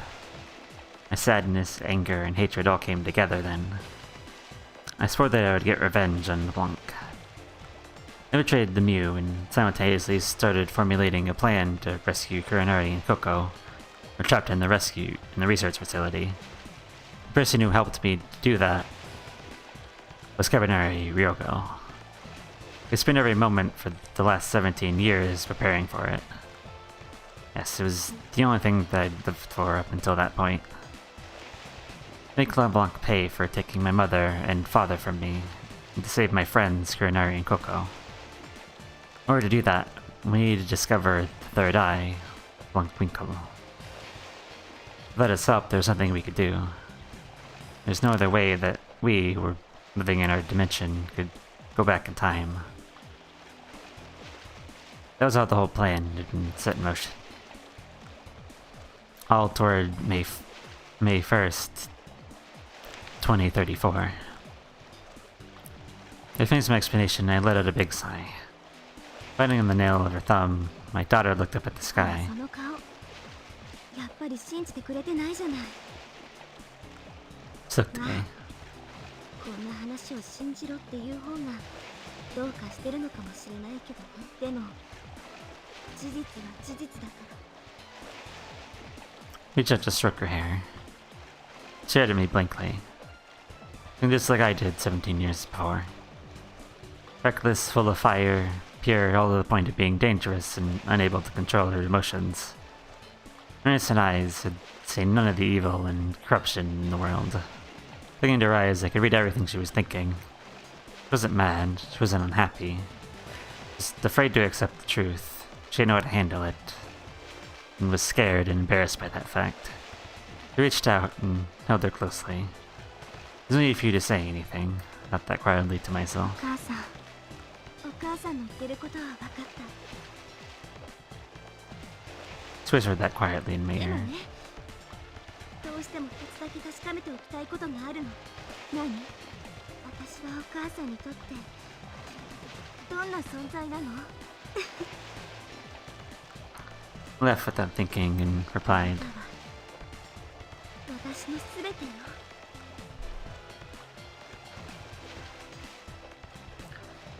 Like Yubisei Aki kana. あなたは私のすべてよ。 Mom said those words to me. I wanted her to tell me you are my daughter, but for some reason it didn't bother me. Shouldn't you be furious? And you should slap her across the face. Another voice inside my head remembered that. However, I couldn't get angry. I relaxed against my mother, who held me tightly, and I could only feel dizzy from her warmth.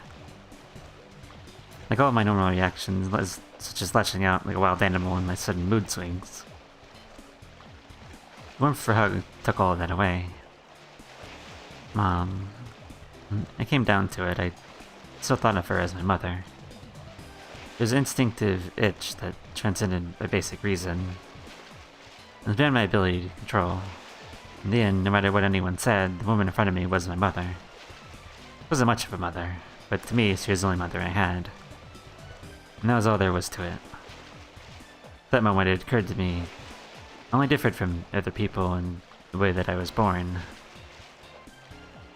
I've been told since I was a little girl that there are lots of things in the world that are hard to believe. In junior high and high school, all my friends loved to talk about all kinds of strange things. Psychic phenomena, supernatural powers, UFOs, Yumas, super agent civilizations, urban myths, curses, fortune-telling, miracles, mysteries. I thought I'd dismissed all of those things as girlish fantasies, but something changed slightly. Because my existence itself was something hard to explain. I've thought about the fact that myself, the girl called you, was somewhat a mystical entity. Then ectoplasm, cattle mutilations, Rip Van Winkle, the Lemurian civilization. All of those seemed like normal, everyday things. Even the third eye. As those thoughts drifted through my head, my mother quietly went inside of the boat. Left myself in the corner of the deck, I basked in the lingering warmth that rained on my skin. The boat slowly rocked back and forth as it cut through the waves. The smell of the ocean quietly wafted by, carried by the sea breeze. Soon. あ、ユウ、こんなとこにいたんだ。探したんだよ。 The kid, Hokuto, came walking over to me. 実はユウに相談したいことがあって。相談？ Hokuto nodded deeply and said, 僕、大学に入ったら考古学を専攻しようと思ってるんだけど。 Hokuto. 僕、大学に入ったら考古学を専攻しようと思ってるんだけど。 Told you it had been on my mind. どうしてまた考古学なんか？第三視点についてもっといろいろと勉強したいから。 He was silent. Huh? What are you, stupid? There's no such thing as the third eye. Thought for sure he would come back with something like that, so I was caught off guard by her reply. 相談の内容は？僕、考古学を専攻することはもう決めたんだけど、でもそんなことを言いながらも実は考古学についてほとんど何も知らないわけで、だから差し当たってどんなことを予習しておくべきだとか、最適な入門書みたいなものはあるのかとか、そんな感じのアドバイスをしてもらえたらなぁなんて。アドバイスって言われてもね。私もまだ大学に入ったばっかりだし、授業って言ってもほとんどが環境だったりするわけだし、環境？一般教養科目のこと考古学を専門的に勉強できるようになるのは3年になってからなの。そうなんだ。だから私に助言を求められても、でも一つだけ、考古学はやめといた方がいいと思うよ。どうして？考古学って少年が思ってるよりもはるかに地味な学問なのよ。映画に出てくるようなインディアナ・ジェーンズの世界とは全くの別物。それにね、第三視点を本気で勉強したいんだったら哲学とか心理学とかそっちの方面に進んだ方が的確だと思う。考古学っていうのはそもそも人類史を研究する学問なんだから。でもいいんだよ。もう決めちゃったんだもん。僕は人類史的な側面から第三視点についてアプローチしようと考えているわけで。また小難しいこと言っちゃって、交渉はただ単に私と同じ分野に進みたかっただけなんじゃないの？つまり少年は私に憧れちゃってると。そうかもね。Told her point blank I felt feeling her plight caught her off とも guard. かく僕が考古学を専攻することは運命的に半分決まっちゃってるようなものだし、しょうがないんだよ。運命的？別の歴史の流れの中では僕はそんな未来を歩むことになってるんだ。 True. 冬にはいくら説明したって分かってもらえないと思う。でも僕 As は I said, 確かに見たんだ。 that's fine. その未来では僕とユウは付き合ってて、 Yeah, that happened. だからきっとこの歴史の中でも僕とユウは運命的に付き合うことになるんだと思う。ちょっと待ってよ少年、勝手に決めないでよ。運命だかなんだか知らないけど、そういうことはお互いの承認と了解を得て初めて成立する関係でしょ。 That's what he's asking about you, そうだ though. ね。じゃあ今言うよ。ユウ美生秋かなさん、僕と付き合ってください。 Yeah, shoot your なぜなら shot. 僕は Let's あなた go. のことが大好きだから。 Yeah. Oh. Ryogo? Because I loved her. In 2017, I was still just 15. Or just 15. I was stuck in the Mew for a total state of confusion with no memory. I'd even forgotten my name. Kuraraki Ryogo. I was 15 years old. All I wanted at that time was stability. As I was overcome with amnesia and even doubts to whether my existence would fade away. Midst of my chaos, it was her innocent smile that helped thaw my frozen heart. I felt for her right away. All I had to do was see her smile. That was all it took for my fear to disappear, blown away like leaves falling off a tree in autumn. Though I was still uncertain about who I was, her uniqueness turned my eyes away from the turmoil inside of me to the world around me. That's because of my uncertainty. I suppose I might have been grasping for my identity through the love I felt for her. I was an empty shell at that time. Filling into the void was her simple, pure smile, innocent mannerisms, and genuine sincerity. From that point on, for 6 days, she was in my thoughts constantly. I found myself looking at her all the time. I didn't have the courage to tell her, but it was enough for me just to see her. That's how fond I was of her. I loved her. You got me, Coco. And then, May 6th, the fateful day arrived. I come down with TV. When the rescue team found me, I lost consciousness. By the time I found out that Coco had been left behind in the research facility, the few days had already passed. When you, Haru-kana, had told me what happened, I was shocked. At the same time, I thought, I've gotta go save her. I ran out without waiting for you to finish the rest of her story. You caught up with me and started telling me about things about the third eye, the fourth dimension, the past and the future, but none of it made sense. 17 years from now, you have to go back to the Mew. You will return as Kurenari Takashi. As we can trick Blinkwinkle, wake him up, and bring him to our world, we'll never say Coco and Kurenari. So please, help me? That is what you asked of me. It took a few more months for me to become fully convinced. All I wanted to do was save Coco. Be alright, I didn't mind the danger. And if I was despised, blamed, criticized, even ridiculed, none of that mattered to me. I just wanted to see Coco smile again.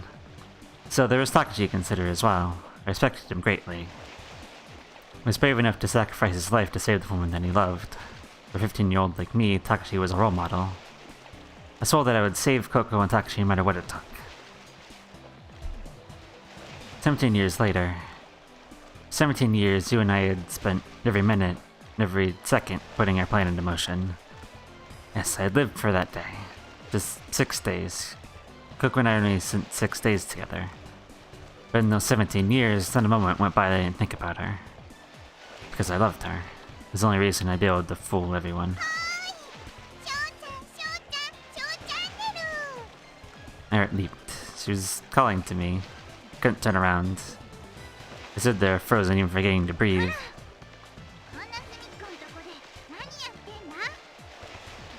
Coco wrapped me on the head and peeked around my face. でももしかして翔ちゃんなんか気にしてる？みんなのこと騙してきたから罪悪感に苛まれちゃってるとか？まあそんなこと気にしなくてもいいのに。だって翔ちゃんがブリック・ビンゲルさんを騙さなかったらココもタケピョンも助からなかったんだよ。翔ちゃんは命の恩人さんなんだよ。みんなにももうそのことは説明してあるんだし、感謝する人はいても翔ちゃんのことを責める人なんて誰もいないんだ。そうかな。Yeah. そうだよ。ほらだから早くみんな翔ちゃんの少年レインの歌が聴きたいって言って待ってるんだから。仮面ぼ呼吸なんだから。その後みんなでひよこごっこ大会することになってるんだから。 Coco was laughing. The smell that I had waited 17 years to see was shining right in front of me. Kanagaki Sora. The smell that I had waited 17 years to see was shining right in front of me. It made me dizzy to look at it. Electronic rhythm pulsed through my body, the excessive voltage throwing my logic circuits out of order. The pain I experienced before. おいソラ、ほらちゃんと聞いてるのか？何でしたっけ？これだよこれ。ピピいきなり動かなくなっちゃったからさ、調べてもらおうと思って。 Kunai-san lifted up PP and stuck him out in front of me. いきなりですか？何か考えられる原因は？ある。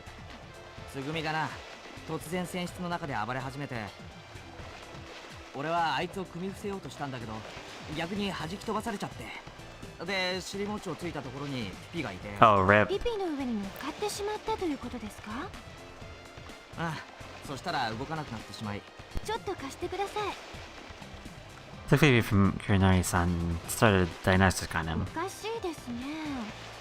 どこにも異常は見当たらないようですけど、おそらくバッテリー切れではないでしょうか。そっか。よかったよかった。俺が壊したなんて言ったらココだけじゃなくユウにもユウの娘にも恨まれるだろうからな。私だって恨みますよ。Except that he hadn't included me, I continued. 私もピピには愛着を持っているのです。いいえ、愛着などという言葉では言い表せないぐらい。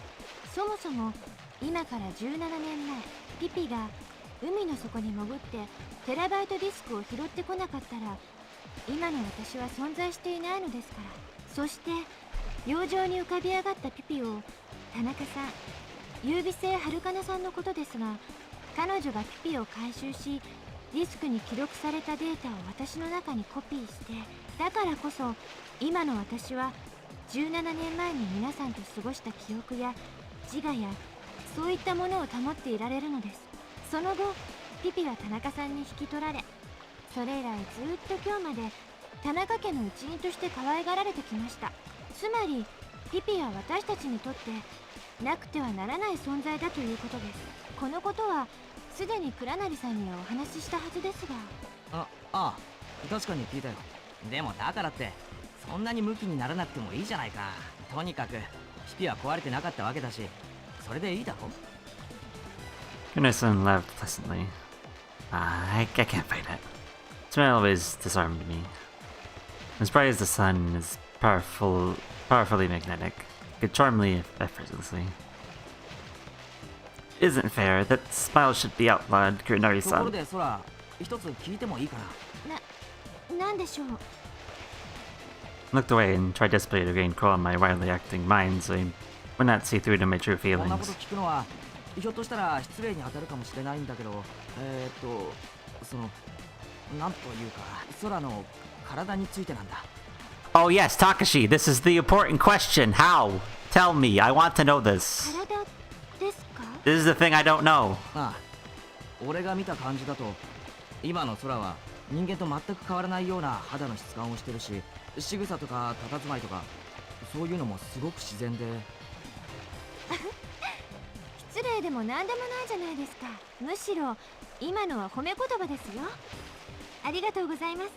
それで質問というのは？いや、だからその空の体は一体どんな仕組みになってるのかと思って。不思議ですか？うん、不思議だ。不思議だと思うと同時に嬉しかったりもするんだけどな。あ、だってほら、こんな風に触れるようになったから。 Said that, Kurinari put his hand on my cheek. Burned, lump, hot, boiling ran from my stomach to my brain. My generator was running too much energy, frying my processor, logic church shut down. 倉成さん。 When he further my chest, I grabbed his palm with my free hand. Yeah, can you explain how this happened though? I've waited 17 years for that moment. どうしたんだよ、空。酒でも飲んだのか？倉成先生。なんだね、茜ヶ崎君。世の中には不思議なことがたくさんあるのですね。先生は私の体のことをお尋ねになったでしょ。私がどうして実体を持つようになったのか疑問をお感じになったのでしょ。うん。その答えはたった一つです。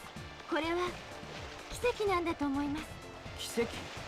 はい、女神アフロディーテの奇跡です。 Harrison looked straight into my eyes and blinked. Opened his eyes with a start and said, ピグマリオンか。 slowly, I nodded. Just then, came the girl with the boundless energy, Coco-chan. Feel let go of Kurinari's hand. ピピ見かけなかった？っていうか、ソラさん持ってんじゃん。ええ、だけどピピ、今バッテリーが切れてるみたいですよ。 Langland handed Pippi over to バッテリ Coco-chan. ー切れ？そんなはずないよ。だってさっき充電したばっかりだもん。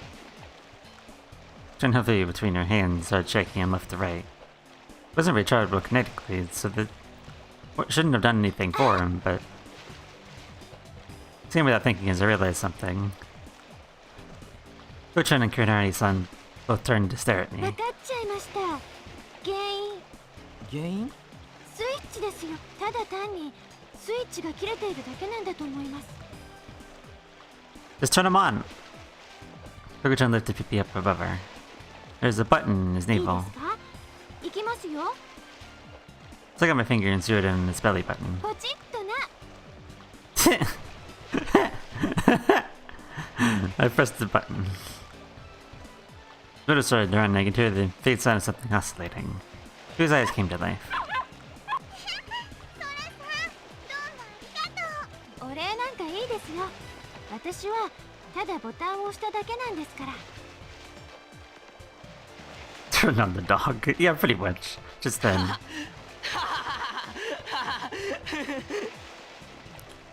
Kurinari-san broke into そう laughter. かそうか。空覚えててくれたんだな。 Yeah, true. I smiled from the bottom of my heart and nodded. Wood was full of strange and wonderful things, wasn't it?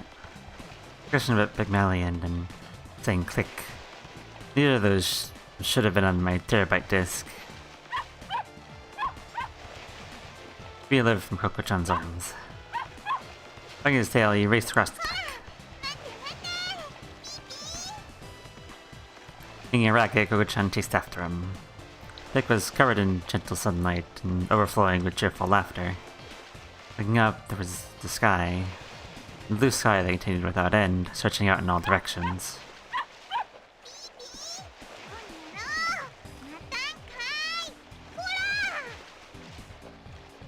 Yummy Coco.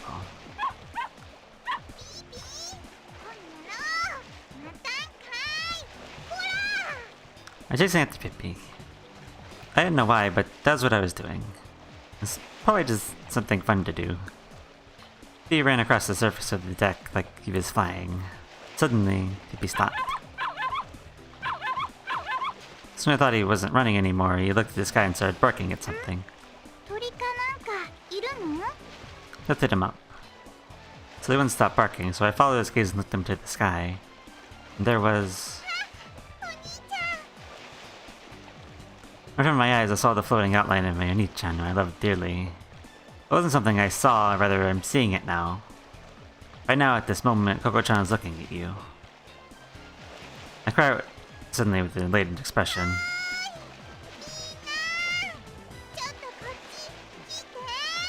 The group shot! Give me the group shot! Tsugumi in that costume again.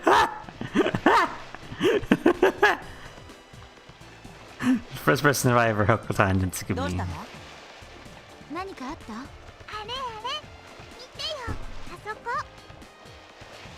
I point at you. I want to tell everyone that you've arrived. Tsugumi takes off her hat. Hat? That's not a hat. Since her eyes against the sunlight. Hokutan is... covers his face and jumps around as he's going to start dancing. Next, Takifun shows up. Mayo jumps up. Fun Takifun's back. And soon after, everyone shows up one by one. Sora-san, Nakyu's daughter.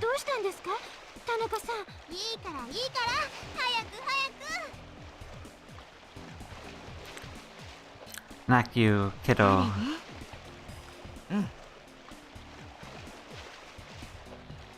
Sora suddenly surrounded crowded with excitement.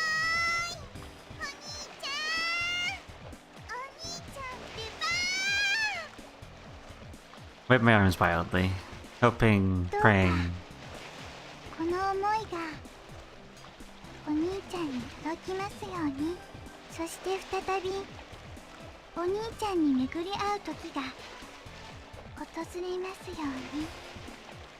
Now, like Coco, I'm looking at my Oni-chan. Now, looking at the world where Coco exists. Looking down at it with both my eyes, I'm sure of it. The moon is only there because you believe that it'll be there when you look for it. And it's possible that I am here and they are here because we believe that we are. Right now, the world exists here. I'm here looking at the world. I'm here looking at myself, looking at the world. How far do I go? I don't know the answer. There are some things I'm sure of. Right now, I'm seeing.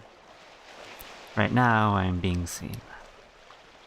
Right now, you are seeing. And right now, you are... surely being seen by someone. Ind.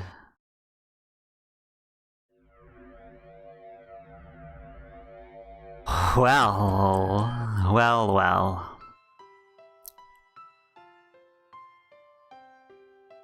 Shortcut. What is shortcut?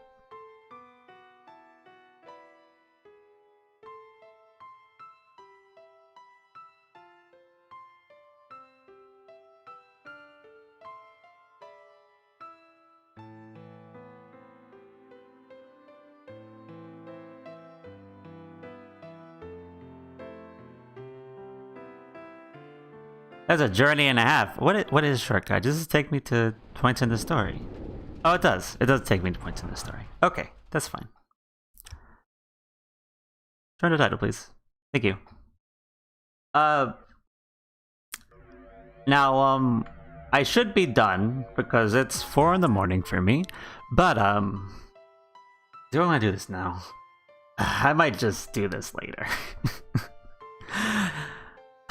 I kind of want to do this now so it's all together, but also I want to go to sleep. Okay, so I don't know if this is all together or if it's two separate things, but after you do the Coco ending, you can, because we didn't get the epilogue for Tsugumi / Sora. On my little flowchart thing I've been using throughout this, it says, set the ending flags. But after I get the Coco flag, I can then get the Tsugumi / Sora epilogue. So I don't know if they're the same or not. But if I could real quick get there, I will do it. Like, let me see here.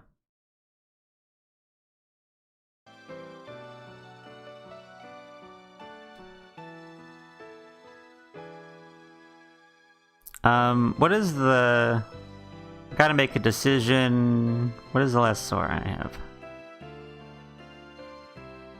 Both at the same time.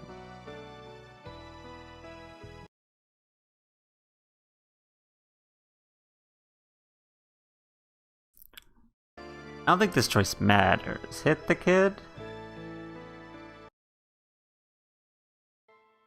I have hit the kid. We gotta make a decision. We're going, or wait a sec. Oh yeah, there it is. We're going, wait a second. Alright, we're gonna... This might work, this might not work. Let's see. I'm gonna attempt to get to that thing. Gotta make a decision. We are going to... Wait a second. And then, I'm going to skip.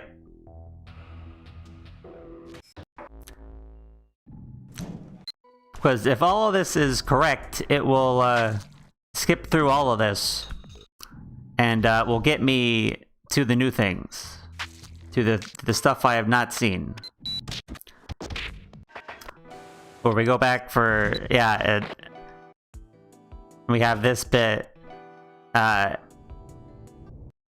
then we're gonna escape in the taxi. Then Takashi leaves and then drowns.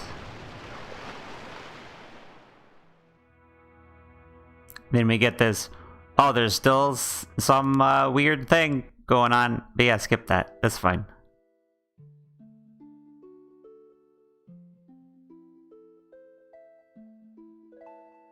Right, this is new.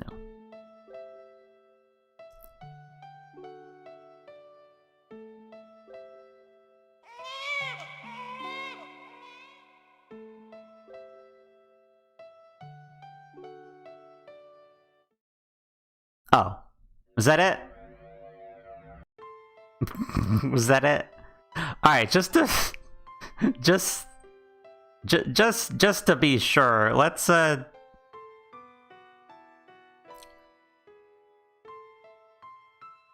I didn't save it over here with Sora, but it's fine.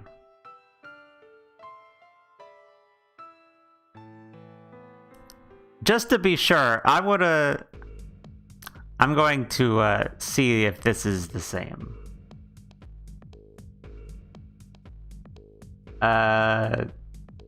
Don't hit the kid. And continue.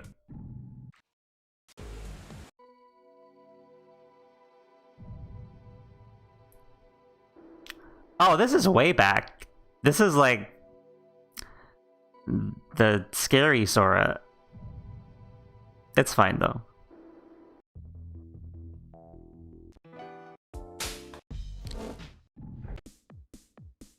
Anyway, we're gonna skip for a while. It's fine.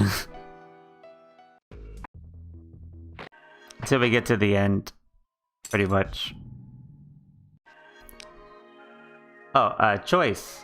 We are going to ask Sora. And we're going to continue.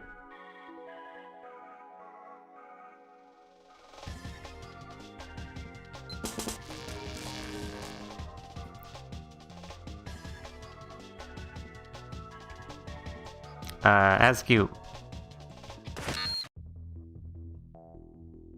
And we are going to, alright, we're going. then we'll continue.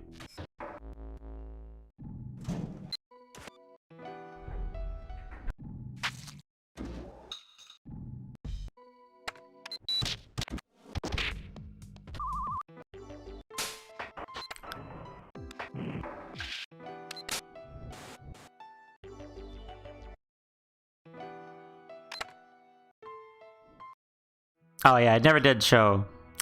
Never did show, huh? Is this the same thing?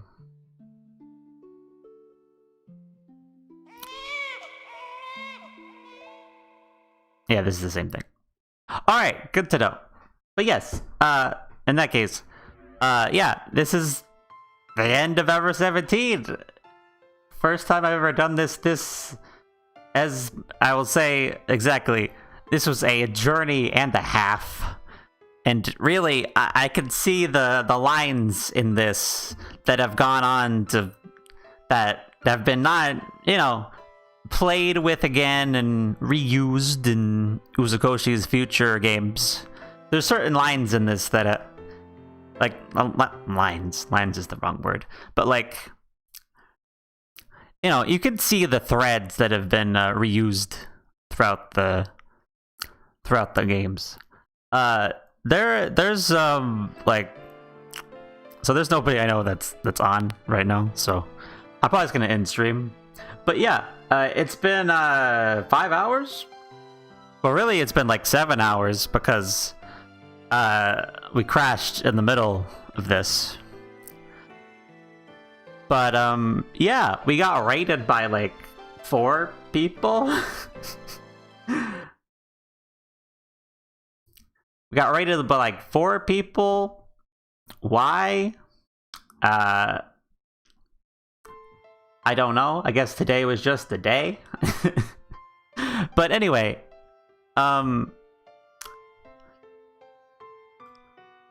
there's a good like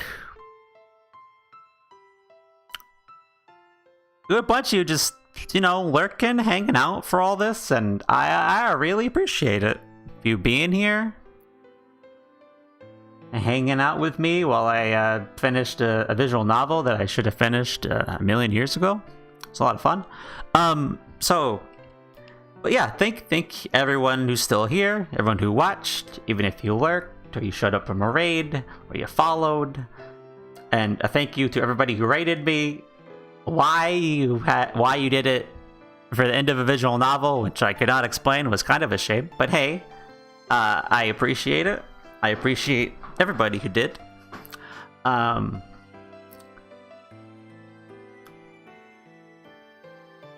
Anyway, what is next for like on the visual novel front for me? So Ever 17, it's not a, well, I don't know that. I don't know a statement for sure, but it's not a, it's part of its own series called the Infinity series. And there are 2 other games a part of that.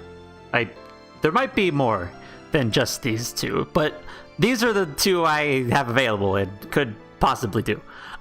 Yes. So there is, excuse me as I don't remember the name. Hold on. There are 2 other, oh, here we are. Yes. So there's 2 other games that I have access to. I think there might be a 4th, but I'm not sure about that. So there is the first game. Hold on. I don't remember the title.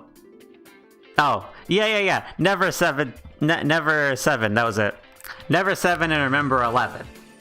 Those are both part of the series, and I want to play them.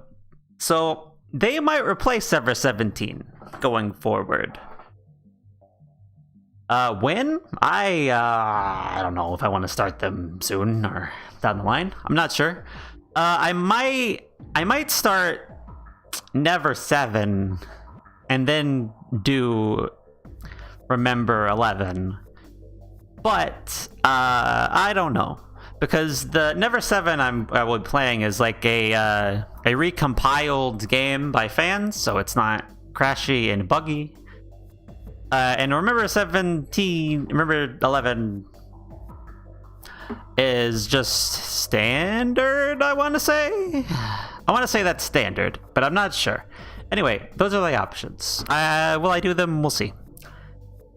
Anyway, but in general, thanks everybody for joining me, and good night. There's also, 11 and 12 Riven and Code 18. I've not heard of that. But perhaps I want to continue the series, at least with the other two I mentioned. But yeah, we'll see. We'll see if I do. Anyway, I'm going to bed. Thanks everyone for watching. Thank you for the follows. Thank you for the raids. Thank you for all that. Good night.